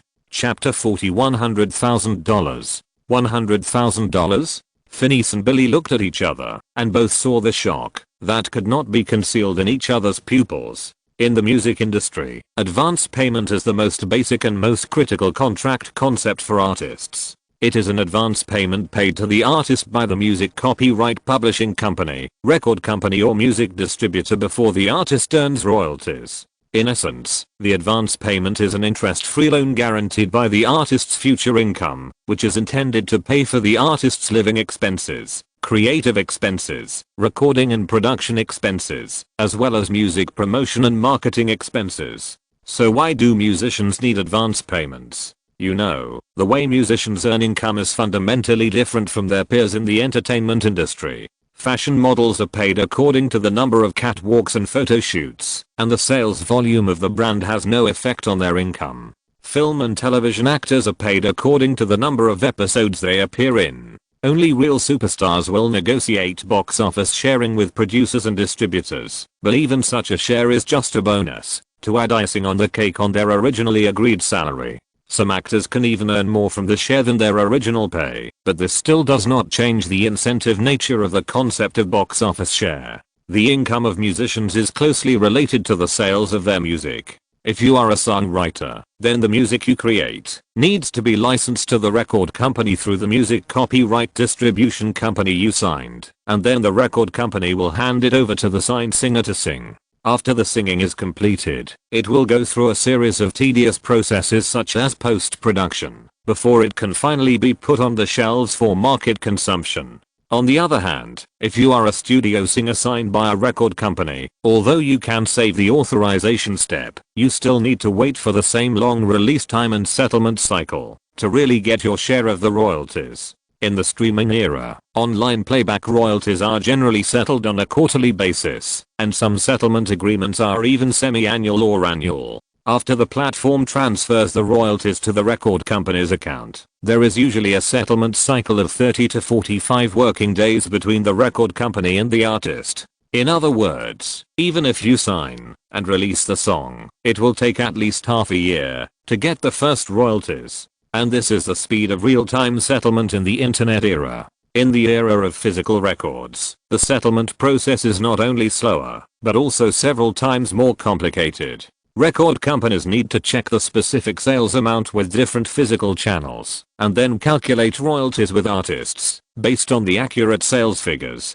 Yes, in most cases, record companies can get an advance payment for orders from physical channel dealers, but what does this have to do with artists? This deferred income is also counted as a liability in the record company's books, so it is impossible for the record company to settle with the musicians before it is actually converted into income. It is precisely because of the slow and lengthy settlement process of royalty income that music copyright distribution companies and record companies have introduced advance payment policies in order to ensure that their signed artists have enough funds to cover their living costs and focus on their music careers. At the same time as the era of Hollywood's big studios, there was also an era of big distribution companies and big record companies in the music industry. In the era when Frank Sinatra and Dean Martin were active, the singers standing on the stage were purely people who sang songs. They had no creative ability and did not need to have creative ability. A bright appearance and a good voice are the only requirements for artists signed by record companies.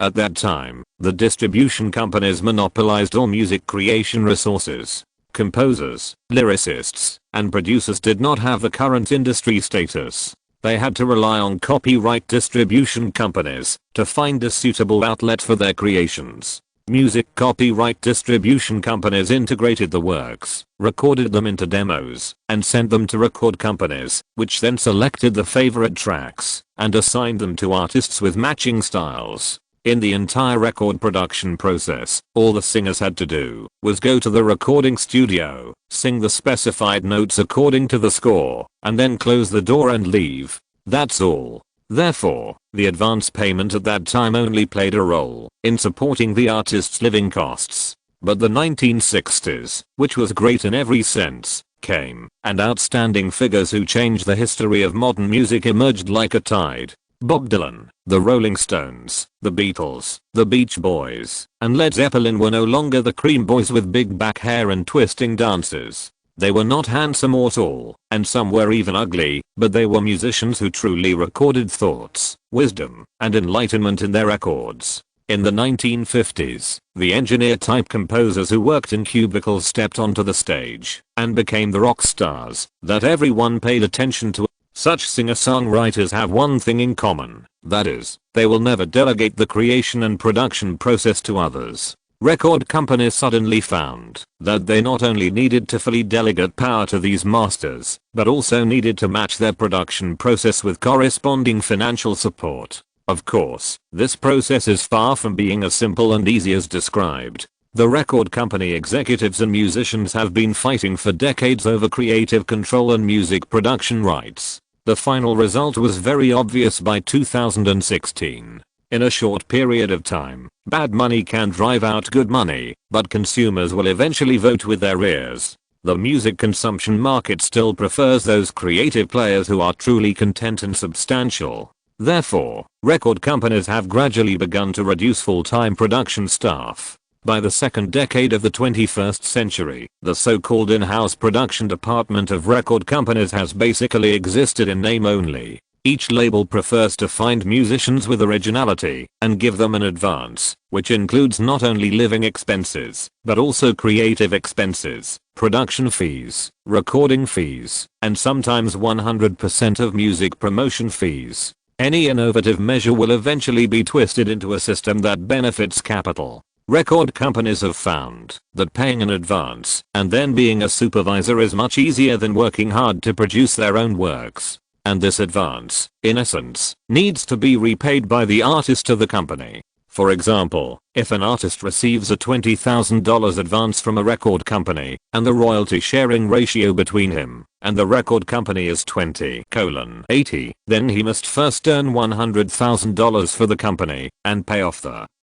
$20,000 advance in full from the royalties he should receive before he can really start sharing the royalties. If the sales of the musician's album are not enough to pay the entire advance amount, they may also need to pay it out of their own pockets or use the royalties from the next album to repay it. This is why many musicians are getting more and more in debt as they release more albums, especially rappers. The money they get from record companies may be turned into Van Cleef & Arpels necklaces or Louis Vuitton bags as soon as they arrive. This way of spending will naturally cause the advances with many users to be quickly overspent. Generally speaking, when a new artist signs their first record contract, the advance for the first album is between $0 and $100,000. Yes, you read that right. Many independent labels don't even give artists advances. If you are a little famous, the advance for the entire album is probably in the range of $100,000 to $200,000. If you become a star musician, the advance may fluctuate between $300,000 and $750,000. Only those real superstars can get a huge advance of more than $1 million. For example, Madonna signed a contract with a $17 million advance, and it is the kind that does not need to be repaid. How can you envy such a generous contract? Therefore, when Phineas and Billy heard the numbers thrown by Han Yi, their surprise was understandable. Wait, Mr. Han, what do you mean? Phoenix's right hand froze in the air. Just the advance payment for the song Ocean Eyes. Isn't it an album? One song. Han Yi raised his index finger and then stretched out his middle finger. Of course, please note that I'm talking about the music copyright and master copyright of this song. I want to sign both. $100,000. Just an advance payment for one song. And this song has already been produced. Even if the music copyright and master copyright are given together, it is still a huge profit. $100,000. How much can I and my sister do? You know, the small recording studio in their bedroom only cost $3,000. As for the production cost of Ocean Eyes, didn't Phineas say that even the sample package that comes with Logic was used? $0. After all, they are still children. Billy has already clenched her fists and screamed, while Phineas, who is 6 years older, can still maintain a basic sense. Isn't this number too exaggerated? I mean, Phineas hesitated. What he wanted to say was that this song has not even earned $1,000 so far. 246,000 plays under SoundCloud's so-called fan-supported royalties policy can only get $805.65 US. Zhao Yaozhen also pursed her lips and cast a worried look at her future partner. She is indeed full of confidence in Billy and Phineas, but not trusting enough to invest a full $100,000 in the first single. I know what you want to say, but we are confident, Phineas. Miss Zhao and I are. Han Yi looked at Zhao Yaozhen, and at an angle that only the Korean girl could see, he gently pressed down with his right hand, signaling the latter to be relieved. This is a way for us to show our trust. Yes, it seems that $100,000 is indeed a lot now. It can help you and Billy do a lot of things. Hey, isn't this what we want? To help you complete any work you want to complete. Among the people present, only Han Yi knew the staying power of this song. After Billie Eilish became famous, this simple single not only did not become a stain on her, but also became the most praised masterpiece of her and Phineas. The number of plays on Spotify alone exceeded 410 million, which is equivalent to $1.4 million US in royalties, and this is just one platform. The rough homemade MV on YouTube has also been played 420 million times, and the royalties? $1.44 million US. Signing the master copyright and music copyright of this song with $100,000 US is a big profit, no matter how you calculate it. What's more, this $100,000 US is just a loan. After going around in circles, it will eventually return to your hands. Damn you capitalists. Well done. And, guys, you know what? Han Yi leaned forward and lowered his voice to make the audience more focused. In addition to the $100,000 advance payment to you, we will also pay you another $100,000 as the promotion fee for this single. This is a guaranteed expense, which will be written in the agreement I will send to you soon. Eugene, pinch me, or bite me, whatever. Billy stretched her hand in front of Eugene. Tell me I'm not dreaming. You are not dreaming. Zhao Eugene gently kissed the back of Billy's hand. She is a person with strong adaptability. Since Han Yi has made a decision, she will do her best to support it. This is what she should do as a potential partner, and it is also her firm belief in this billionaire. Besides, what if the entire $200,000 is lost? Can it buy the bathroom with a terrace?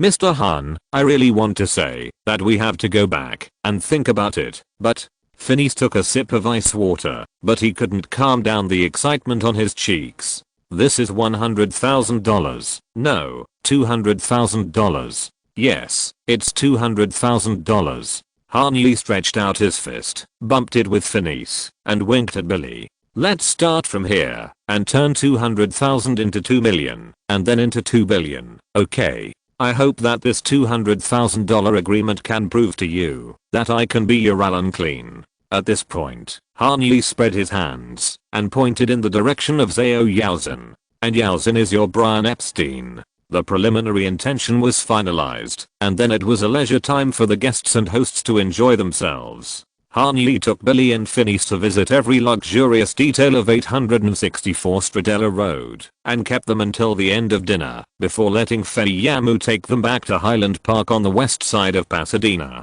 And he fully demonstrated his gentlemanly spirit and drove Zhao Yaozhen to the Atrium apartment not far away. Yi, thank you, in every sense. The Ferrari slowly drove down the mountain and entered the downtown area of West Hollywood. Zhao Yaozhen, who had remained silent all the way, spoke softly until the rental sign painted all over the wall of the apartment came into view. Why? Han Yi frowned slightly and glanced at the Korean girl beside him. I'm very grateful for your trust in me. This means a lot to me, and I. Zhao Yaozhen searched for the right words in her mind and seemed a little hesitant. I don't know what kind of complex psychology made her so hesitant and cautious. Okay, wait, Yaozhen, we have to talk. Seeing Zhao Yaozhen's unusual caution, Han Yi sighed lightly and parked the car to the right in a street parking space with grey curbs on Gale Avenue. What's wrong? Han Yi's sudden move and the gradually darkening sky made Zhao Yaozhen nervous. Her hand subconsciously rested on her seatbelt and her eyes looked at Han Yi with a hint of deliberate vigilance. Don't become someone I hate. Zhao Yaozhen prayed silently in her heart. I hope you can listen carefully to what I'm going to say next. Han Yi naturally saw Zhao Yaozhen's defensiveness. If he wanted to continue the cooperation, some things had to be made clear. You are a very attractive woman. Zhao Yaozhen's toes clenched tightly in her shoes. In fact, I think you are impeccable in terms of appearance. Even the harshest critics can't find any fault with you, and I must admit that as a man, sometimes I'm fascinated by it, whether in New York or back in Los Angeles. It's over. The muscles on Zhao Yaozhen's face stiffened. The most worried thing still happened. I understand, Mr. Han, but listen to me. No, I think you should listen to me first. Noticing the subtle, but by no means obscure change in the other party's expression, Han Yi couldn't help shaking his head and laughing. After a moment, facing Yaozhen's puzzled gaze, he stared at her seriously and said word by word, "You are charming. But it doesn't mean shit." Chapter 41 Partner Criteria.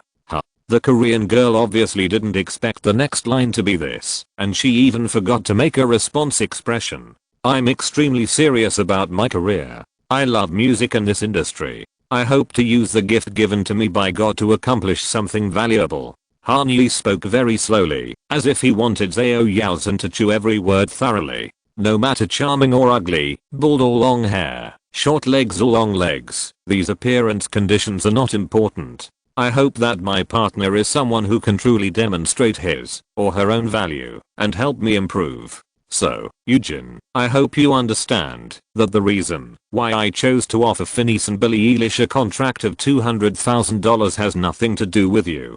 To be more precise, it has nothing to do with whether you are a hot girl or not. I agree with your judgment of them, and I like their music. I fully believe that they can become future superstars in the music world. That's why I made this offer. Eugene, we can be friends and have many dinners together.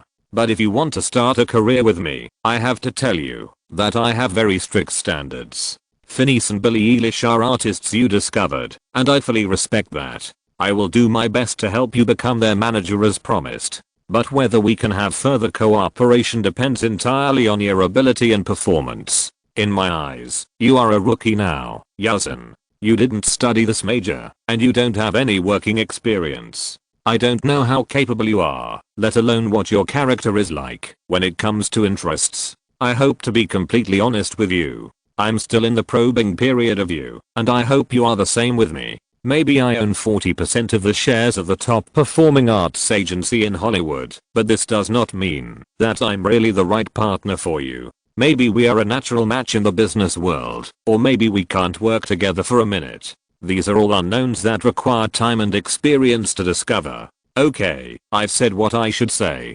Sorry, I look a little serious when I talk about business. Zhao Yaozhen looked at Han Yi deeply. The other party frowned and tried to make the most serious expression, as if he wanted to prove his point in this way. Obviously, he should answer seriously, but for some reason, Zhao Yaozhen pouted and couldn't help laughing. Why are you laughing? This time it was Han Yi's turn to be confused. He even tilted his head back and looked at himself in the rearview mirror. I thought you were pretty handsome. Yes, you are. Zhao Yaozhen stopped laughing. At this time, she had completely relaxed and leaned back on the soft backrest of the 250 GTS-WB. Han Yi's sincere praise made her very happy, and the frankness that almost opened his heart also made this happiness more important. I have to admit that as a woman, I was a little fascinated just now. But these are not important, right? We are still in the probation period. I will work hard to become a partner that meets your standards.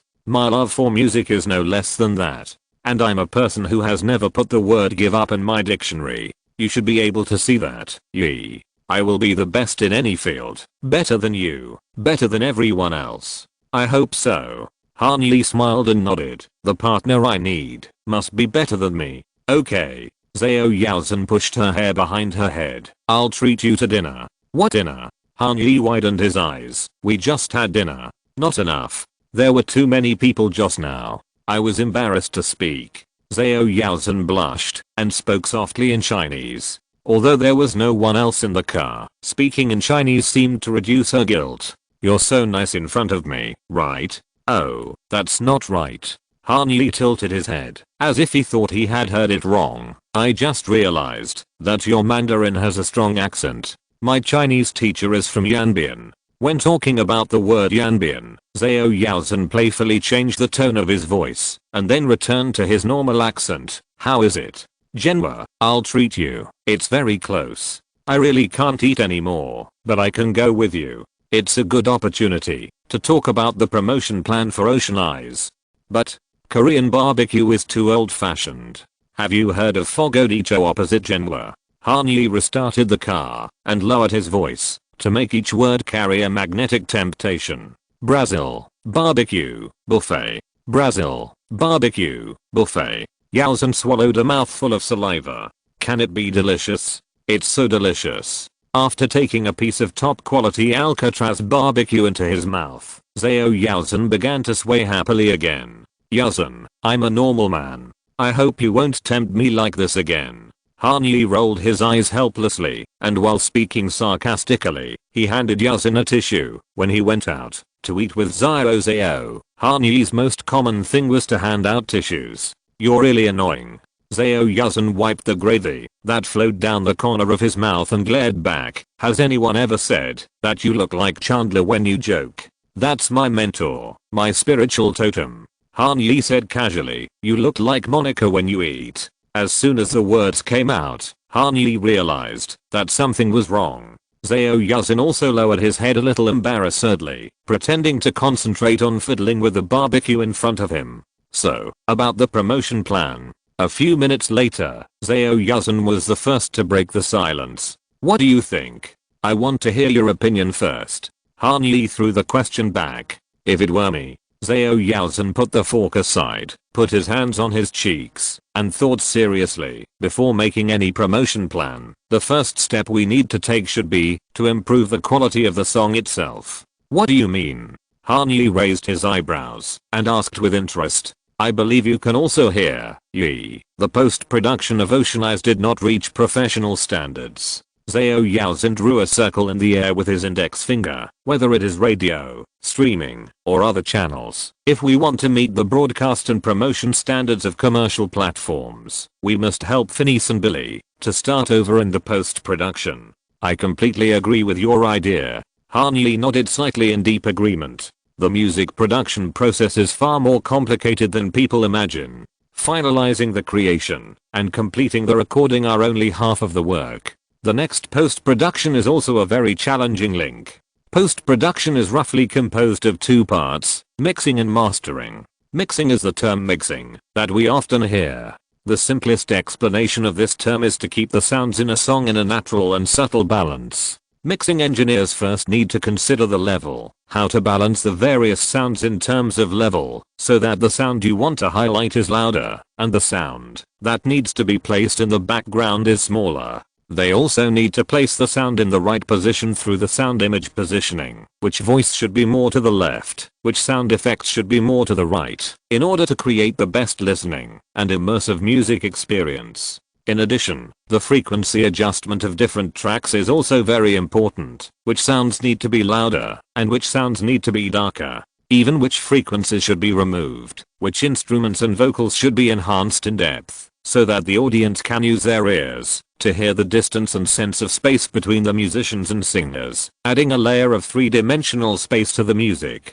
In general, the mixing engineer is a conductor that you can't see at all, and it is up to him to determine the presentation of a work on the playback device. A bad mixing engineer may be like a shoddy wedding band, with everyone huddled together, howling constantly in the inferior sound system, making your guests miserable. The truly excellent ones, like Furtwängler and Karajan, can incorporate their understanding of music into their works in a way that ordinary listeners cannot detect, giving them a fresh and renewed life. Mastering, or mastering, is the last step in the entire music production process after the mixing is completed. The purpose of mastering is to balance all the sound element presented in the stereo mix and ensure that these works painstakingly completed by the mixing engineer can achieve the best playback effect in various media formats and media. Through equalization, compression, limitation and stereo enhancement, a mastering engineer must make the music play almost the same in different occasions such as iPhone, car audio and private theater. This is especially important for pop music. In Europe and the United States, radio is an important medium for spreading and promoting music. Any work must sound attractive enough on the radio to achieve the best publicity effect. And it doesn't need to be explained that without excellent mixing and mastering, the loss and limitation of shortwave on sound quality will make a song directly lose the atmosphere that the creator and recorder want to achieve. Music creators buy vegetables back to the kitchen. Recorders process raw materials into ingredients. Mixing engineers use these ingredients to cook a dish of cooked food. And finally, mastering engineers add exquisite plating and decorations to it. Only when 4 groups of people work together can a piece of music be pushed to the commercial market for music fans to consume, like a delicacy in a Michelin restaurant. The song Ocean Eyes has only completed the first 2 steps and is still in the state of being processed ingredients. On a fan platform like SoundCloud, which is mainly composed of bedroom producers and unsigned musicians, users can treat songs as instant noodles, even if they eat them raw. But if Ocean Eyes wants to enter Spotify, Apple Music and commercial music radio stations that have higher requirements for formats and post-processing levels, it still has a lot of work to do. Do you also study post-production? Hanyi asked with a smile. Of course. Zhao Yaozhen picked up the fork again and put a piece of picanha beef tenderloin into his mouth. I'm a real music lover, not a rate your music critic who complains without reason. Are you thinking what I'm thinking? Hanyi leaned forward slightly. Are you thinking what I'm thinking? Zhao Yaozhen's eyes raised a little expectation. Let's say it together. 3, 2, 1. Serban we are really music geeks. The unanimous voice that was too consistent made Zhao Yaozhen laugh. Appreciating real art is not considered geeking. Serban is real art, isn't it? Serban, who was regarded as a role model by the two, was born in Bucharest, Romania in 1969. In 1993, he became Teddy Rilla's mixing engineer and entered the industry. Today, Serban has become Hollywood's leading post-production master. From Michael Jackson, Backstreet Boys, Britney Spears to the new generation of Adele, Bruno Mars and Taylor Swift, Serban has been in charge of the post-production of an astonishing 188 champion singles. He has won 19 Grammy Awards, 3 Latin Grammy Awards, and the most prestigious Grammy Album of the Year award. The post-production of music works is like the visual effects in the film industry. You can say that the plots of the Marvel series of movies are childish and lack depth, but you can never criticize the visual effects presented in the works. The same concept applies to the music industry. Maybe Taylor Swift's Bad Blood is really a piece of pop electronic waste without nutrition as the critics said, but in terms of listening, it is undoubtedly at the top of the industry. Serban behind the scenes is the hand of God that turns decay into magic. The team he leads is the industrial light and magic of the music industry. I'm glad we can reach an agreement, Eugene. It's not just this song Ocean Eyes that I want him to complete. for all the next singles of Billie Eilish and Finesse, including, well, all the musicians that may be involved in the future. I want to work with Serban. Kanye hesitated for a few seconds and said, in fact, do you think it would be better if we could acquire his post-production studio? I think that's something we can consider next. Zao Eugen nodded. If we can cultivate many elite musicians in the future, a stable post-production team will definitely be indispensable, and if we can control a studio of the level of Serban Ghana, it will be a business that can only make money, but not lose money. But, I'm still not sure whether we should spend so much energy and resources on Billie Eilish's first official single. I heard that if we ask him to do the mixing and mastering, the price will be at least $20,000 and only superstars will get some discounts. Like I said, we should take a long-term view. Billie Eilish has the potential to become a superstar, so we must match her with superstar resources from day one. RCA and Interscope can give her, so why can't we? Kanye pointed his thumb out the window and said, whether it's music distribution, label, or artist management, Billie Eilish is our first sign-board.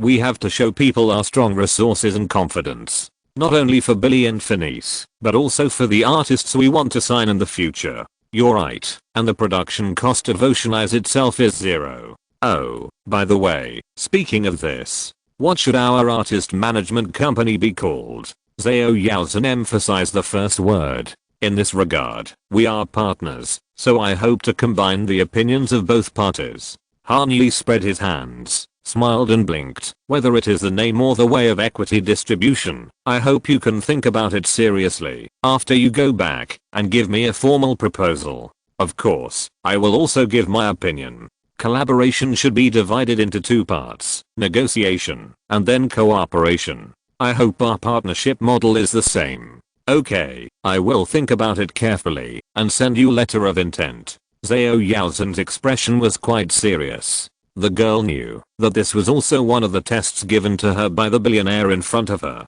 In most cases, the person who makes the first offer is the weaker party. Kanye not only wants to use this method to test Zao Yalzin's bottom line and ambition, but also to use this method to adjust the power dynamics between the two so that he can take the lead in the subsequent negotiations. However, this did not make Zao Yalzin feel negative at all. Instead, she liked the feeling of being taken seriously as a negotiating opponent. What's more, Zao Yalzin knew very well that Kanye was the key person who provided financial support. If she wanted to enter the music industry and start a career at her age, Kanye was her best opportunity so far. Therefore, she must also be fully prepared to play a supporting role and a secondary figure. Unlike most of the self-righteous beauties, Zao Yalzin never thought that beauty should be a reason for others to give in the business world, and she never had an unrealistic fantasy that the whole world should revolve around her. On the contrary, in the country she is most familiar with, extraordinary looks often become the biggest obstacle to climbing. Just wait and see. I will give you a satisfactory offer. Zao Yalzin looked at Kanye. Conviction, appreciation, and the stubbornness and competitiveness of the urgent need to prove herself came together, and a small storm blew up in her heart. Very good, then let's move on to the next topic. Kanye could not fully understand all the emotions in Zao Yalzin's eyes, but the fighting spirit he captured had already shown that he had achieved his goal. Kanye tapped the table lightly and asked slowly, what do you think of that amateur level MV? If you're listening to this novel on a channel other than Fanfic World, it means they downloaded and uploaded it without effort. We cordially invite you to visit our channel, Mundo Fanfic Novelos. There you'll find the original version of this story and you can explore many other novels of various genres. We're waiting for you to immerse yourself in a world of incredible novels. Chapter 42 Promotion Plan. Keep it. Zao Yalzin blurted out without hesitation. Don't you think we should shoot a better MV for her? Kanye found the MV shot by Billie Eilish for Ocean Eyes on YouTube and handed the phone to Zao Yalzin. This MV was commissioned by Platoon, the R&R company signed by Billie Eilish, and commissioned by new director Megan Thompson. It was so simple that it was almost crude. It just made a purple water pattern projection on a white wall, and then let Billie Eilish sing the song completely in one shot. No, I think it fits her current identity. Zao Yalzin shook her head and said, Billie is a SoundCloud musician. We need to retain this amateur feeling for her as much as possible to attract more attention from potential fans. What we want is for people to feel that Billie Eilish is an independent singer-songwriter with amazing talent, rather than another assembly line product of a major label.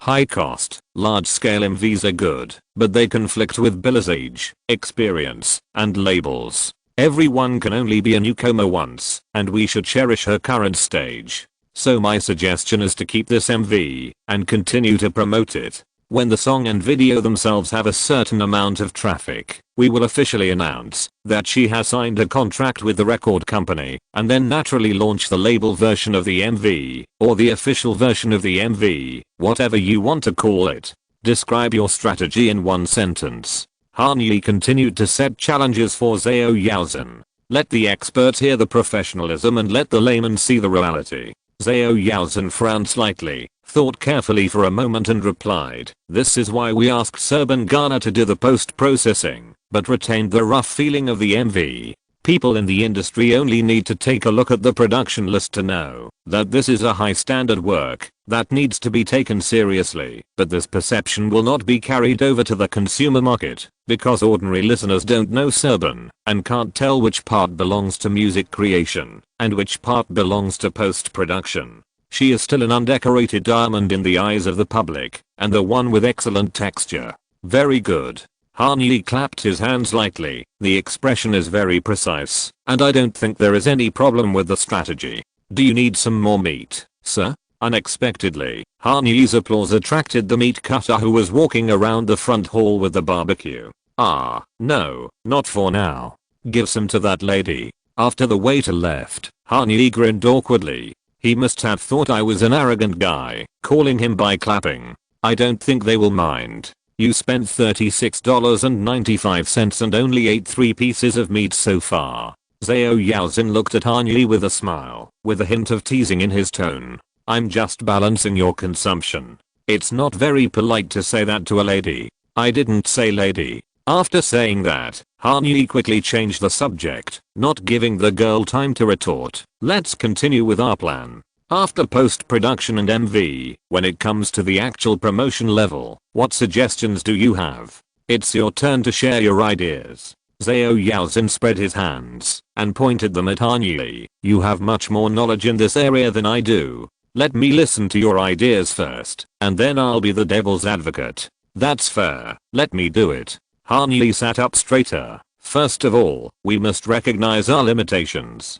At present, our biggest disadvantage is that we have not established a stable cooperative relationship with the platform." "Are you talking about radio stations or streaming platforms?" "Both. Record companies across the United States, no matter how big or small, release hundreds of albums and thousands of singles every week. In the era of physical records, this music would be sent to radio stations in the form of CDs, but now people attach trial links in emails. The radio station's program directors, music directors, and DJs will pick out suitable parts from the songs they receive and put them into the radio playlists that are updated weekly or monthly. In order to get as many songs played on radio stations as possible, each record company will recruit a dedicated radio publicity team to lobby radio stations in the federal government and even around the world. Artists will also be sent to radio stations across the country for tours and pre-release activities to enhance the relationship and stickiness with the radio stations.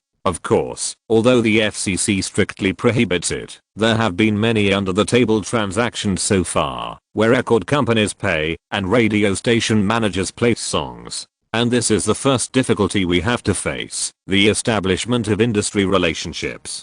Kanye held up 3 fingers. Universal, Sony, Warner. Each large music group has their long-term cooperative radio stations. It is difficult to obtain sufficient radio resources across the country by just poaching 1 or 2 publicity personnel and public relations managers, or giving money to 1 or 2 radio music directors. Even if it can enter the playlist, the chance of becoming heavy rotation is very small. Rotation is a special term related to music radio stations, referring to the frequency of a song being played on a certain radio station. Light rotation means that the song will only be played a few times a week, and medium rotation songs will probably have a few opportunities to appear within 24 hours.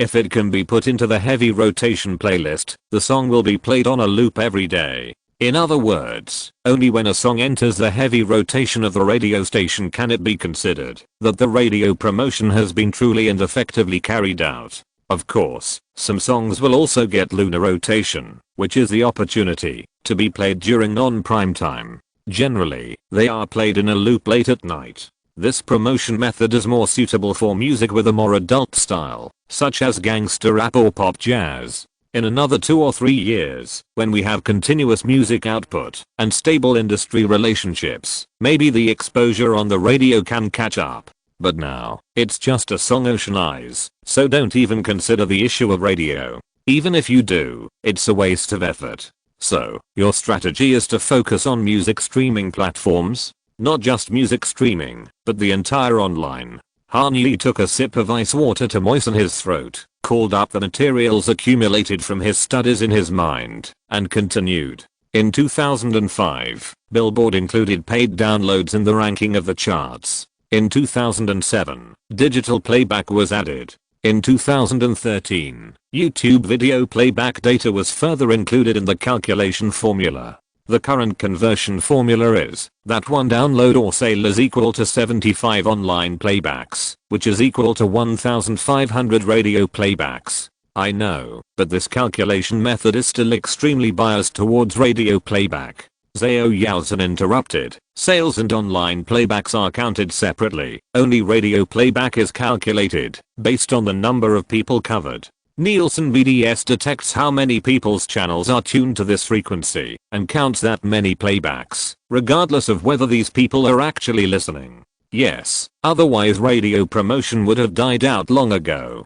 It is precisely because they still have a say in the ranking of the charts and the data is easy to dilute that most music radio practitioners can continue to survive. But Han Yi paused and said, radio playback may be a barrier for new songs to gain attention and enter the charts, but as long as a song is popular enough online, it can still get good data and rankings. Take your compatriots as an example. Gangnam Style became the first MV in YouTube history to exceed 1 billion views, and the endless stream of internet hits such as Harlem Shake from 2012 to 2013 finally prompted Billboard magazine to make the decision to include YouTube views in the list calculation. Are you planning to buy YouTube ads for your MV? I remember their prices are not cheap. Zhao Yaozhen wrote and drew on her phone and quickly found out the official promotion fee standards of YouTube.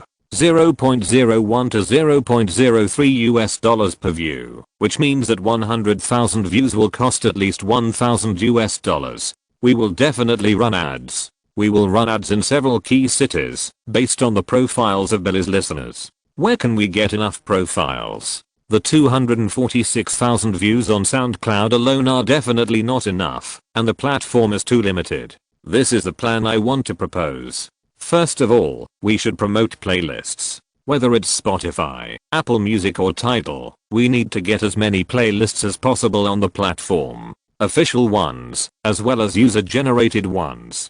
Playlists are indeed becoming more and more important. Zhao Yaozhen deeply agreed with this. I've seen a series of Spotify's recent revisions. They have been adjusting the exposure weight of playlists. Yes, playlists are one of the most important ways of marketing music channels in the next era. Han Yi said, even online platforms have gone through several stages of development. In the era of iTunes, the platform put the songs they wanted to recommend on the homepage and put other songs in the drop-down menu of the category list or singer list. If users want to find a less mainstream song, they may have to spend a lot of time and energy. In that era, mainstream record companies still firmly grasped absolute hegemony, and only the singles released by their mainstream stars could get a lot of exposure in the online world. But with the emergence of music streaming platforms such as Spotify, the way music is exposed is also being innovated. Music streaming platforms are different from iTunes in that iTunes survives on paid downloads, so they need to display high-value products that can quickly convert browsing into payment on the homepage, such as Madonna, Britney, and Michael Jackson.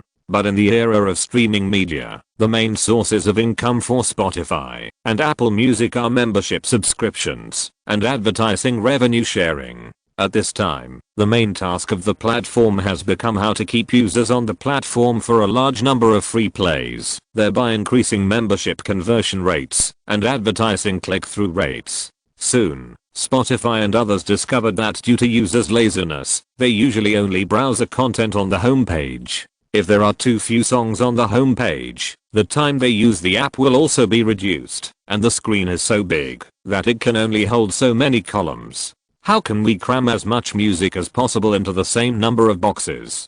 Playlist. It used to only recommend one single or one album. If it is presented in the form of a playlist, hundreds of songs can be displayed at the same time, right? Zhao Yaozhen keenly captured Han Yi's core argument. Yes, playlists are the most effective way for streaming platforms to increase the amount of content on the homepage and the length of time users spend using the platform. A playlist that suits their taste can keep users on a platform for a long time, because they will directly collect the playlist. Every time they want to listen to this type of music, they will click on the playlist and choose to play it randomly. At this point, Han Yi strengthened his tone. It's only the starting stage of playlist promotion now. At most 1 year, Yaozhen, at most 1 year, you will see that streaming platforms around the world have begun to focus on personalized recommendations for playlists as a key research project. Personalized recommendations? Yes, imagine that in the future, the homepage you open and the homepage one open will be completely different. The short video platform that leads the trend of personalized recommendations will not be officially launched for another 6 months. Although the term big data has been invented for more than 20 years, it will take another 2 or 3 years for it to be truly combined with user behavior patterns and consumption habits to produce applications with market influence. Now is the most valuable time for Han Yi's advanced information, and it is also the last window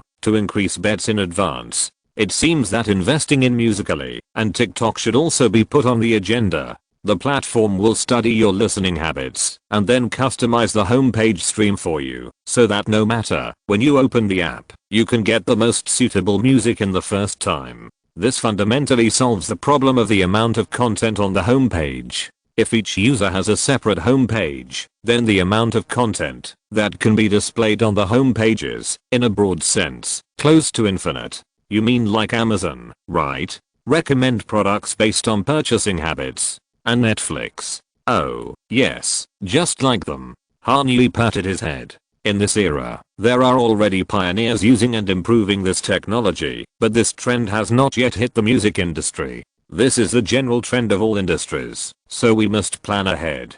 What you need to do, Yaozhen, is to connect with the relevant person in charge of the streaming platform as soon as possible. After we sign the contract with Billie Eilish and Phineas, establish a cooperative relationship with them and get the editor's recommended playlists from them. Regardless of the traffic level, regardless of the scale, there will be explosive growth in the next 1 or 2 years. I've made a note of it. Zhao Yaozhen opened the memo and recorded it meticulously. Compared with her career, the temptation of barbecue didn't seem so great. Also, explore user-made playlists. Although they are not as exposed as official playlists now, they will soon become the mainstay of personalized recommendations. People prefer human recommendations rather than those from machines. Write down a batch of playlists with high playback volume, record their playback volume growth for a week, and then contact the most active playlists. If they are willing to sell, as long as the price is not too outrageous, buy them all from us. This will become a very powerful promotion to learn valuable asset in the future. If they are not willing to sell, it doesn't matter. We can sign a short-term or long-term contract with them and buy out the first 3 positions in their playlists. The playlist promotion method described by Han Yi has become a common practice used by all record companies in 2023, but 7 years ago, this new digital marketing model was still very novel. By the playlist, do you mean by the entire user account? Zhao Yaozhen's eyes lit up slightly, and she enjoyed the excitement of discovering a new world. Yes, if a playlist only has 3 million plays now, but it grows at a rate of 1 million per week, it will become a popular playlist with tens of millions of plays in 2 months. And most of this traffic will be concentrated on the first few works on the playlist. Han Yi clasped his hands on the table, then slowly raised them up, higher and higher. Next, I will hire dedicated operations staff to manage these playlists. The higher the traffic of the playlist, the higher the play volume of the works, and naturally, the exposure, volume, and royalties we get from streaming platforms will also increase rapidly. Now it may only cost $1,000 or $2,000, or even $100 or $200, to buy a playlist, because few people realize their value. But think about it, 1 million plays is equal to $4,000 on Spotify, $5,000 on Apple Music, and a full $12,000 in royalties on Deezer. What we bought is not only a promotion tool for Billie Eilish, but also a cash cow that continues to make money, obtained by completely legal and legitimate means. You are really amazing. After writing down all the key points in the memo, Zhao Yaozhen breathed a sigh of relief, raised her head, and looked at Han Yi with a look of admiration and even obsession that became stronger and stronger. In the field that the girl loves, he led her on the right path with a vision and mentality that transcends the times, and climbed to the top step by step. Such a man has a fatal attraction that Zhao Yaozhen cannot resist. I will complete these tasks perfectly, including post-production issues. Zhao Yaozhen held the phone tightly with both hands and whispered, "Believe me, I have absolute trust in you." Han Yi gave her an encouraging smile. "If you can successfully complete this task in the next month, I believe my record company will have an extra partner seat." "Well, I promise." Zhao Yaozhen stared at Han Yi, her smile brighter than the others. "I have strong confidence in you as well. The company structure and legal documents will definitely be as complete as the 3 major groups." "Yes, that's exactly what I'm going to do next." Han Yi likes girls from prestigious schools who are extremely sharp and intelligent like Zhu Yiru and Zhao Yaozhen. When talking to them, he never needs to spend too much time explaining. Without even eye contact or hints, they can use their own judgment to guess what will happen next and the role they need to play in the entire plan. "I have an appointment with Jordan Bromley to meet at the Grove Shopping Center tomorrow. If nothing unexpected happens, he will become the legal advisor for our music section." Thanks to classmate Uzii for the long comment. Added a chapter specifically for everyone. Chapter 43 Barrister Bromley. The Grove, located on the west side of Pan Pacific Park, is one of the 3 major luxury shopping centers in Los Angeles, along with Rodeo Drive and Century City West Park Mall. The Grove was built and put into use in 2002. It is another landmark industry of business tycoon Rick Caruso, the former employer of Han Yi property manager Corey McIntosh, in the greater Los Angeles area. This 575,000 square foot shopping park uses retro architecture as its main gimmick, and the overall design strives to restore the graceful style of the central block of Los Angeles before World War II, which was dominated by Art Deco. The most impressive part of the Grove is undoubtedly its Central Park area. Surrounding a large fountain is a full-size double-decker tram track. The dark green trams that make clanging sounds slowly travel on the shopping street, bringing a unique and interesting shopping experience to tourists. On both sides of the track, there are a wide variety of consumer scenes, including luxury brands such as Louis Vuitton, Tiffany and J.Crew, affordable retailers such as Sephora, Topshop and Zara, AMC The Grove, which faithfully restores the style of movie theaters in the golden age, and of course, Nordstrom, a mid to high-end department store chain that occupies the core area of the Grove. At this time, Jordan Bromley was sitting on the terrace of the Wilder Bar on the 2nd floor of Nordstrom. Today's Los Angeles is as bright and cloudless as ever. The blue sky hangs high above the Grove Shopping Center, contrasting with the dense and green trees of Central Park. Whether it is a weekday or a weekend, as long as it is this kind of weather, there will always be residents of West Hollywood who bring their families to the lawn of the Grove Shopping Center for a picnic. Accompanied by the moving singing of folk singers, a poetic picture of life on the West Coast slowly unfolds. But Jordan Bromley is obviously not the kind of person who comes to enjoy life. There was no main course or snack on the light green metal table in front of him, only a glass of Vespa made of ice-laid rye gin, Grey Goose vodka and Lillet Blanc. This is James Bond's favorite cocktail flavor, and it is also the kind of alcoholic beverage that highlights the ruthless business atmosphere from the shape to the taste. The message is clear: I'm here to work.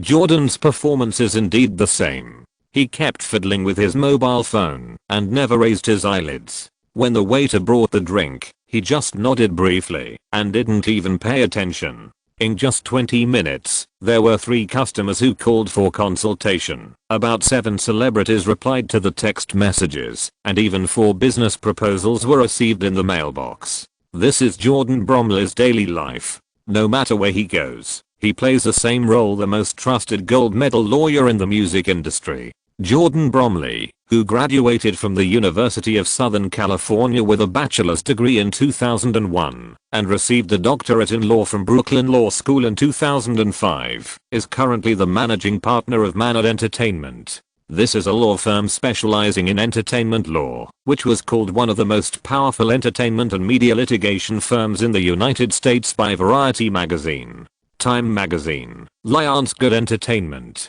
Sony Pictures Entertainment, Warner Music Group, as well as CAA, WMEIMG, and Utah, which Han Yi just acquired, are all long-term clients of Manad Entertainment. As the new head of this old law firm, Jordan Bromley's main field is music law. What's more exaggerated is that he is not only a well-known lawyer who is familiar with various laws, but also the founder of the new copyright law that shapes the modern music industry. As a member of the board of directors of the American Alliance of Musical Artists, he not only deeply participated in the drafting, lobbying and formulation of the Music Modernization Act of the 115th Congress. He also led the negotiations between the music industry and the California government on the commercial immunity of the AB 5 employment law. Whether at the state or federal level, Jordan Bromley has a large number of fans and the influence that comes with it, which cannot be underestimated. In his previous life, in 2020 alone, Bromley helped clients such as the Eagles, Mingles and Diplo negotiate copyright acquisitions worth more than $1 billion. His unparalleled business negotiation skills are the main reason why Han Yi deliberately circled his name from the long list of candidates. It is extremely difficult for ordinary clients to meet with this level of entertainment lawyer in the office of Manad Entertainment, let alone ask him to put down his busy work and sit in the shopping mall for 20 minutes to wait. But Han Yi is not an ordinary client. The first person to call was Douglas Le Pen of Parkway Capital. The other party kindly told him on the phone that Parkway Capital had a new close partner who wanted to meet with Jordan Bromley to discuss cooperation. No matter how big the name of the gold medal lawyer is, it can't cover the dazzling aura of Douglas Le Pen, the West Coast capital giant. Faced with Le Pen's invitation, Jordan Bromley naturally agreed. 10 minutes later, Jeremy Zimmer, CEO of long-term client Utah, called again to inform him that the young Chinese man he was about to meet was the mysterious tycoon who was waving his checkbook and preparing to acquire 41% of the shares of United Artists Agency. Jeremy hoped that he could use the opportunity of the meeting to test the other party's attitude and reality. 6 or 7 minutes later, Jesus Frazee, vice president of Chase Private Bank, sent an email to ask his old friend to treat this very valuable and important client with care. In less than half an hour, 3 big men who even he had to be careful to deal with contacted him because of the same meeting. Who is this mysterious tycoon with an unfathomable background, who is preparing to enter the North American entertainment industry in a big way? How many exciting business opportunities can he bring to himself with the olive branch he threw out? Jordan Bromley is willing to wait for 20 minutes, even 20 hours. Sorry to have kept you waiting, Dr. Bromley. A lively greeting interrupted Jordan Bromley's meditation. The golden lawyer looked up and saw an incredibly young and handsome Asian face standing in front of him. Even though he had learned about Han Yi from Douglas Le Pen, Jordan Bromley was still a little dazed when he saw him in person. The young man in front of him, who had to be checked for ID when entering a nightclub, was the man behind the $190 million acquisition of Utah. Mr. Han, it's nice to meet you.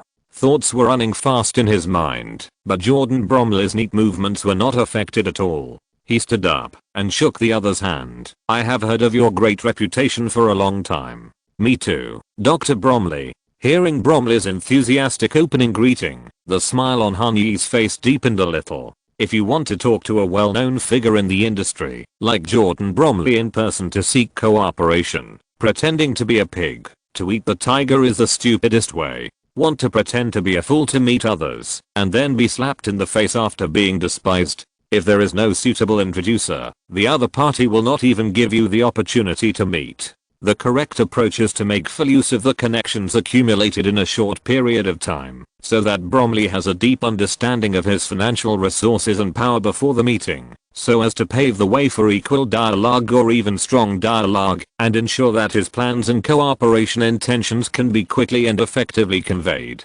Just call me Jordan. Okay, Jordan, you can also call me Yi. A very memorable name. A glass of iced Coke, thank you. Han Yi placed an order with the waiter standing beside him, then turned around and smiled at Jordan Bromley. It seems that you have been here for a while. I'm sorry. It is now 4:26, and the meeting time they agreed to is 4:30. In order to make the appointment on time, Han Yi even left the artist management class of the Thornton Conservatory of Music 10 minutes early. He has never been a person who likes to show his superior status by being late. However, Han Yi keenly observed that the glass in front of Jordan was already half empty, which means that the other party has been sitting here for at least half an hour. Arriving early and waiting patiently shows that Han Yi's cluster bombing strategy before the meeting is correct. You're welcome. I just got here not long ago. Sitting down again, Jordan Bromley narrowed his eyes slightly and cast an inquiring look at Han Yi. Yi, we've met before, haven't we? Ah. I shouldn't have. Han Yi thought for a moment and shook his head. At least I don't remember it very well. You've been to 2049 Century Park before, right? Jordan looked as if he had suddenly realized something. I remember seeing you there. Oh, I did go there once. My private bank manager is there. What a coincidence. No wonder. Jordan Bromley spread his hands and laughed in surprise. Manor Entertainment's office is also there. Manor Entertainment's office is indeed at 2049 Century Park. But has Jordan Bromley really met Han Yi? Who knows? Maybe they just passed by each other. Maybe they have never met before. With Jordan Bromley's attitude of looking down at his phone to handle official business every day, who can he see and who can he remember? This was just to build a closer relationship with Han Yi. Many clients were sold on this destined fatalism. This set of words after the meeting had been brewing since Jesus Frozy sent him an email. That's a coincidence. We are alumni. Han Yi was not a child who could be fooled by anyone. He didn't even notice Jordan when he walked in front of him. How could he remember a stranger's face with such a dull perception of the surroundings and Lincoln in Ford's theater? Fight on. Jordan Bromley made a USC signature cheering gesture to Han Yi. We are a perfect match, aren't we? Yes. Fight on, Jordan. Han Yi nodded with a smile, especially considering that I'm about to enter the same industry as you. Speaking of this, Yi, I would like to congratulate you on becoming a shareholder of Utah. Jordan Bromley raised his glass to greet. This is a great company. I assure you with my cooperation experience and personality that you will fall in love with it and its team. It seems that the press release has been widely circulated. Han Yi also raised the glass in his hand, pretending to be confused. Jordan Bromley is the legal advisor of Utah's music section. Manor Entertainment undoubtedly participated in the drafting and formulation of the agreements for each link of the acquisition. If there is any movement, he will naturally be the first to know. In fact, the final version of the equity acquisition agreement you signed was modified by me. Jordan Bromley said it clearly, showing his ubiquitous and within reach influence in the industry, which can help him better conduct the next business negotiations. Technically, I didn't sign any agreement. Han Yi smacked his lips, as if he was savoring the sourness of the lemon in his Coke. You should also know, Jordan, that this acquisition was led by Parkway Capital, and I just provided the funds. Why did you choose this method of operation? Since most of the funds are provided by you, then the problem of the partnership structure can be solved in a more appropriate way. Jordan Bromley asked with interest. The implicit meaning in his words was very clear. I have the answers to all the questions raised in the conversation. Come to me to solve them. You saw my face. Han Yi pointed at himself and smiled. I need a proper disguise to complete the business plan. Age is not a problem. Jordan shook his head and spread his hands and said, Hollywood is no stranger to young and wealthy tycoons. It's not age, Jordan, it's my skin color. Han Yi stared at the other party with a smile. This was a tricky rhetoric he deliberately threw out. In the United States, Talking about such issues when meeting for the first time is enough to make people uncomfortable, and it is also a real test for social masters. Whether Jordan Bromley could pick up the conversation without leaving any trace, and more importantly, what kind of values this golden lawyer would show from similar topics, was one of the important tests of this meeting. In this world, where most people are much paler than me, we must act cautiously. I don't want to make enemies everywhere, because of some factors that I can't change. This is an inclusive city, and we are also in an industry with a mixture of multiple cultures. Jordan Bromley's pupils shrank slightly, but soon returned to normal. The Kardashian family is from Armenia. Bruno Mars is of Filipino descent. Not to mention the craze of Chinese capital acquiring Hollywood. Didn't Wanda just buy Legendary Pictures 2 months ago? $3.5 billion.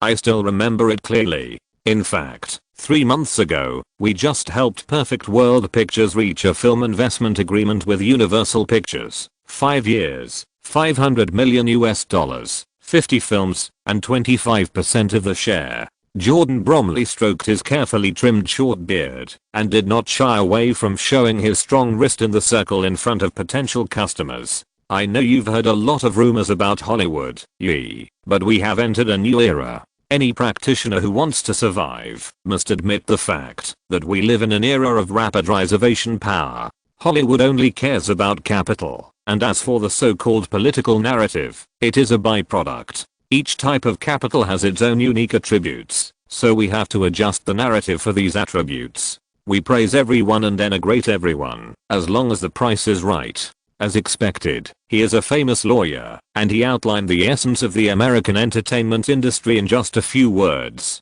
But in the final analysis, Hollywood exists for capital, not for more, not for less. We spit out all kinds of assembly line entertainment to the world, and then swallow the cash they hand over. As long as you have capital, this will be a Disneyland that welcomes you with open arms. And you are the guide in the park. Han Yi carefully observed Jordan Bromley's appearance. His meticulously groomed short hair and beard were both silver gray, representing wisdom, and matched with a pair of black framed glasses that had almost no degree and were only used for decoration. What Jordan wanted to show everyone was the image of a guide who could see the road ahead and point the way in the paradise of Hollywood. Yes, I like this title, Guide. Jordan Bromley laughed a few times. I believe that Chinese capital will become one of the dominant forces in Hollywood in the next few years, just like the Japanese did in the 1980s. This is your era. 2016 was indeed the peak year for Chinese capital to go overseas in a big way. Not only Legendary Pictures, but also Inter Milan and Supercell, these other trophies hunted by Far Eastern capitalists. In just 1 year, China's OD reached $161.19 billion, while the direct investment entering the Chinese market that year was only 70.7% of this figure. What Jordan Bromley didn't know was that soon, all this madness would usher in a tragic end. By then, apart from the rising Korean entertainment consortium, the only Asian emerging capital active in Hollywood should be Han Yi. I don't know if this era will belong to me, Jordan, but I do have the capital. Han Yi paused and said slowly, a lot. And your goal is the music industry. The main goal, but not all. So, in this industry, in Hollywood, what kind of person do you want to be, Yi? An acquirer, an innovator, a ruler? Jordan Bromley took off his black framed glasses and cast a sharp look at Han Yi. Most importantly, how can I help you become that person? Owner. Jordan chewed on the dominant ambition in Han Yi's words. I'm not here to defeat Universal and become the next Sony. I have no ill will towards the 3 major music groups, and I have no opinion on the existence of the 4 major performing arts agencies. Music playback platforms are partners I admire, and film and television streaming media are acquisition targets that I want to control in the future. In 7 years, it is undoubtedly a foolish dream to want to fundamentally shake Sony Music or Disney Entertainment, a towering tree that has grown from decades of wealth and time as nutrients. The most important thing is that many people have never understood that if you want to enter an industry and own an industry, it does not mean that you have to destroy the important players in this industry in order to gain a living space. In fact, capital is the best friend of capital. Only when two forces have common interests can they establish a truly unbreakable alliance. Change your mindset, and anyone can be your helper.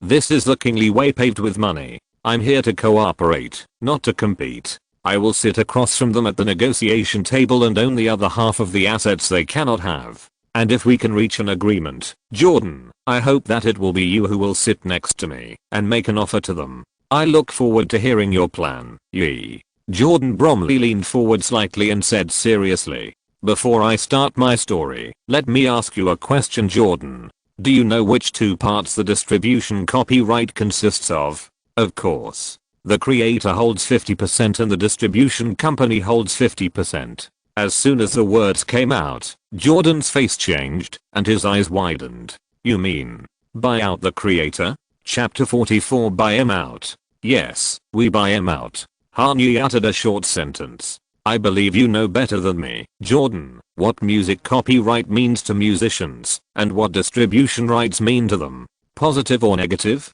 Of course it's negative. Han Yi's left index finger circled around his temple. Think about it. What word would you use to describe the negative effects of music copyright? Burden. Jordan Bromley pondered for a while and replied, this is a gift given to them by copyright law, but it is also a burden. Why do you say that? Han Yi looked at the other party with a smile and gave his future legal advisor a high score in his heart. It seems that his insight into this industry has indeed reached a level that ordinary professionals cannot reach, completely surpassing the confinement of the current era. Copyright law gives them copyright protection for the author's lifetime plus 70 years after his death. But if music creators really want to commercially exploit their created music works and generate considerable profits, they almost have to sign a music distribution agreement with a copyright distribution company. Except for a very small number of superstars, everyone needs to rely on the abundant resources of large music groups.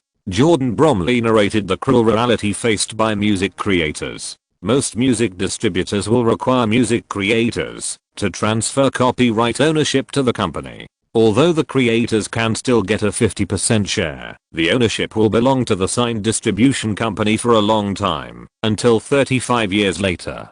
35-year rule. Yes, the 35-year rule. Jordan Bromley looked at Han Yi in surprise. Are you studying music law? The music industry. You will also learn the concept of copyright law. That explains it. Jordan nodded and continued. Section 203 of the Copyright Act of 1976 provides that music creators can terminate all licensing agreements and recover music copyrights and master copyrights 35 years after the release of the song. However, there is a fatal loophole here, which was left by the lobbyists of the music group. Reminder period. That's right. If you want to terminate the license agreement, the musician must submit a termination request between the 25th and 33rd years. In other words, you must apply to the record company and music distribution company at least 2 to 10 years in advance to start the agreement termination process. How will these companies react to receiving the termination application?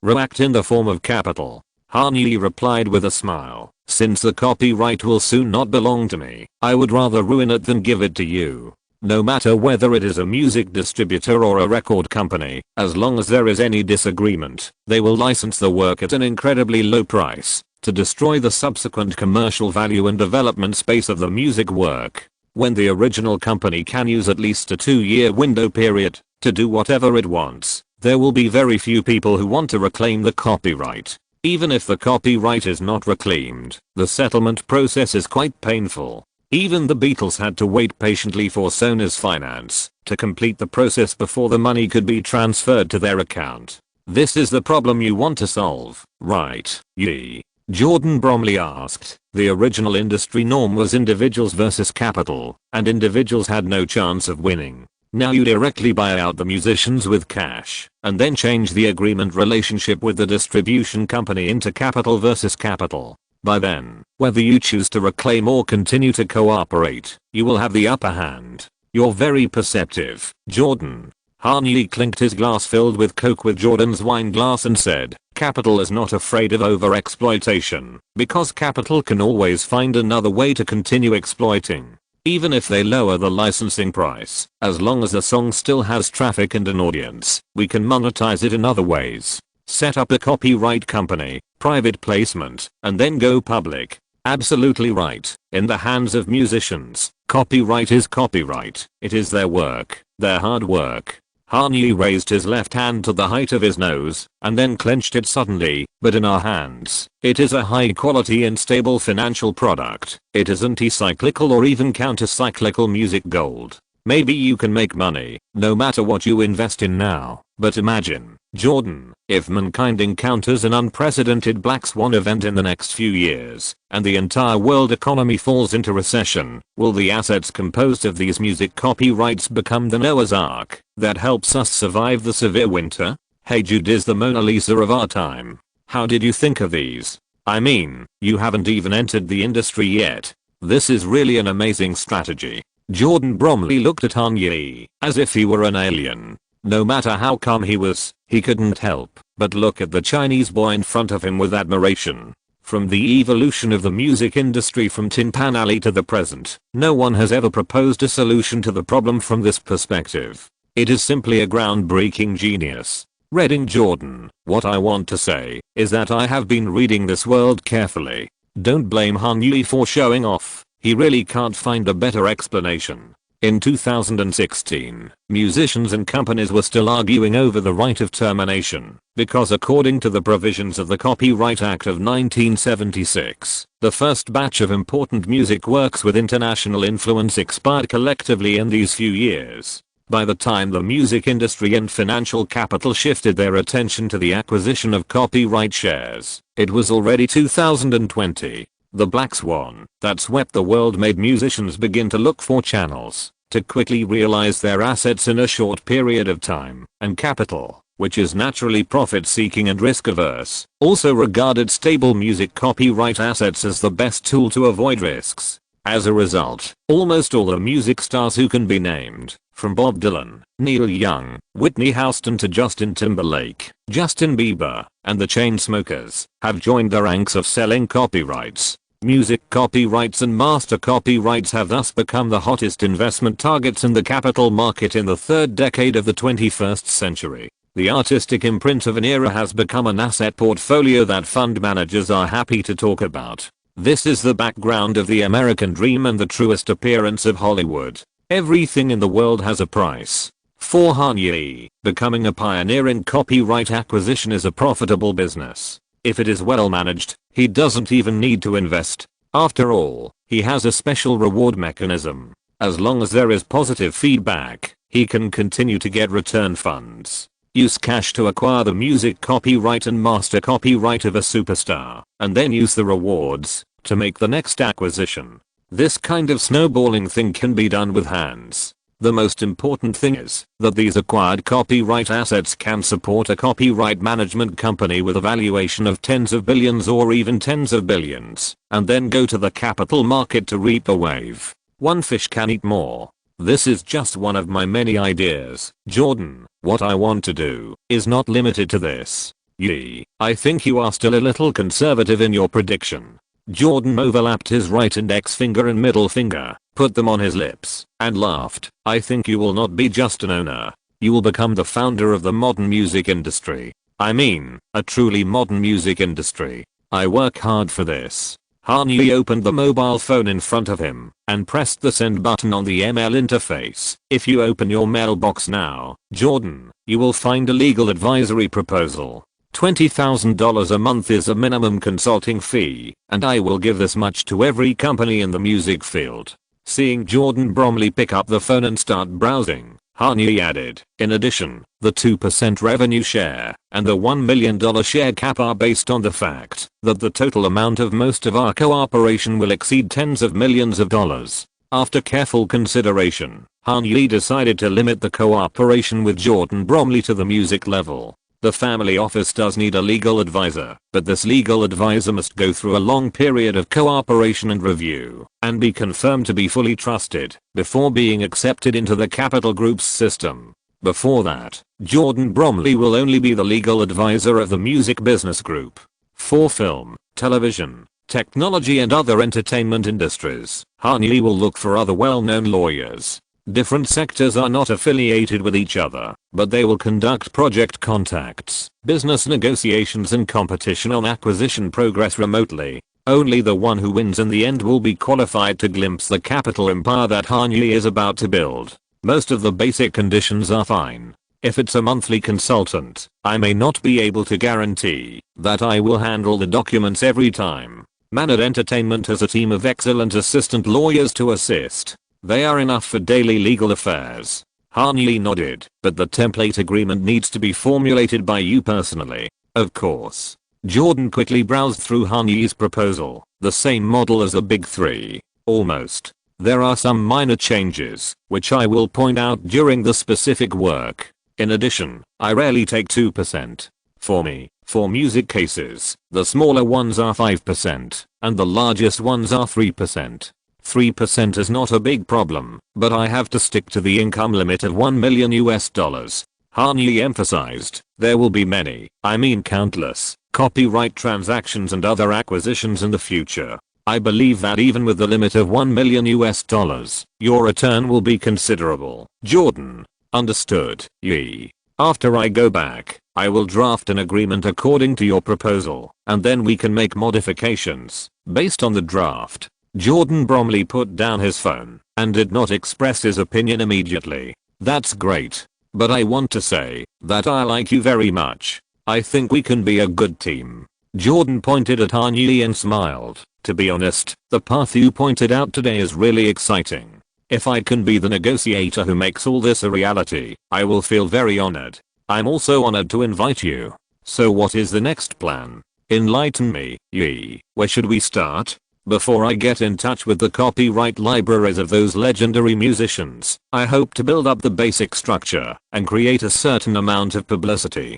UTA represents the performing arts agency, but I also have to set up a copyright distribution company, a record company, an artist management company and a live performance company, and finally form a comprehensive music group. Each section will require the professional assistance of the Manad Entertainment team, especially in music distribution and label operation. I have already negotiated the first single, and the current priority is to promote the signing work as soon as possible. At this point, Han-Yi took a deep breath and finally entered the most important topic of his meeting. In addition, Jordan, I remember that you should have a lot of active musician clients now, and some even have their own labels. If some of them have financing needs, I can provide sufficient financial support and incorporate these labels into the system of the music group. For example, Diplo. Thanks to the leader Linglang Ali for bringing more updates. Like the previous leader, more updates will continue until the listing. Chapter 45 Utah Plaza. Han-Yi and Jordan Bromley's conversation lasted until the end of dinner. The two of them had a simple meal at Blue Silk Sushi between Nordstrom department store and AMC Cinema. What they ate was not important. What was important was the content of the conversation, from potential acquisition targets of copyright distribution companies, to independent labels that record companies could include in their portfolios, to the regions and fields that live performance companies should focus on. Coming to the new world, Han-Yi finally found a person who could be compared with himself in terms of professional insight into the music industry, or even better. Seeing is believing is a wise saying that has been passed through thousands of years and is still full of vitality. No matter how he read about Jordan's dominance in the field of music copyright in the news in his previous life, it was not as impressive as today's face-to-face and heart-to-heart conversation, which made Han-Yi look forward to the next cooperation with Jordan Bromley. To show his sincerity, after returning to 864 Stradella, Han-Yi transferred the first installment of $20,000 in consulting fees to Manad Entertainment's company account. Within seconds, a push notification popped up on his phone from Chase Bank that $20,000 had been deposited. Although the 100% cash reward was not much, it undoubtedly showed Han-Yi's eager anticipation for Jordan Bromley, the legal advisor. In response, Jordan Bromley sent the record agreement and distribution agreement for Ocean Eyes to Han-Yi's mailbox within an hour. The agreement was naturally modified from a commonly used template, but Jordan Bromley filled almost every page with dense comments. In terms of the record agreement, Jordan Bromley offered Billie Eilish the conditions of a new artist, including a $75,000 reimbursable advance, a 15% all-inclusive tax rate, and a 0.5% increase in the royalty tax rate if the converted sales of streaming and album downloads reach 250,000 copies. If it reaches 500,000 copies, it will increase by 1%. After that, the tax rate will automatically increase by 1% for every 200,000 copies of sales. Traditionally, the tax rate for a single should be only 1/3 of that for an album. Because in the era of physical records, the cost of releasing a single and releasing an album is almost the same. Both need to be carried in the form of CDs or cassettes, but the price of selling one song and selling 10 songs is naturally not the same. Under the same cost, the CD of a single can only sell for $2 or $3, while the price of an album can reach $18 or even $20. It doesn't take an expert to see that the profit margin of a physical single is much lower than that of a physical album. In fact, the reason why record companies used to release physical singles was just to fight a preliminary battle to sell albums. In this case, record companies require artists to share the compression of profit margins with them. If the tax rate stipulated in a singer's record agreement is 15%, then he can only get 5% of the royalties from the sales of singles. Entering the era of streaming media, smart artists have gradually realized the irrationality of this clause, because online distribution has no actual cost, and there is no situation of lowering profit margins. Every play and every download is almost pure profit for the record company. Therefore, most of the musicians who have debuted have removed this clause from their record agreements. However, this does not affect the record company's use of so-called conventions to deceive newcomers. If they are not careful, the musician's already small share will be stolen by the label by 2/3. Jordan Bromley told Kanye in his comments that he could be bound by the single tax rate downgrade clause, or at least reduce it to 10%. Considering the newcomer status of Billie Eilish and Finesse, and the upcoming $75,000, they should not be too sensitive to this number. But in the end, Kanye decided to keep the tax rate at 15%. After all, it was a low enough number. With 85% of the share and the ability to recover $75,000 in advance, Kanye had all the advantages. In addition, Kanye's goal was not just this song. Through Ocean Eyes, the ultimate goal he and Zhao Yaozhen wanted to achieve was to bind both children in all aspects. There are relatively fewer points to consider in the distribution agreement, such as the transfer of ownership, the $25,000 payable advance to the creator, and then the 50-50 split ratio. In the American music industry, few copyright distribution agreements can change the eternal split ratio between the distribution company and the creator. However, even so, Kanye can still appreciate Jordan Bromley's dedication and professionalism from some details that ordinary people cannot perceive, such as the distribution of the $100,000 advance in the two contracts. Jordan Bromley wrote 75% of the advance in the record agreement and the other 25% in the distribution agreement. This was not a plan that a gold medal lawyer came up with on the spur of the moment, but was fully formulated based on the reality of the industry. In 2004, the United States passed the Royalty Rate and Distribution Reform Act, H.R. 1417, which modified the way various types of royalty statutory rates were set, changing from the original arbitration panel to a system where the Librarian of Congress, in consultation with the Copyright Registry, appointed 3 federal judges as full-time royalty judges. The 3 members of the Library of Congress Royalty Board determined the tax rates that different media channels should pay to the copyright holders after using copyright products.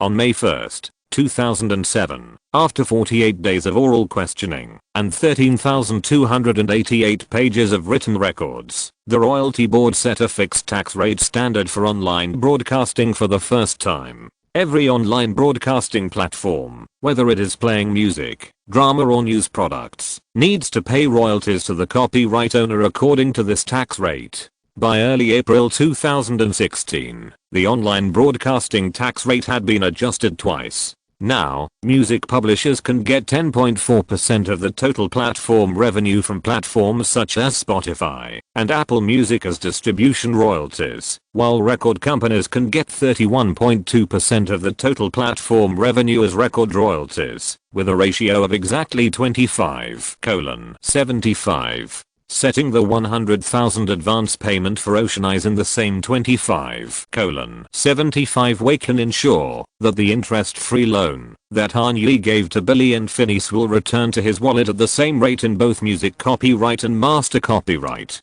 After making slight modifications and deleting the remarks, Han Yi forwarded the two agreements to Zhao Yaozhen for safekeeping. Before handing the agreements to Billy and Phineas for signing, Han Yi still has a lot to do. Register the music copyright distribution company, record company and artist management company in Beverly Hills. Obtain the business tax registration certificate from the city government's finance office. Fill out the LLC-1 form and register with the state government. And finally make an appointment with the IRS to apply for an employer identification number. After completing this series of processes, he can sign a contract with the musician in the name of the company. These companies, which aim to become key players in the music industry, naturally need an office space that matches their status. Zhao Yaozhen has already begun searching in West Hollywood and Beverly Hills. She has compiled suitable venues and handed them over to Han Yi to decide.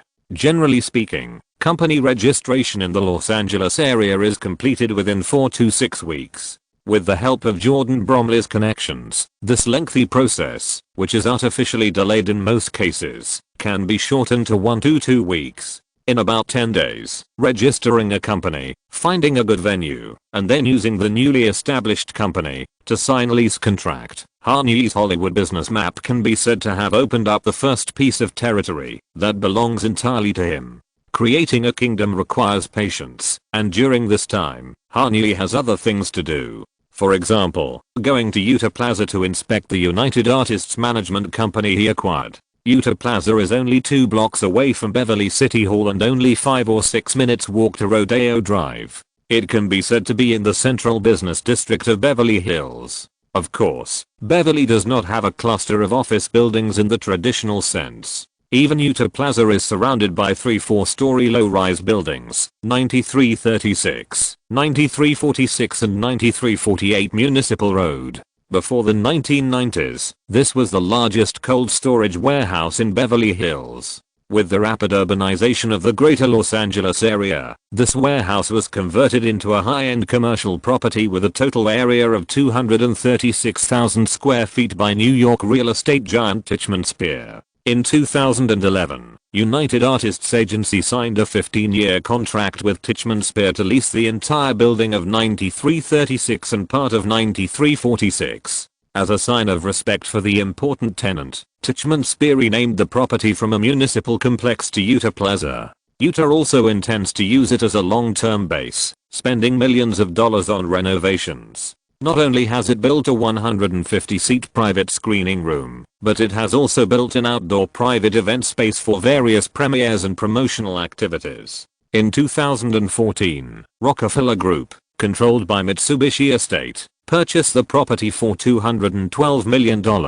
Encouraged by the new property, Utah even continued to expand its leasing scale. They also took over the building originally leased by Playboy magazine, forming the current 191,000 square foot exclusive office park. The municipal auxiliary roads surrounding the Utah Plaza provide a quiet office environment that is not disturbed by the outside world. Less than 100 feet away from the auxiliary roads, you can directly access Santa Monica Boulevard and smoothly reach various places in Los Angeles, which greatly improves the convenience and practicality of the office park. At this time, Han Yi, who had just turned from Santa Monica Boulevard into Municipal Road, squinted his eyes slightly in the passenger seat and looked up at the facade, made of glass curtain walls and beige marble surfaces. It's much better than the previous office. The black bodyguard Kyan Griffin was responsible for escorting Han Yi today. Compared with the Albanian officer Fiem Dervishi who deliberately kept a cautious distance from his employer, the former obviously didn't care so much about this aspect. After all, his former employer was Suge Knight, a ruthless man who treated bodyguards and lawyers as gang members. Did Suj work for Utah before? Han Yi asked curiously. The entire death row talked about agency cooperation with Utah, but it didn't work out in the end. Kyan shook his head, looking a little sad, not sure if he was thinking of Dre or Tupac. What is that like? What is that like? Kyan Griffin was a little confused. Being with the legends. Han Yi recalled Death Row's all-star hip-hop lineup, Drive Dre, Tupac, Snoop Dogg, MC Hammer. Oh, it was a crazy time, really crazy. Kyan Griffin controlled the steering wheel steadily with one hand and put his fist against his thick lips with the other hand. His laughter sounded like he had traveled through an entire era. I'm not a rapper. Hell, I'm even from the East Coast, but I'm still a member of Death Row all my life. This has always made me very curious. Han Yi sat up a little straighter, looking at Kyan with a look full of curiosity. You're from the East Coast, but you're a bodyguard for Suge Knight. You can correct me anytime, but for an outsider like me, this is a crazy thing. The struggle between hip-hop and gang forces between the East and West Coasts is an absolutely unavoidable and colorful stroke in the history of the development of American rap music. This dispute, which started with pen and paper, words, tapes, and bullets, not only gave birth to countless classic diss and diss-back works, but also caused the greatest representatives of the two coasts to fall one after another. On September 22, 1996, Louis Farrakhan, a black activist who enjoyed high prestige in both camps, held the first peace summit at the Merriam Mosque in Chicago, a place considered a neutral city, in order to resolve the dispute between the two coasts after the assassination of Tupac, a representative of West Coast hip-hop. But the bloody and violent conflict continued until March 1997, when the East Coast's top rap star the Notorious Big was shot and killed in Los Angeles. Louis Farrakhan convened another summit, and the two people in charge, Suge Knight and Puff Daddy, finally decided to settle the dispute. However, even after this, there was still a very clear division between the West Coast and East Coast rap circles. Hip-hop singers from the West Coast cannot enter parties in the Bronx and Harlem, and rap stars from the East Coast will not receive any applause from Compton and Crenshaw. Therefore, under such circumstances, it is amazing that a bodyguard from New York can become the confidant responsible for the personal safety of Suge Knight. There are many gangs in New York, and mine just happens to conflict with Biggie Smalls and his gang. The East and West Coasts only fight occasionally when they go to each other's cities, but we fight for our lives every day.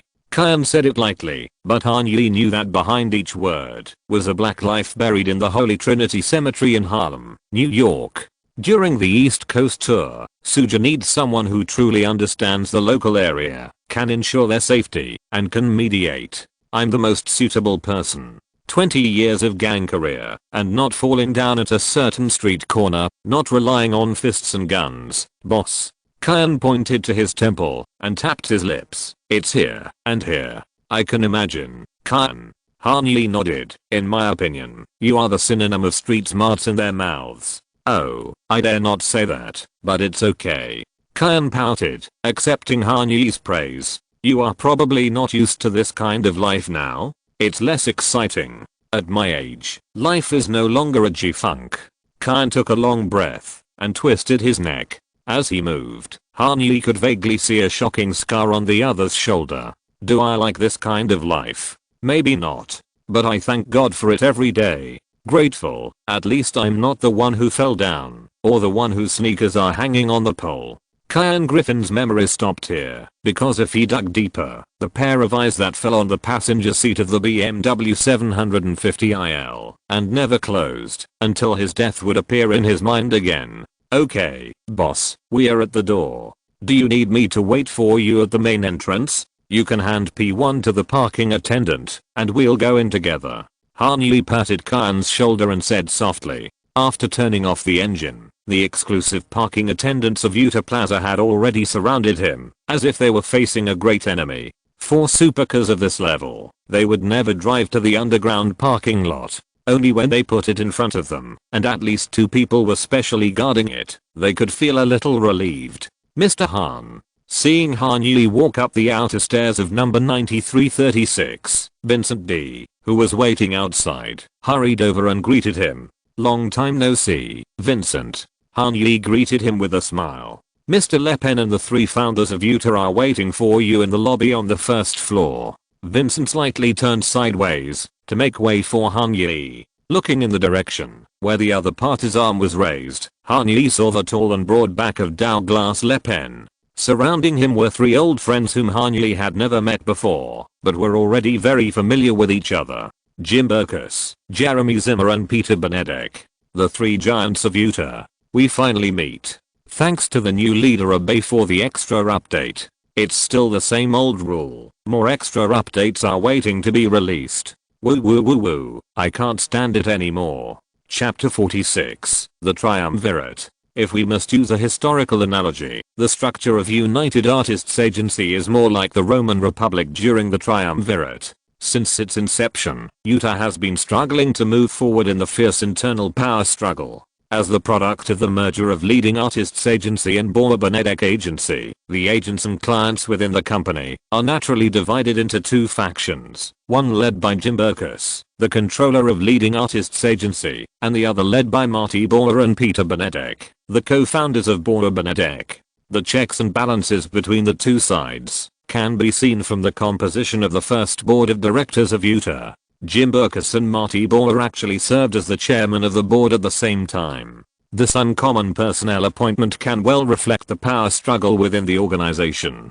Even the chairman of the board, a figurehead with little real power within Utah, has to compete with each other. The open and secret struggles in other aspects can naturally be imagined. In fact, the establishment of Utah was originally a resource integration between the two agencies. Since there is no acquisition or merger, there is no clear subordinate relationship. The first triumvirate formed by Berkus, Bel-Air and Benedek did not think that the other party was capable of leading their own interest groups. They chose to form an alliance for only one purpose, that is, to form enough voice to the outside world so that the industry would recognize Utah's status as one of the four major performing arts agencies in the world, thereby enhancing commercial influence, bargaining power and capital market financing capabilities. As for how the interests and power within the company are distributed, that will only be known after a sharp fight. In October 1997, Marty Bel-Air lost the competition with Jim Berkus, resigned as chairman of the board, and retired as a senior consultant of United Artists Agency.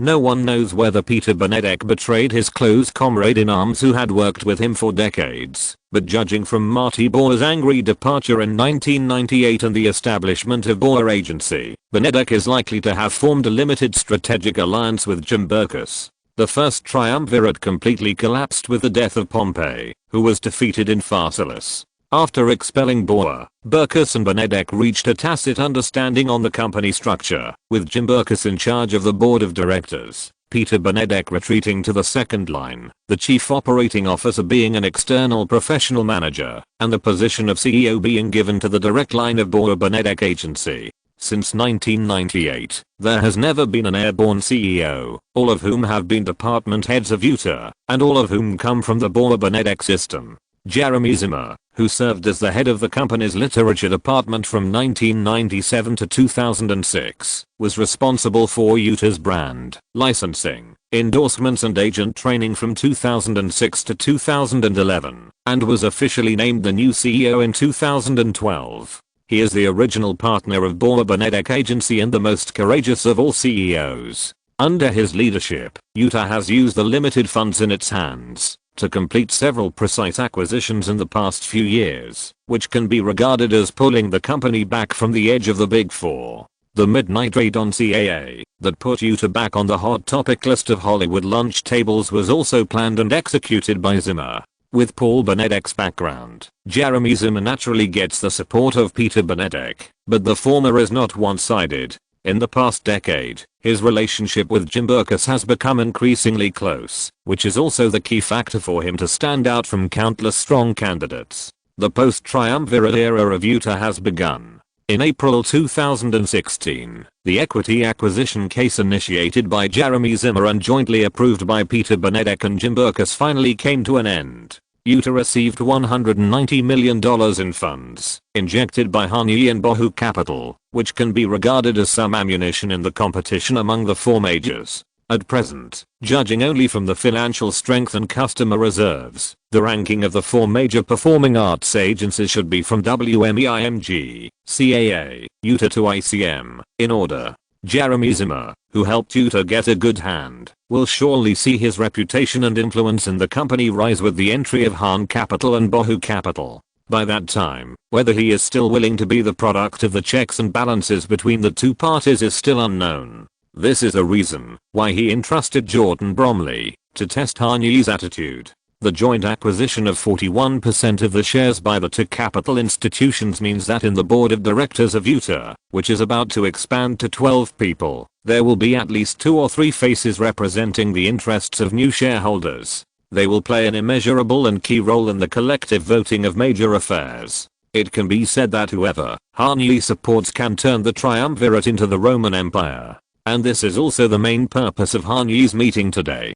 At present, Han Ye does not intend to directly interfere with the daily operations of Utah, but this does not mean that he has no plans for the future of Utah. Next, what Han Ye has to do is to use the priority clause in the acquisition agreement to continue to buy Utah's shares until he has absolute control. Then it is to surpass CAA and WMEIMG and become the leader in the entertainment agency industry. From the third to the first, it seems that there are only 2 companies to surpass, but in reality it is as difficult as ascending to heaven. Just to say that WMEIMG is backed by Carlyle, Blackstone, KKR, Deutsche Bank and other large financial groups. At present, only Bohu Capital and Han Capital provide support behind the scenes. Utah is dreaming of competing with them. To accomplish the impossible task, not only Han Ye's forward-looking vision and reward mechanism are needed, but also loyal partners with the same goals are needed to continue to be active in front of the stage to conquer the city.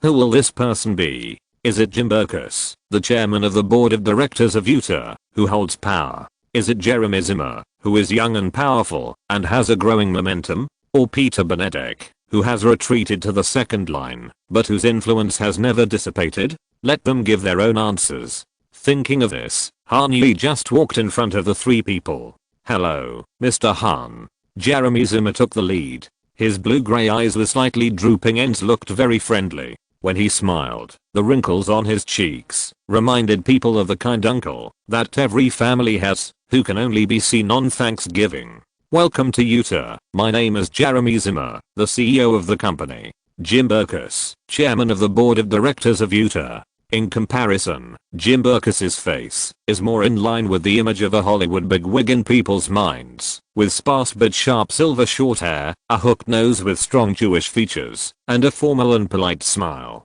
"Mr. Han, welcome to Utah Plaza. Mr. Han, this is Peter Benedek." The same Jewish big nose, the one on Peter Benedek's face is much thicker, plus the black framed glasses on both sides of his nose. He looks more like a cartoonist. "As for me, I'm retired."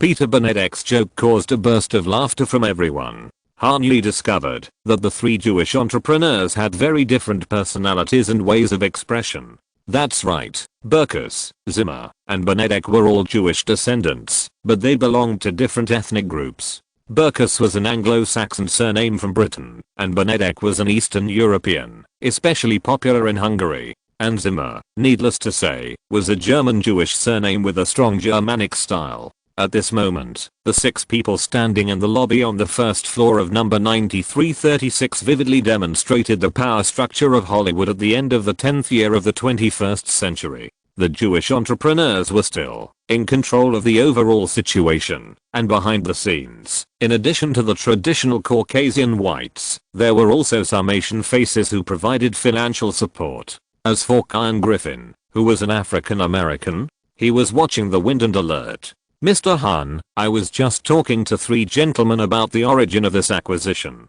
Douglas Lepan gently placed his hand on Han Ye's back to show his close partnership. "Without your suggestion, I might not have found the door to United Artists Management until now. Mr. Han, it seems that our financing needs are released at the right time." Jeremy Zimmer took a step forward, patted Han Ye's upper arm, and smiled. "Let's go to the conference room, gentlemen." Jim Berkus glanced at Zimmer, his expression unchanged. "These lovely agents have begun to watch us as rare animals. I don't mind."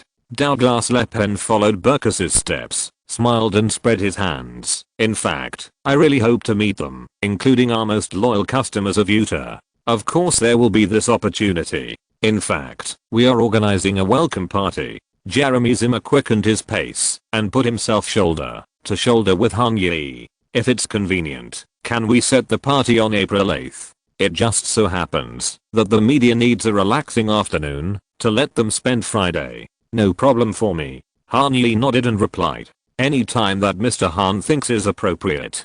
Douglas Le Pen answered. Okay, then Jim, Peter, April 8th. Does that sound okay? In the elevator, Jeremy Zimmer, who was standing at the front, turned around, clasped his hands together, and still had a harmless smile on his face. Want to be Octavian of the second triumvirate? Han Yi stared at Zimmer and made a note for him in his heart. You are the leader, Jeremy, you decide.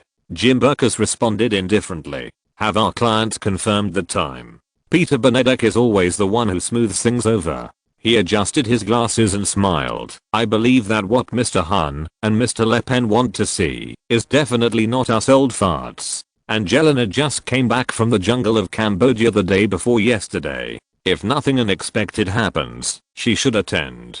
Jeremy Zimmer responded with a smile. Since he dared to propose a specific date of April 8th, it means that he has done enough preparation to impress the heads of the two capital institutions. Does she have a new movie? Han Yi asked curiously. In his impression, Angelina Jolie should not have starred in any big productions in the past 2 years. As a director, an original movie purchased by Netflix. Jeremy Zimmer replied, First They Killed My Father, a movie based on a memoir. Han Yi nodded and stopped answering. Instead, he looked at the closed metal door with a blank look, wondering what he was thinking. Kevin Hart, Channing Tatum, Susan Sarandon, Harrison Ford, Owen Wilson, Seth Rogen, Gwyneth Paltrow, Paul Rudd, Don Cheadle, and Benedict Cumberbatch. Any Utah client who is still in Los Angeles on April 8th will participate in the welcome party set up for the two of you. Of course, this is just a list of film and television clients. Hey, Mr. Zimmer. The moment the elevator door opened, Han Yi interrupted Jeremy Zimmer's endless narration. Yes, Mr. Han, I'm here. Jeremy smiled and turned sideways, directing Han Yi and Douglas Le Pen to the conference room. There was a sense of complacency in his expression. If he guessed correctly, Han Yi should be very interested in one of the dozen or so stars just mentioned and wanted to learn more about them or ask Jeremy Zimmer to introduce them to him. This is the benefit of being the CEO of one of the 4 major Hollywood acting agencies. It is the company's most valuable asset and the most powerful topic of conversation in foreign business exchanges. I don't know how many times, as long as Benedict Cumberbatch's name is mentioned, Jeremy Zimmer can always instantly close a psychological distance between him and his female clients. I'm thinking, maybe this welcome party can be held at my home? What did you say? Hearing this answer, that was extremely inconsistent with his imagination, Jeremy Zimmer's smile froze a little, but the carefully cultivated kind expression remained unchanged. Your property? Here in Los Angeles? Yes, Mr. Le Pen knows that I just moved to Bel-Air not long ago. Han Yi patted Le Pen on the back and smiled. Yes, a great manner.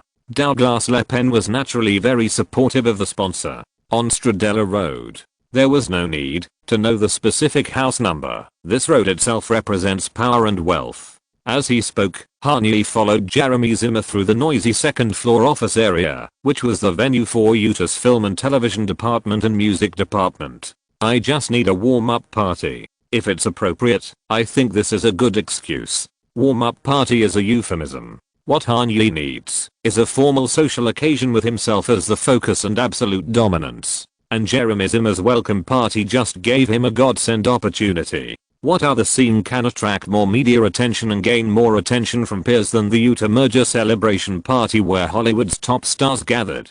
Just at the party, Han Yi could imagine countless possibilities of cooperating with various people. We can jointly finance it, or I can pay for it myself. Of course, Utah will pay for the party. Mr. Han.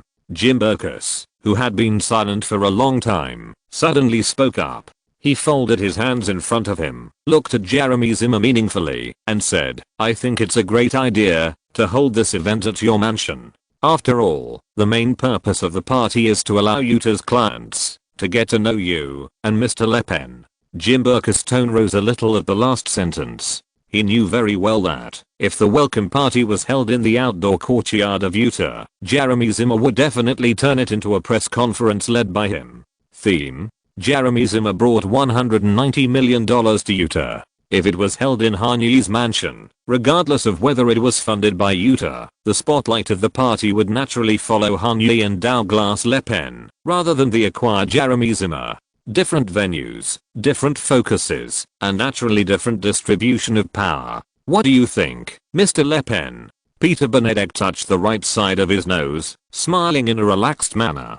Benedek never intervened too much in the fight between Burkus and Zimmer. Only when the winner needed to be decided would he, who was watching from the sidelines, add fuel to the fire. Mr. Hahn's property has the best view in Los Angeles. Douglas Le Pen's answer was obvious. He knew exactly where he should stand today. Although Le Pen is the head of a large capital group with a value of $85 billion, the protagonist standing in the center of the stage today can only be this important client who left $140 million in Bohu capital and insisted on promoting this acquisition. I think you will all love it there. I went there once and still can't forget it. You know how to arouse people's expectations, Mr. Le Pen. Jim Burkus's smile became more and more intense. Then, I think the party will be done according to Mr. Hahn's wishes, Jeremy. With pleasure, Mr. Hahn. Without looking at Jim Burkus, Jeremy Zimmer's attention has been on Hanyi. At this moment, the smile on his face even seems a little more enthusiastic.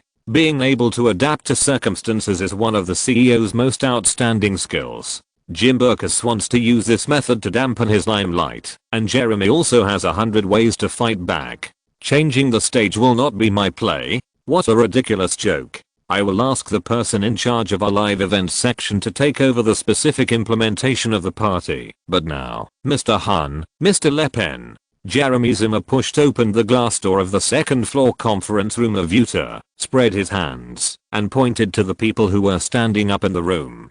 Please allow me to introduce you to the core management team of Utah. Chapter 47: King Meets King. The next meeting was a step-by-step, scripted recitation. Jeremy Zimmer introduced Hanyi to the operating structure of United Artists Agency and the person in charge of each business sector. Most people think that Utah is an acting agency that serves Hollywood, but in fact, the tentacles of this agency giant have long been in different fields. Utah's film and television department not only represents world-class stars such as Angelina Jolie, but also many directors, producers, screenwriters, prop designers, photographers and even editors, who have given the right to contact and negotiate projects to Utah, and agents will help them negotiate with film and television production companies.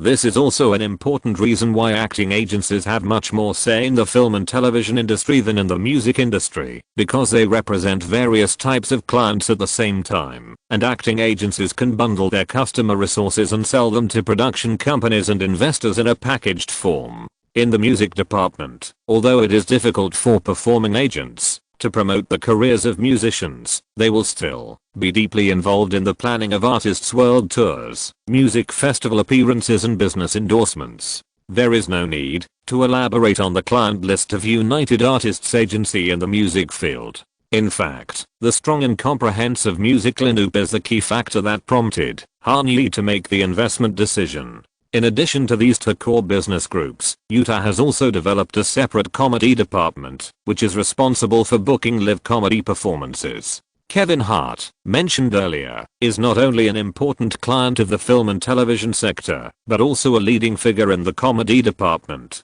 In addition, there is a sound department responsible for podcast artists, a brand studio department that assists clients in visual design and brand promotion, a digital brand architect department dedicated to social media and online marketing, a digital performing arts department that signs and packages online celebrities, and a commercial endorsement and dubbing department, a high-level art department, a game and esports department, an IQ department, a media relations department, a media copyright department, a news and broadcasting department, and even a speech department. 22 departments together constitute the full picture of United Artists Agency. Each department has a separate person in charge, and it is undoubtedly a huge challenge for Han Yi to remember all their names. What's more, these people are not even qualified to greet them in the lobby on the first floor, and it is estimated that it will be difficult for them to appear in future dealings with Yuta.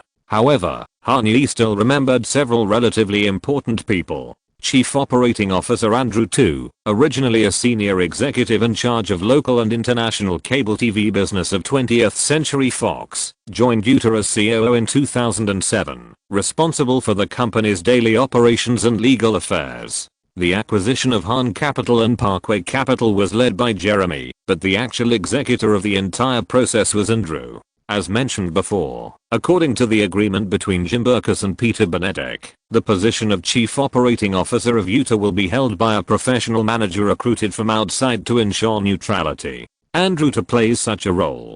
Jesus, Vice Chairman of the Board of Directors of United Artists Management, is also the head of the television, radio, news, and cultural sectors, and the direct superior of the heads of these departments. The head of each sub-department needs to report to him, and then he will connect with Jeremy Zimmer as CEO. In the history of Yuta, Jesus is a crucial figure. He built Yuta's TV Performing Arts department, and was even inducted into the Broadcast and Cable TV Hall of Fame as an agent not long ago.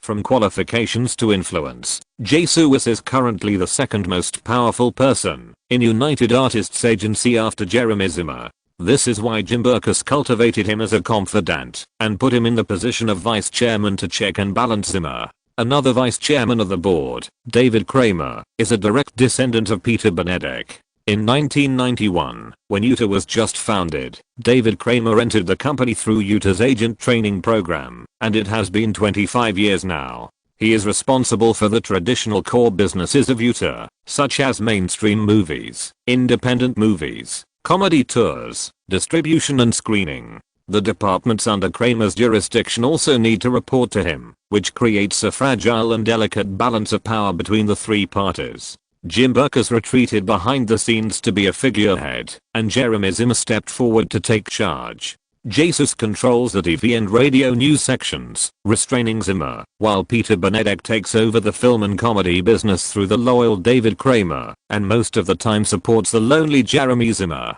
If the CEO has other ideas, he can always unite with Berkus again, to repeat the expulsion of Marty Bauer. Companies are no different from countries. They are both gatherings of smart people, and the eye of the storm of huge interests. Development or decline are secondary issues. For giants like United Artists Agency, the most important thing is to make all forces content with the status quo to avoid turmoil that is not conducive to the distribution of interests. In addition to Han Yi, who is about to enter the agency group, which was just acquired in 2015, can have an impact on Yuta's current situation. TAG is strong in music clients, and its founder Neil Warnock is currently the head of Yuta's global music department. Acquisition is the best tool to initiate change, and acquisition is also change itself.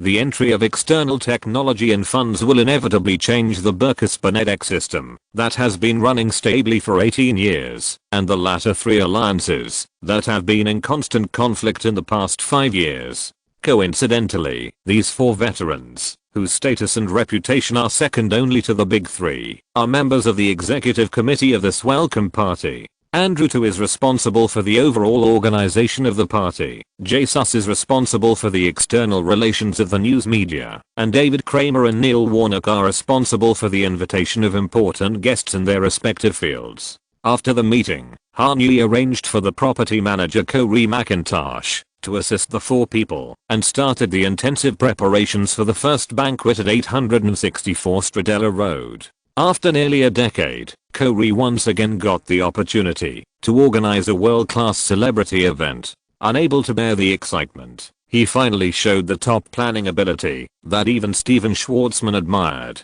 The four members of the Yuta Executive Committee all had their own jobs, so it was difficult for them to devote themselves to the preparation of the banquet. In the end, it was actually Corey McIntosh and his team of housekeepers who led a group of clueless junior partners of Yuta to complete most of the preliminary work for the party. The leather furniture in the salon and lounge areas was carefully moved to the basement to avoid damage and replaced with long metal tables for cold dishes, desserts, and cocktails, specially added night eating equipment, and the LED screen and DJ booth rented at the standard of music festivals placed on the right side of the infinity pool. In order to express welcome to the new shareholders and to show the profound heritage of United Artists Management Company, starting at 3 p.m., the dubstep duo Adleans, which has been in the limelight in the past 2 years, will take the stage on the DJ stage, and at 4 o'clock, the trap group Boombox Cartel from Mexico will take over. They are the only two groups of artists who are not top 100 DJs in the full day program schedule. Bass Jackers, Oliver Heldens, Dylan Francis, Diplo, and Edmore 5, who doesn't like this kind of social occasion, will stand in front of the CDJ 2000 player one after another. Interspersed between the well-known DJs is Utah's proud hip-hop Lanoop, DC Ina, G-Eazy, 21 Savage, Chance the Rapper, and EJ Khaled, who signed a full-service entertainment agency contract with Jeremy Zimmer in January this year, have all confirmed that they will make a guest appearance. This lineup, thrown into any music festival in the world, can attract tens of thousands of people to participate.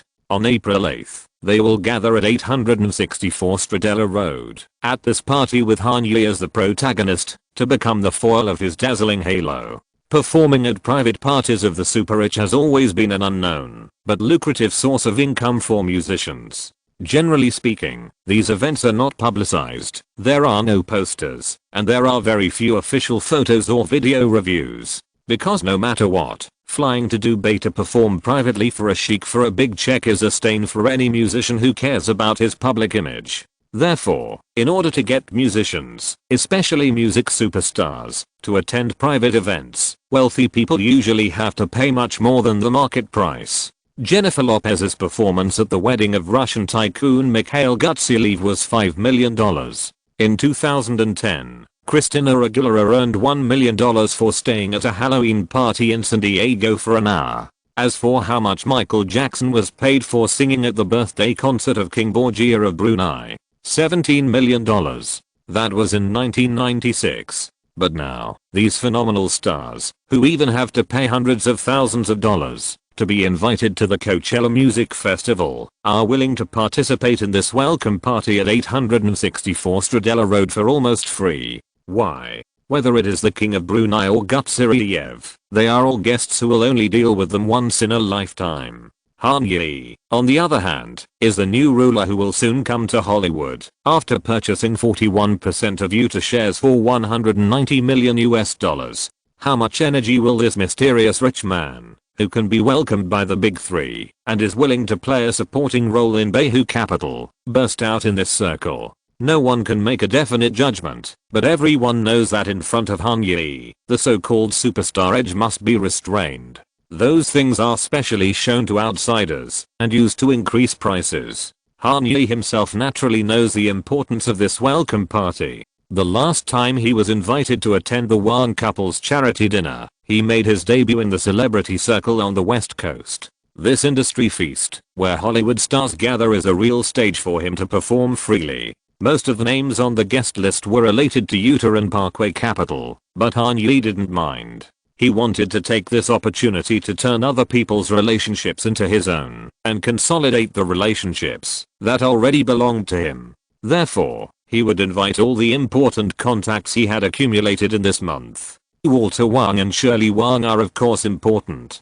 Kanye needs them to see his influence in this industry in order to gain further recognition from the Committee of 100. Maximum Nikias, President of USC, Scott Labanord, Vice President of Alumni Relations and Fundraising, Jimmy Iovine and the famous Dr. Dre were also invited. At a dinner of this level, it would be easier to propose cooperation with Iovine and Dre by letting Angelina Jolie and Gwyneth Paltrow serve as the background. As for his two future superstars, of course they must be included in the list. Not only to make Billy and Phineas familiar with the many giants in advance, but also to let them see that the connections they have are not easily obtained by any so-called famous manager. Putting all their wealth and lives in their own hands is the best answer for the brother and sister to make a name for themselves in Hollywood. There are too many people to meet, and the cooperation issues to consider are complicated enough. Han Yi, who is so busy that he forgets a crucial thing. Inviting the one couple. It is definitely necessary for the good daughter-in-law Zhu Yiru from Taiwan to continue to cooperate with the performance. The presence of Billy and Phineas also means that the Korean girl Zhao Yaozhen, who is working hard to become a partner of Han Yi's music section, will definitely appear. It was not until the morning of April 8th, when the two girls stared at each other in the lobby of 864 Stradella Road, that Han Yi discovered this problem. It seems that the two of them don't know each other yet. Should they know each other? Yaozhen, let me introduce you. This is Grace Zhu, my best friend. Han Yi stood between the two girls calmly, keeping a safe distance. Grace, this is Yaozhen, my partner in music, or at least she should be in the future. The two musicians in the song Ocean Eyes that I played to you were discovered by her. Hi, Yaozhen. Zhu Yiru still had a very friendly smile, and her eyes seemed to maintain a standard shape. She stretched out her hand to Zhao Yaozhen without any change. Nice to meet you. That song is very nice. Thank you, Grace. Zhao Yaozhen's eyes moved slightly downward, revealing a smile that was far less curved than Zhu Yiru's, but also friendly. Nice to meet you, too. In real life, there are not so many plots of kings meeting kings in the Shura field. According to the personalities of Zhu Yiru and Zhao Yaozhen, if they really met a love rival who interfered, Zhao Zhu would probably greet him warmly in person, turn around and block him directly, and no one would ever find her again. And Zhao should have slapped him cleanly, and then used sharp words like a blade, to severely humiliate the scumbag he hated most in his life. But the key point is that neither of them has any actual intimate relationship with Han Yi. Even if they have some almost imperceptible throbbing in their hearts, they must be firmly suppressed below the neck and must not show it. Female competition is an old routine that has been overused even in Hollywood movies and TV shows. Two top women who are 1 in a million in terms of knowledge and appearance will not let themselves fall into this cliché. Although it does feel a little weird in my heart, I still have to maintain basic courtesy, reminding myself repeatedly in my heart. Zhu Yiru's eyes quickly swept over Zhao Yaozhen's body, and then took a step forward without changing her expression, took the Korean girl's arm, and smiled sweetly. I'll take you on a tour. Okay. With Zhao Yaozhen's personality, it is impossible for her to say such a timid word as I've been here, and took a bath here. She just glanced at Han Yi thoughtfully, then raised the corners of her mouth a little more, and even covered the back of Zhu Yiru's hand that was holding her. Zhao can speak Chinese too. Zhao Zhu. Han Yi was a little nervous at first, but then he changed his mind. The most intimate things these two had done with him were far from PG level, and even a Disney movie would be too conservative. He really didn't know what to be nervous about. The most important thing was that he had lived twice, and it was really unnecessary to play tricks in front of girls, and it also went against the goals he had set for himself in this life. Be honest, whoever can accept it can accept it. As for what to accept, Han Yi himself was still not quite clear. Really? Zhu Yiru turned her head and looked at Zhao Yaozhen. You can speak Chinese too? A little bit, not much. In front of outsiders, Zhao Yaozhen returned to the concise conversation mode. But standing next to Zhu Yiru, who was full of Taiwan style, Zhao Yaozhen, who originally had no northeastern accent, had an accent that was even more obvious. That's great. Let's go see that private cinema first. It's awesome. Okay. Oh my god. Let's see who can lead the other astray. Looking at the backs of the two girls, Han Yi held back the laughter that was about to come out of his mouth for a long time. I don't quite understand, JJ. Bobby Lewis, the always cheerful black uncle, had just set up the buffet in the courtyard with two Utah interns. At this time, he stood under the eaves outside the rest area with one hand on his waist to enjoy the cool air. What don't you understand? He pointed with his thumb at Zhu Yiru and Zhao Yaozhen who were walking towards the private theater, and turned to look at Johanna Jansen who was carefully setting up the fragrance diffuser to create a pleasant environment for the party in advance. Our boss has two girlfriends? Chapter 48 Press Conference, Part 1. Visiting the mansion is not just a simple visit. In fact, the real theme of the activities between girls, whether it is shopping, manicure or afternoon tea, is not the event itself. They created a private space exclusively for women, so that they can exchange information with each other better. Martin Margiela's autumn and winter items, the plot of the new episode of The Bachelor, the cute boys in school, and of course, the inevitable classic topics of who likes who, and who is dating who that transcend nationality and race. The 14,219 square foot 864 Stradella Road is large enough, and Zhu Yiru and Zhao Yaozhen also walked slowly enough. When they returned to the front hall, the two girls had already fully exchanged information, and the question that they were most concerned about in their hearts was also answered in the indirect discussion. This seemed to bring the two of them closer. When they came to Han Yi again, Zhu Yiru was already leaning against Zhao Yaozhen like a little bird, and even Yaozhen, who rarely showed any emotion, showed a rare smile of joy. It seems that you get along very well. Han Yi spread his hands and smiled. I hope you didn't say anything bad about me. It's too late. Zhao Yaozhen pointed at Xiaoru hanging on his body, and two irrepressible dimples appeared on his cheeks. Xiaoru told me a lot. What did you say? Han Yi deliberately widened his eyes. Zhu Yiru didn't answer, but just slightly bared her teeth, making a sound imitating the spray of hairspray, and her left hand was also clasped, like holding the bottle, sliding from front to back over her head. Before she finished the whole set of movements, Xiaoru couldn't help but chuckled, and even Zhao Yaozhen clenched his fist and put it to his mouth, turned his head away from Han Yi. His face flushed, and he was trying hard to hold back his smile. Zhu, it was just that one time. Han Yi sighed. I don't know how to use it. Who knew it was so sticky? Just don't style yourself today. Zhu Yiru winked playfully. There are so many media outlets.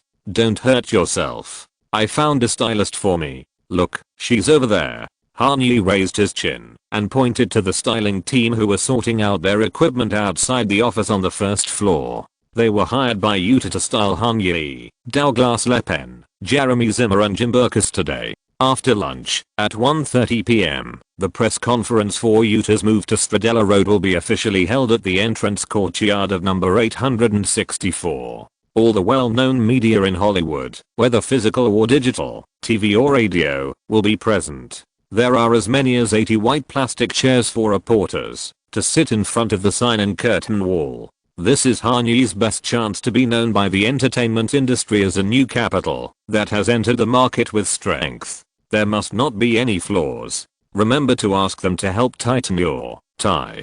Try tying it differently. Zhu Yiru naturally reached out her hand, but it suddenly froze in midair. She remembered that there was Zhao Yaozhen watching silently beside her. But after a moment, Xiaoru still touched Han Yi's collar and touched the knot of the tie. Seeing Zhu Yiru's action, even the top macro expression expert could not see any change in Zhao Yaozhen's expression. She just took a half step back and glanced at Han Yi's suit. You can unbutton it to look better. Hearing this, Zhu Yiru lowered her eyes slightly, still smiling. Before they treat me like a stump, have lunch first. The atmosphere was not awkward, but it was subtle enough. Han Yi took out 2 cheese beef burgers wrapped in oil-resistant paper from the cardboard tequila tray on the kitchen island and shook them at the two girls, trying to change the subject. Chef Felix Sorensen and sous chef Harold Hansen are preparing meals for the welcome party together with the catering team hired by Yuta. Therefore, for lunch, Corey McIntosh arranged for Fimu Dervish and Keen Griffin to pack burger sets for everyone on Gale Avenue. Which burger? Of course, In-N-Out. Different states have different definitions of delicious burgers, especially between the East and West Coasts. New Yorkers prefer the modern minimalist emerald green Shake Shack, while Los Angeles people have a special liking for the retro red and yellow In-N-Out.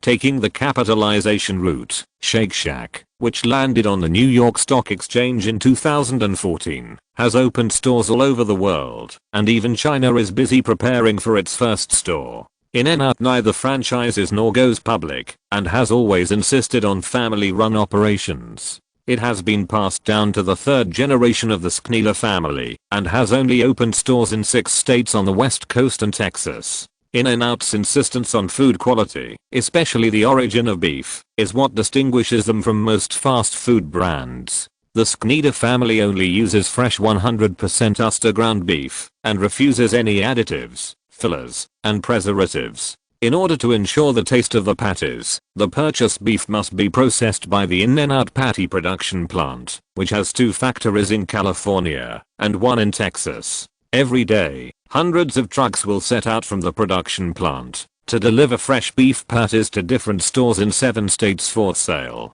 Han Yi is not very interested in hamburgers, and he really can't taste the unique flavor of In-N-Out, except that the lettuce and tomatoes are fresher. But this does not prevent Americans who have a special liking for sandwiches from treating it as a treasure. Not only ordinary people commuting to and from get off work, but even the Oscars and Grammy Award ceremonies also choose In-N-Out as the first choice for work meals. The working lunch before the press conference today was In-N-Out, as usual, with a double set meal for each person. Corey also carefully reminded Kyan to remember to replace the fries with the animal-style fries from the secret menu.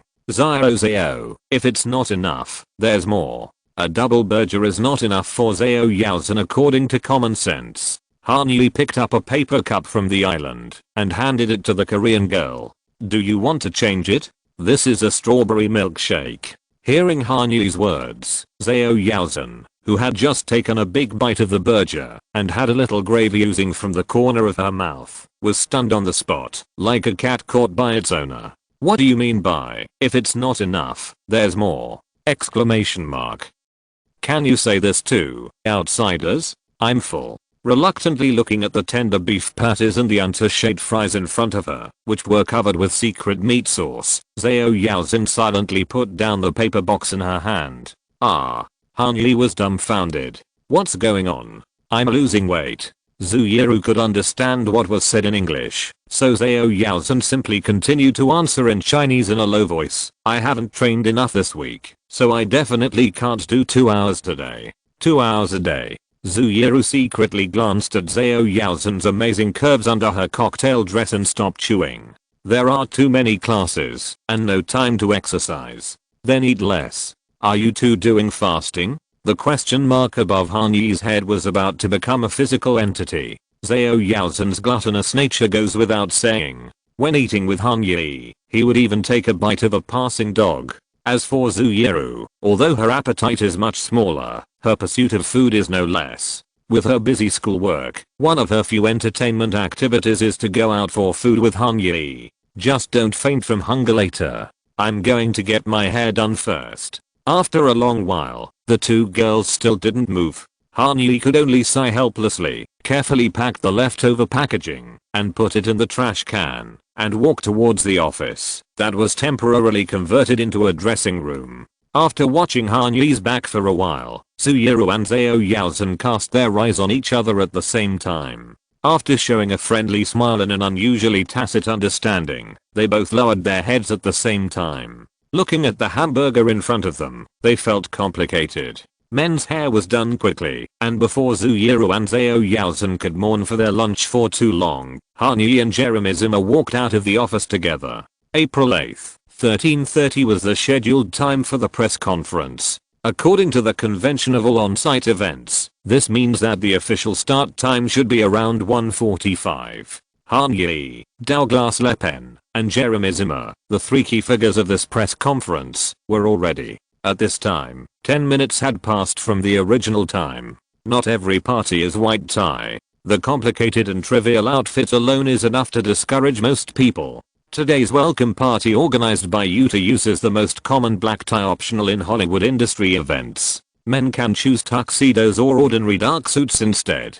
Women have more choices: floor-length evening gowns, knee-length cocktail dresses or stylish two-piece suits. Today, Han Yi is wearing Tom Ford's Grey Prince of Wales check cashmere suit. After careful tailoring by the resident tailor, the length of the ankles and wrists exposed and the degree of waist tightening are just right, making Han Yi look taller and more upright than usual. In addition, the makeup artist and hairstylist of this party are from Utah's long-term styling team. Every year, they are responsible for the dress of each celebrity guest at Jim Burkus' Oscar celebration dinner held at his home. Under the delicate handwriting of these industry experts, Han Yi's Far Eastern face is cleverly integrated with the Hollywood-style male shape. In addition, he has a high nose bridge and dark brown hair, which is very suitable for European and American, especially British style. Han Yi walked out of the office, and in a flash, there was a bit of Ryan Gosling, Hugh Grant and Timothée Chalamet falling into the palette at the same time, mixed together.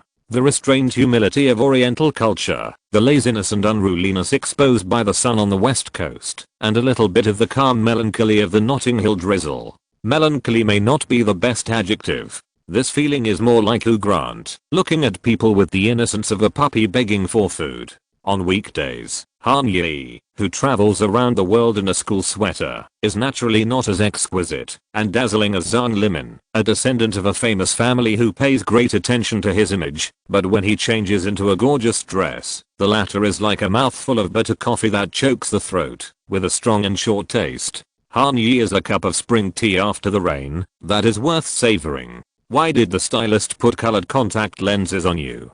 Damn Daniel. That's too unfair. Your hair is messed up. All kinds of praise came to her lips, but it turned into this simple reminder. Xiaoru flicked her right temple, signaling Han Yi to pay attention. You look good today. In comparison, Zhao Yaozhen was much more direct. She stroked her left arm with her right hand, folded it in front of her, and her eyes were full of undisguised appreciation. A capable and capital-rich partner. If it is also pleasing to the eye, that's also a good thing. If we eat together like this, we can even eat a few more pieces of meat. Yes, very handsome. Zhu Yiru added quickly, a little annoyed at her own inconsistency. I think it will be photogenic.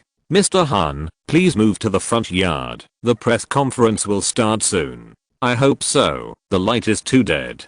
Han Yi smiled and waved his hand nonchalantly. I hope the flash won't get stuck later. I'm sure you'll be fine. Good luck. Watching Han Yi's back as he walked towards the front yard, the two girls standing side by side made small movements that were extremely difficult for each other to detect. Zhao Yaozhen clenched her hands behind her back of her dress, while Zhu Yiru unconsciously rubbed the diamond necklace around her neck with her fingertips. Good afternoon, ladies and gentlemen. Thank you very much for taking the time to attend the joint press conference on the acquisition by Parkway Capital, Han Capital and Utah. I'm Andrew Tu, the Chief Operating Officer of Utah. Today's press conference will begin with a brief speech by Utah's CEO, Mr. Jeremy Zimmer, on the acquisition. The question and answer session will follow the usual practice of one question per media outlet. If there is any information that you think has not been mentioned, it is in the media document package to the right of your seat. If the document package is not enough, I strongly doubt that this will happen. You can call or email our public relations team. The stage for the press conference on the acquisition was placed next to the waterscape art installation in the front yard of 864 Stradella Road. A chair covered with a creamy white tablecloth, a dark solid wood podium, 3 folding chairs with corresponding name tags, and a huge sign-in wall with floor-to-ceiling glass that almost covered the entire salon area of the residence, constituted the entire background of the press conference. Most of Hollywood's media press conferences are so simple, without LED screens, and there will be no light balls that drop ribbons at the touch of a button. Even the background wall is a dual-purpose wall. It served as the background during the press conference, and after the welcome party began, it was the place where celebrities left their signatures and photos. Andrew Tu's opening remarks were just like his personality, straightforward and never dragged on. Without further ado, let's welcome Jeremy Zimmer, CEO of United Artists Agency. First of all, I want to thank everyone for participating in this press conference on this wonderful Friday afternoon. I hope our cheeseburgers are delicious enough to encourage everyone to turn on their filters. Standing on the podium, Jeremy Zimmer's first sentence was a formulaic joke, and the media people who had just swallowed their working lunch naturally responded with a mechanical canned laughter accurate to decibels. In the United States, any industry has standards that have been refined for decades. The template writing method of movie scripts, the routine chords of pop music, and even speeches have their own unique requirements. If you don't start with a tasteless joke, then the person giving the speech must not be a real American. Secondly, I would like to thank Mr. Han Yi and Mr. Douglas Le Pen. It is their precise investment vision and unique business decisions that make it possible for us to gather here today. I hope we can give Mr. Han and Mr. Le Pen a round of applause. Standing aside, Han Yi, who had not yet entered the stage, stroked his chest with his right hand, bowed slightly, and greeted the gazes and applause. Half a minute later, the applause died down, and Jeremy Zimmer nodded to Han Yi and Douglas Le Pen, and continued to read the next speech. If you're listening to this novel on a channel other than Fanfic World, it means they downloaded and uploaded it without effort. We cordially invite you to visit our channel, Mundo Fanfic Novelos. There you'll find the original version of this story and you can explore many other novels of various genres. We're waiting for you to immerse yourself in a world of incredible novels. Chapter 49 Press Conference, Part 2. Ladies and gentlemen, today marks an important milestone in the history of United Artists Agency. As CEO, I'm pleased to announce that we have sold a minority stake in the company to Parkway Capital, a leading global provider and manager of investment products, and its close and powerful partner, Han Capital. This move will provide us with additional resources to accelerate the company's growth and innovation plans, while also allowing us to maintain our independence and control as a private company.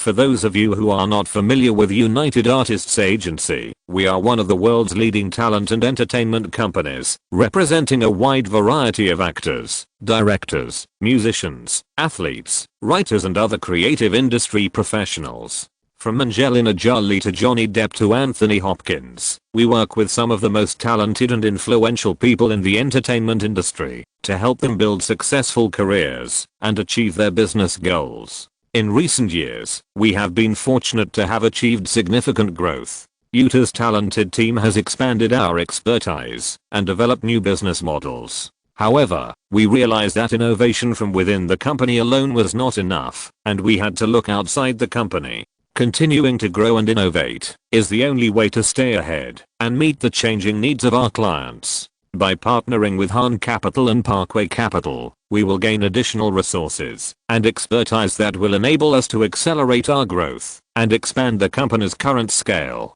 Both capital institutions have an excellent track record of supporting leading companies in various industries, and we are pleased to call them investors and future business partners. Han Capital and Parkway Capital fully respect our independent decision-making power, which is also a right that Utah cherishes very much. Making the right decisions in the best interests of our clients is the foundation of our long-term development and a mission we are committed to continuing to fulfill. We are excited about the future of United Artists Agency and thank our clients, partners, and employees for their support as we embark on a new chapter in our journey. In the future, we will continue to provide our clients with the highest level of service and professional guidance, and continue to push the limits of the entertainment world. Thank you for taking the time, and we look forward to sharing more good news with you in the coming months and years. The smooth and flawless speech was obviously written by the internal public relations department of United Artists Agency. The gorgeous words full of positive emotions and the nonsense literature that keeps circling around the core issues are not only exclusive to politicians on Capitol Hill, but also the routine rhetoric of major Hollywood companies. The cameramen of various media outlets took photos sporadically, and the notebooks placed between the legs of the reporters were empty. No one would record such a speech, because the manuscript had already been placed in the media bag for them to quote in their later reports. Thank you, Mr. Zimmer. After Jeremy Zimmer sat down in front of the name card, Andrew to return to the podium. Next, let's invite Mr. Han and Mr. Le Pen to the stage. Douglas Le Pen led the way, and Han Yi followed closely. Seeing the two investors come on stage, Jeremy Zimmer stood up very enthusiastically and hugged and greeted them respectively. Then, according to the standing arrangement during the rehearsal, Zimmer stood on the far left, Le Pen on the right, and Han Yi in the middle. The three stood in front of the background wall and accepted the media's photo. The group photo of the three was a draft photo that the Utah Public Relations Department had communicated with various media in advance. Therefore, as soon as Han Yi stood in the place with the X-shaped tape, the long guns and short guns in front of him began to bombard intensively. Han Yi is not good at taking photos. In fact, whenever the flash comes on, he will subconsciously close his eyes. However, this time the experience is different. The flashes are so dense that they form a dazzling light strip, which even the spring afternoon sunshine in Los Angeles pales in comparison. At this moment, Han Yi finally understands why the stars on the red carpet always open their eyes perfectly. With this intensity of light, he can't close his eyes, even if he wants to. Han Yi can only try his best to keep the normal curvature of his eyes and show a formulaic smile that he thinks is impeccable. Wherever the sound of "look here" is made, his head will turn to that direction. We need to ask him to take more photos. His face is stiff. Standing behind the crowd, Zhu Yiru sighed softly while observing Han Yi from the gap. There is no complaint in her eyes, but pride, and even a little bit of doting. Han Yi, who is at a loss, always reminds Zhaoru of the close friend before the $185 million. That is her memory. Yeah. Zhao Yaozhen next to him didn't need to look at people through the gap. He just raised his neck slightly to get a glimpse of the whole picture. In front of Korean girls, Han Yi always had a confident and calm expression. Whether talking about music or history, have you ever seen his cheeks twitching unconsciously and his awkward expression of not knowing where to put his hands? It's quite cute. Yaozhen's smile was more relaxed and sweet than at any time today. Please take your seats. After leaving enough 3 minutes for the media to shoot, Andrew Toffing spoke at the reminder of his assistant. As we mentioned before, each media has one chance to ask questions. Let's start from the far right. Andrew to look down at the media seating arrangement in front of him. Variety is the first. Angelique. Andrew nodded to Angelique Jackson, a black female reporter sitting at the far end of the first row. This is an old friend of United Artists Management. When she was working at Entertainment Tonight, she won 2 Daytime Emmy Awards and was a close media partner of Yuta. When she came to Variety, she was also responsible for most of the reports related to Yuta. My question is for Mr. Zimmer. The royal reporter of course left the opportunity for Yuta's CEO to speak. Mr. Zimmer, first of all, I would like to congratulate Yuta on its $190 million financing. After the organization has received such a large amount of capital injection, what specific plans do you have for the next development? Thank you, Angelique. This is indeed great news for Yuta. Wait, let me get this right. Jeremy Zimmer leaned forward and kept adjusting the microphone, as if trying to find the most perfect voice position. Okay, we've dealt with this bad boy. $190 million is a rocket booster for any company or organization that can help them make great progress. For Yuta, this money will be mainly used in the following areas. The first is talent acquisition. Talent is the core of the entertainment industry, whether it is producers, singer-songwriters, screenwriters or directors. This investment will enable us to acquire and attract more talents and obtain more business opportunities for them through our more powerful resource pool and realize their career plans. Just like I mentioned in my speech just now, Jeremy Zimmer is a gestural orator. He has to keep changing various gestures to communicate effectively. It was not very obvious when he was reading the script just now, but now when answering without a script, Han Yi, who was sitting next to Zimmer, felt that the other party was making hand seals.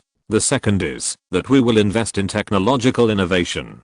Technology is changing the entertainment industry, and we need to be at the forefront of this change. With this investment, we plan to develop and implement new technologies to enhance the user experience on both ends and streamline our operating system. Whether it was Jim Burkus standing on one side with his head down, or Douglas Le Pen and Han Yi sitting on the stage, they all keenly caught the keywords in Jeremy Zimmer's words: streamlining the operating system. Who will be the sphere of influence of this part of streamlining with technology? The third is international expansion. We already have a strong influence in the United States, but there are still very vast untapped markets overseas. With this investment, Yuta will further enhance our international influence, especially in Europe and Asia, where entertainment demand is growing. Does this mean that Yuta will begin to seek to acquire performing arts agencies in the two regions? Angelique asked. We can see what happens next.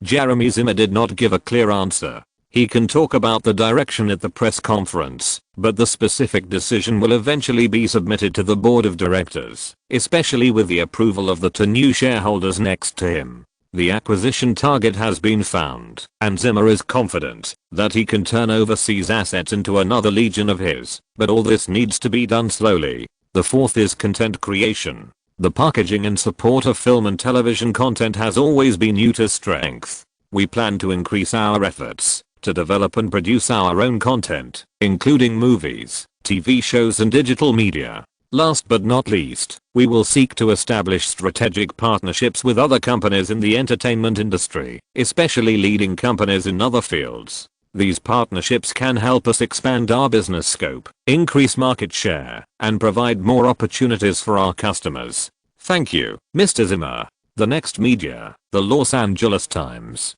David Wu, Los Angeles Times. This is a Chinese face with typical ABC features. This question is for the two investors, Mr. Douglas Lebon and Mr. Han Yi. United Artists Agency is famous for its diversified business. For the two of you, which business segment is a growth point you are most concerned about? In your opinion, which areas can become the cash cows that lead you to rapid growth in the future? Good question, David. Let me talk about my opinion first. Douglas Lebon's eyes first met with Han Yi. After receiving the latter's eye prompt of "you go first," he smiled and replied. He replied, "As an investor in United Artists Agency, I'm very concerned about the growth potential of each business segment of Utah. However, if I have to choose the most promising segment, I would choose digital media and online content creation. In the view of Bohu Capital, digital media and online user-generated content creation are the core of the future entertainment industry. With the development of digitalization and internet technology, the demand and market size of this field will expand exponentially. Utah can use its experience and resources in the traditional entertainment business to actively explore emerging digital platforms and social media to further expand the digital media business. Of course, international business is also one of the important growth points of Utah in the future. At the same time, as Mr. Zimmer said, technological innovation and digital transformation are inevitable internal changes.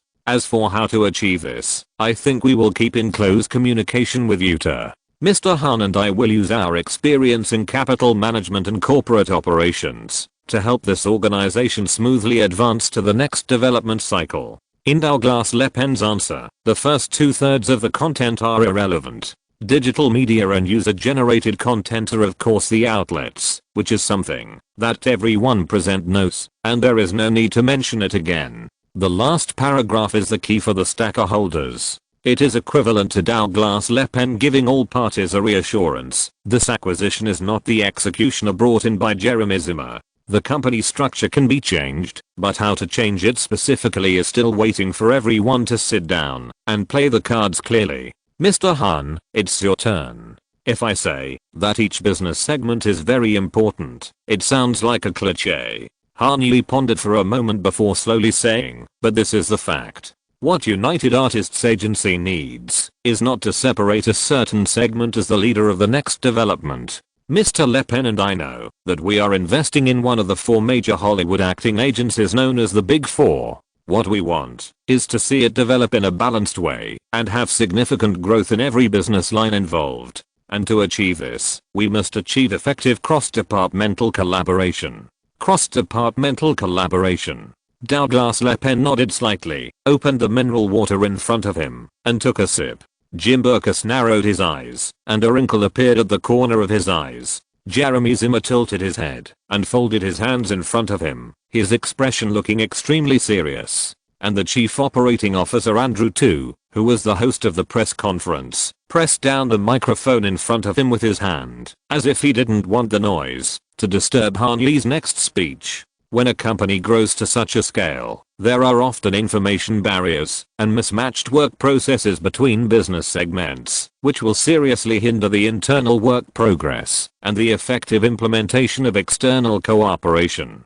Different departments have different professional knowledge and skills, and of course there are also personal connections unique to each circle. Cross-departmental collaboration can promote the exchange and integration of these knowledge, skills and personal connections, thereby creating more innovative and competitive products and services. So, when you mention cash cows, my view is that future trends are difficult to predict. If Yuta can accurately determine which business line will be the hotspot in the next 5 or 10 years, then I believe that, even if they use their existing financial resources, it will be enough to support the development of a single sector. It is precisely because of the uncertainty of the future that capital is needed to bear the unknown risks that come with it. The best way to resist the blizzard, in addition to collecting as much firewood as possible, is to keep warm together. Therefore, in my opinion, the next goal of Yuta must be cross-departmental collaboration, and it is best to form a unified and integrated mechanism to connect all entertainment sectors, so that it can gain an advantage in future market competition.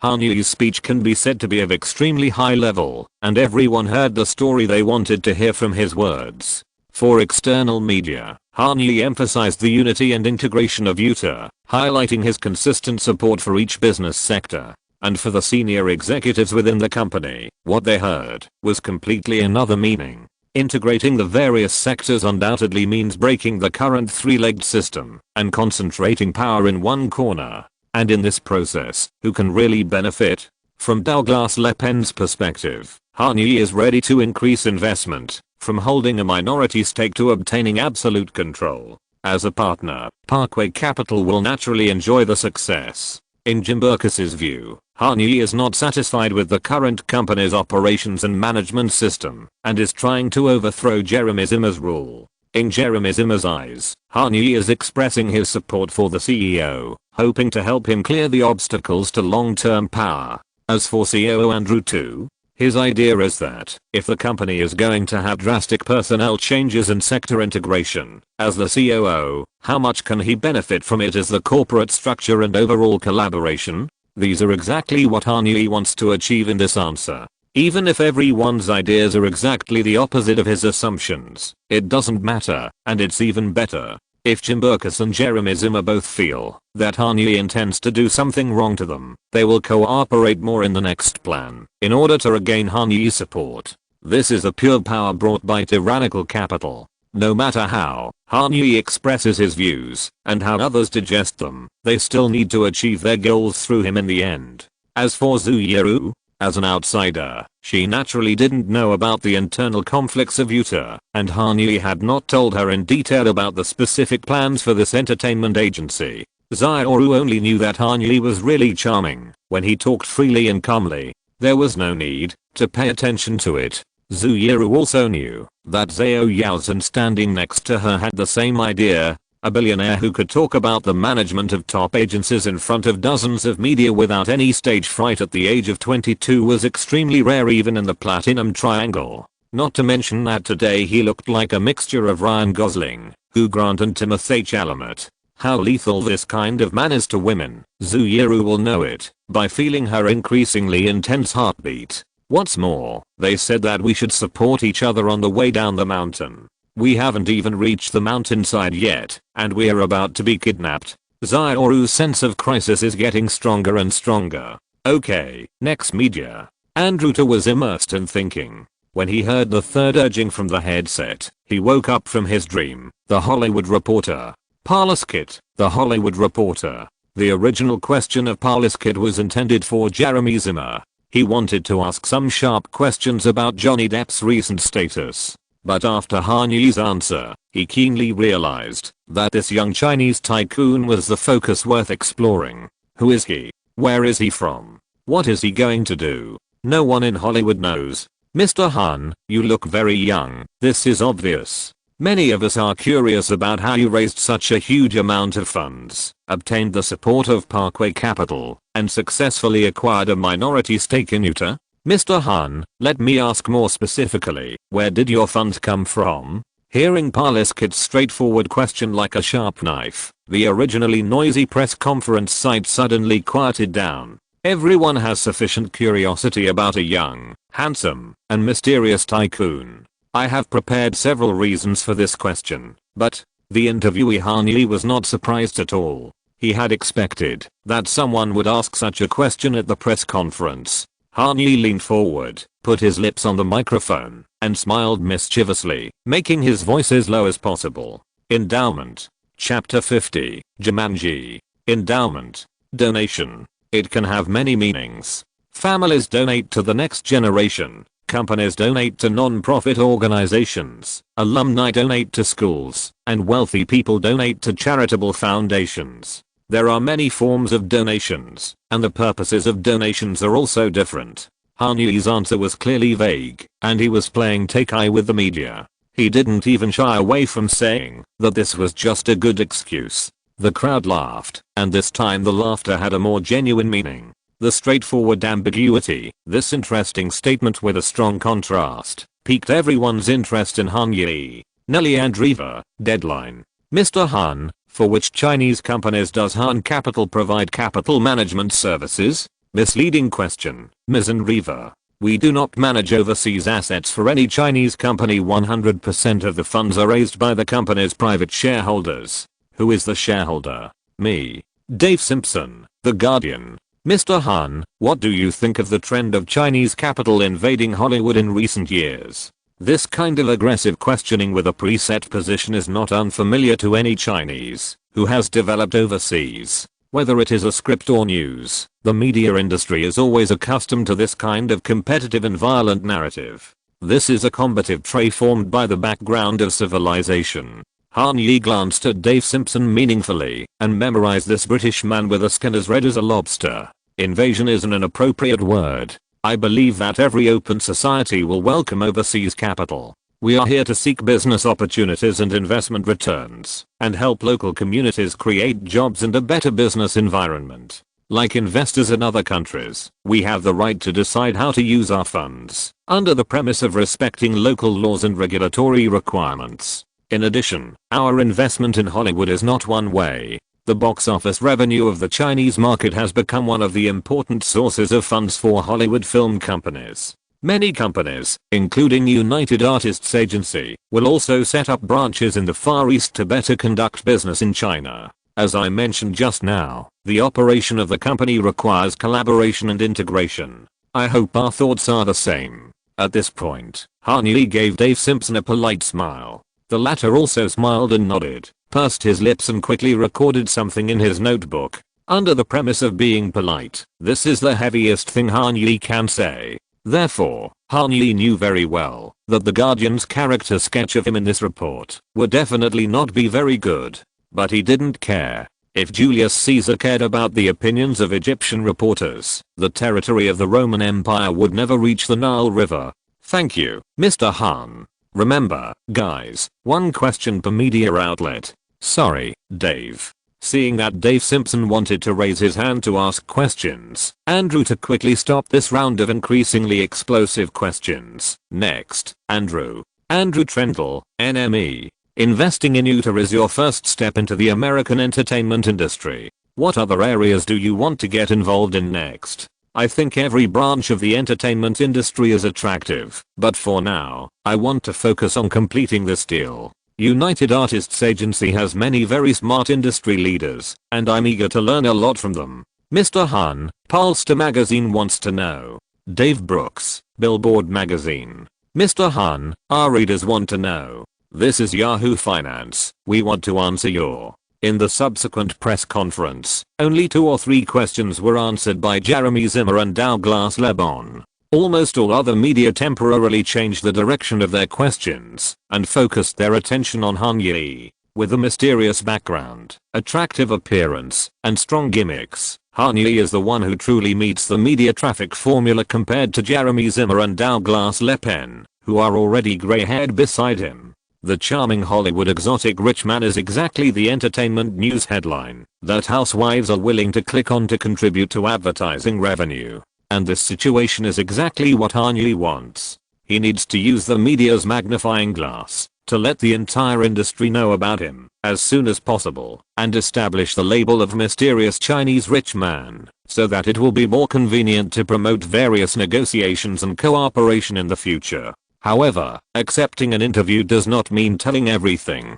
In fact, Han Yi is best at ambiguous words. After a dozen questions, he said almost a few thousand words, and the information that the media on the scene could grasp was not much different from before the press conference began. Of course, this cannot be entirely blamed on Han Yi. After all, so far, he has only been in this new world for more than a month, and even if he tells the truth, there is not much to share. At 2:30, the press conference ended on time after Andrew Tu's brief conclusion. Most of the media went home, and a few well-known reporters who had close personal relationships with Yuta were invited to stay and attend the party. Back in the private office on the first floor, Han Yi, with beads of sweat on his forehead, sat on the sofa and breathed a long sigh of relief. After a while, he was about to reach out and take out 2 pieces of paper from the Fendi leather box on the coffee table beside him to wipe himself clean, and a roll of grey towel was handed to him. Here you go. The cocktail dress was not very convenient for any movement, but Zhao Yaozhen still chose to squat down, raised her eyes, and looked at Han Yi, and said softly, "Thank you for your hard work." "Thank you, Yaozhen." Yi, drink some water. Why don't they have water on the stage?" Han Yi had just taken the towel when Zhu Yiru walked into the room quickly. Seeing Zhao Yaozhen looking back at her, Zhao paused, then naturally put her left hand holding the towel behind her back, sat down next to Han Yi, and stuffed the iced mineral water in her right hand into his hand. "I wanted to bring it up just now, but I was afraid to disturb the process." Thank you.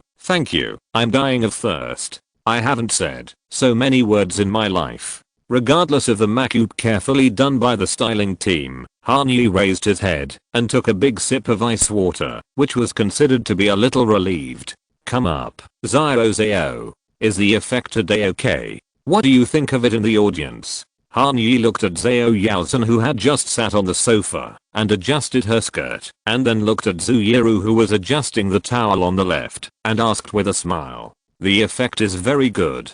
Zhao Yaozhen put her hands on her knees and replied with a smile. After a few seconds, she seemed to remember something and added in a low voice, "It's better than the one you said at the Metropolitan Museum of Art." The Metropolitan Museum of Art. Zhao next to her was stagnant for a moment. "When did you go to New York with Yi? Exclamation mark.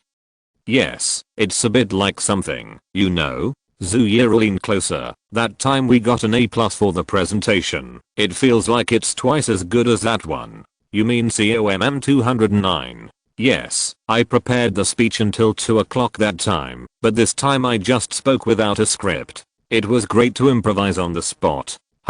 Presentation. Playing the come on, senior game, right?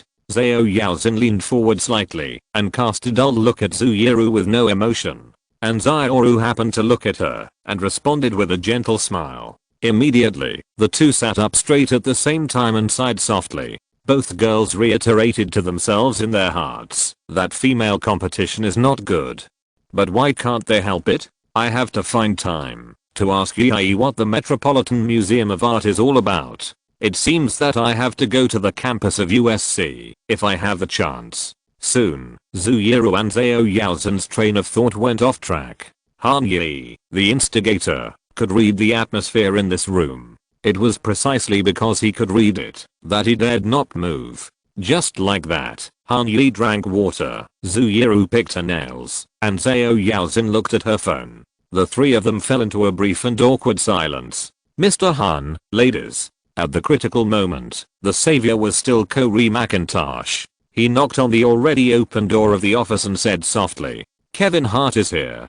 Kevin Hart? The three of them looked up at the same time. For young people, Kevin Hart is one of the best comedians of this era. His short body of 5 feet 2 inches contains the comedy energy that the whole Hollywood is fascinated by. So early? Han Yi raised his hand to check his watch. The time was not yet 2:45 in the afternoon. He arrived 10 minutes ago. Corey McIntosh nodded and smiled. "In fact, he also watched your halftime press conference. According to Mr. Zimmer, Mr. Hart came to see you today. He really knows how to behave." Not only Han Yi, but also Zhu Yiru and Zhao Yaozhen had this label in their minds after hearing Corey's words. Regardless of his intentions, Kevin Hart, a Hollywood first-line comedy star who has been in the limelight in recent years, at least gave Han Yi enough face. Arriving at the party half an hour in advance and patiently watching and waiting beside the press conference, this gesture can also win some favor.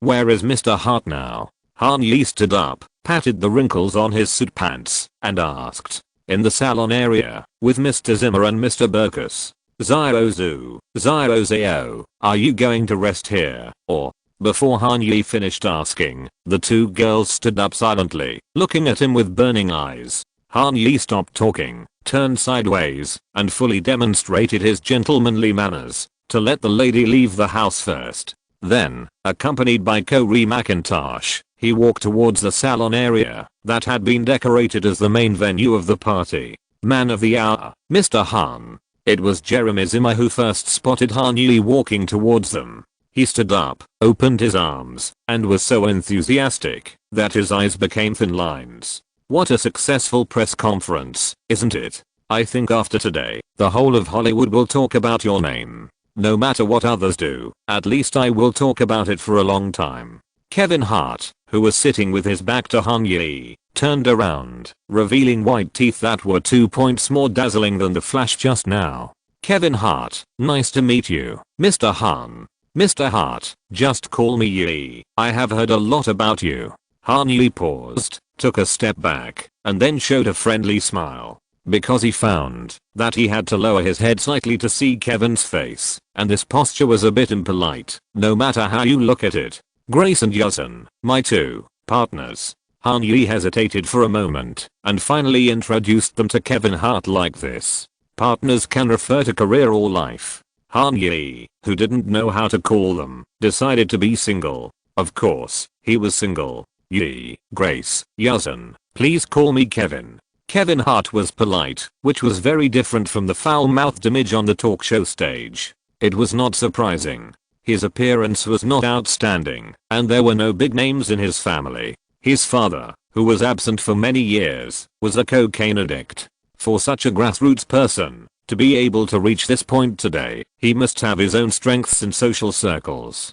Thank you for coming to the party, Kevin. Han Yi smiled, and thank you for coming to watch the press conference in advance, although I know it's very likely just a coincidence. Oh, no, I like press conferences, especially when I'm not making a fool of myself on the stage. Kevin Hart laughed and patted Han Yi's shoulder, gradually narrowing the social distance between the two in a not so obvious way. Jeremy told me that Utah has a new boss, and I said I must come to visit early. Not the boss, just an investor. Han Yi smiled and marked himself. Jim and Jeremy did a great job, and I won't be able to surpass them in another 20 years. You're too kind, Yi. Jeremy Zimmer followed the relaxed atmosphere and quietly changed his title from surname to first name. In my eyes, you two are both great guys. Jim's hands were lightly caressing the backs of Han Yi and Kevin Hart at the same time. The image and positioning he wanted to show were obviously contrary to Jeremy Zimmer's.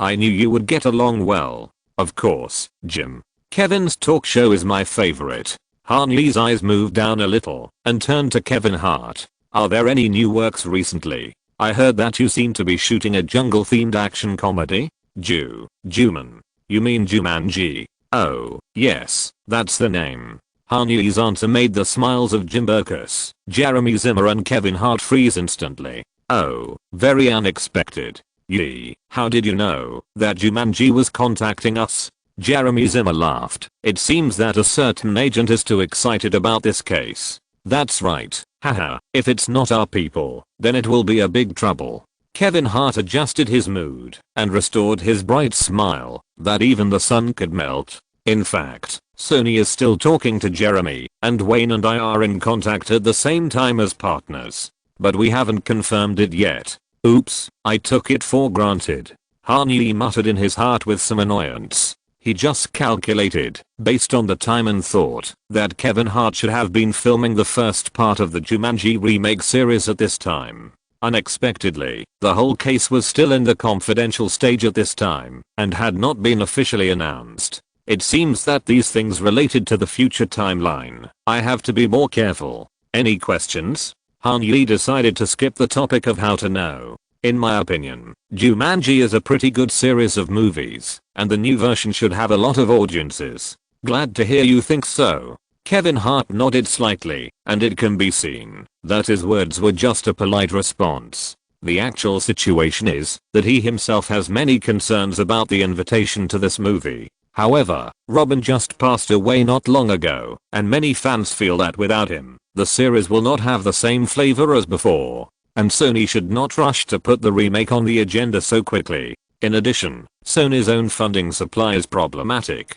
Their promise is very beautiful. The production cost is $90 million, and P&A will invest another $160 million. But can they come up with this money? It is highly unlikely. Who knows? After hearing Kevin Hart's narration, Jeremy Zimmer and Jim Berkus showed their approval for the first time at the same time. It seems that their judgment on the financial situation of Sony Pictures is consistent. Sony has financial difficulties? Han Yi was somewhat curious. He didn't know as much about the film and television industry as he did about the music industry, so he subconsciously substituted Sony Pictures for the operating conditions of Sony Music Group.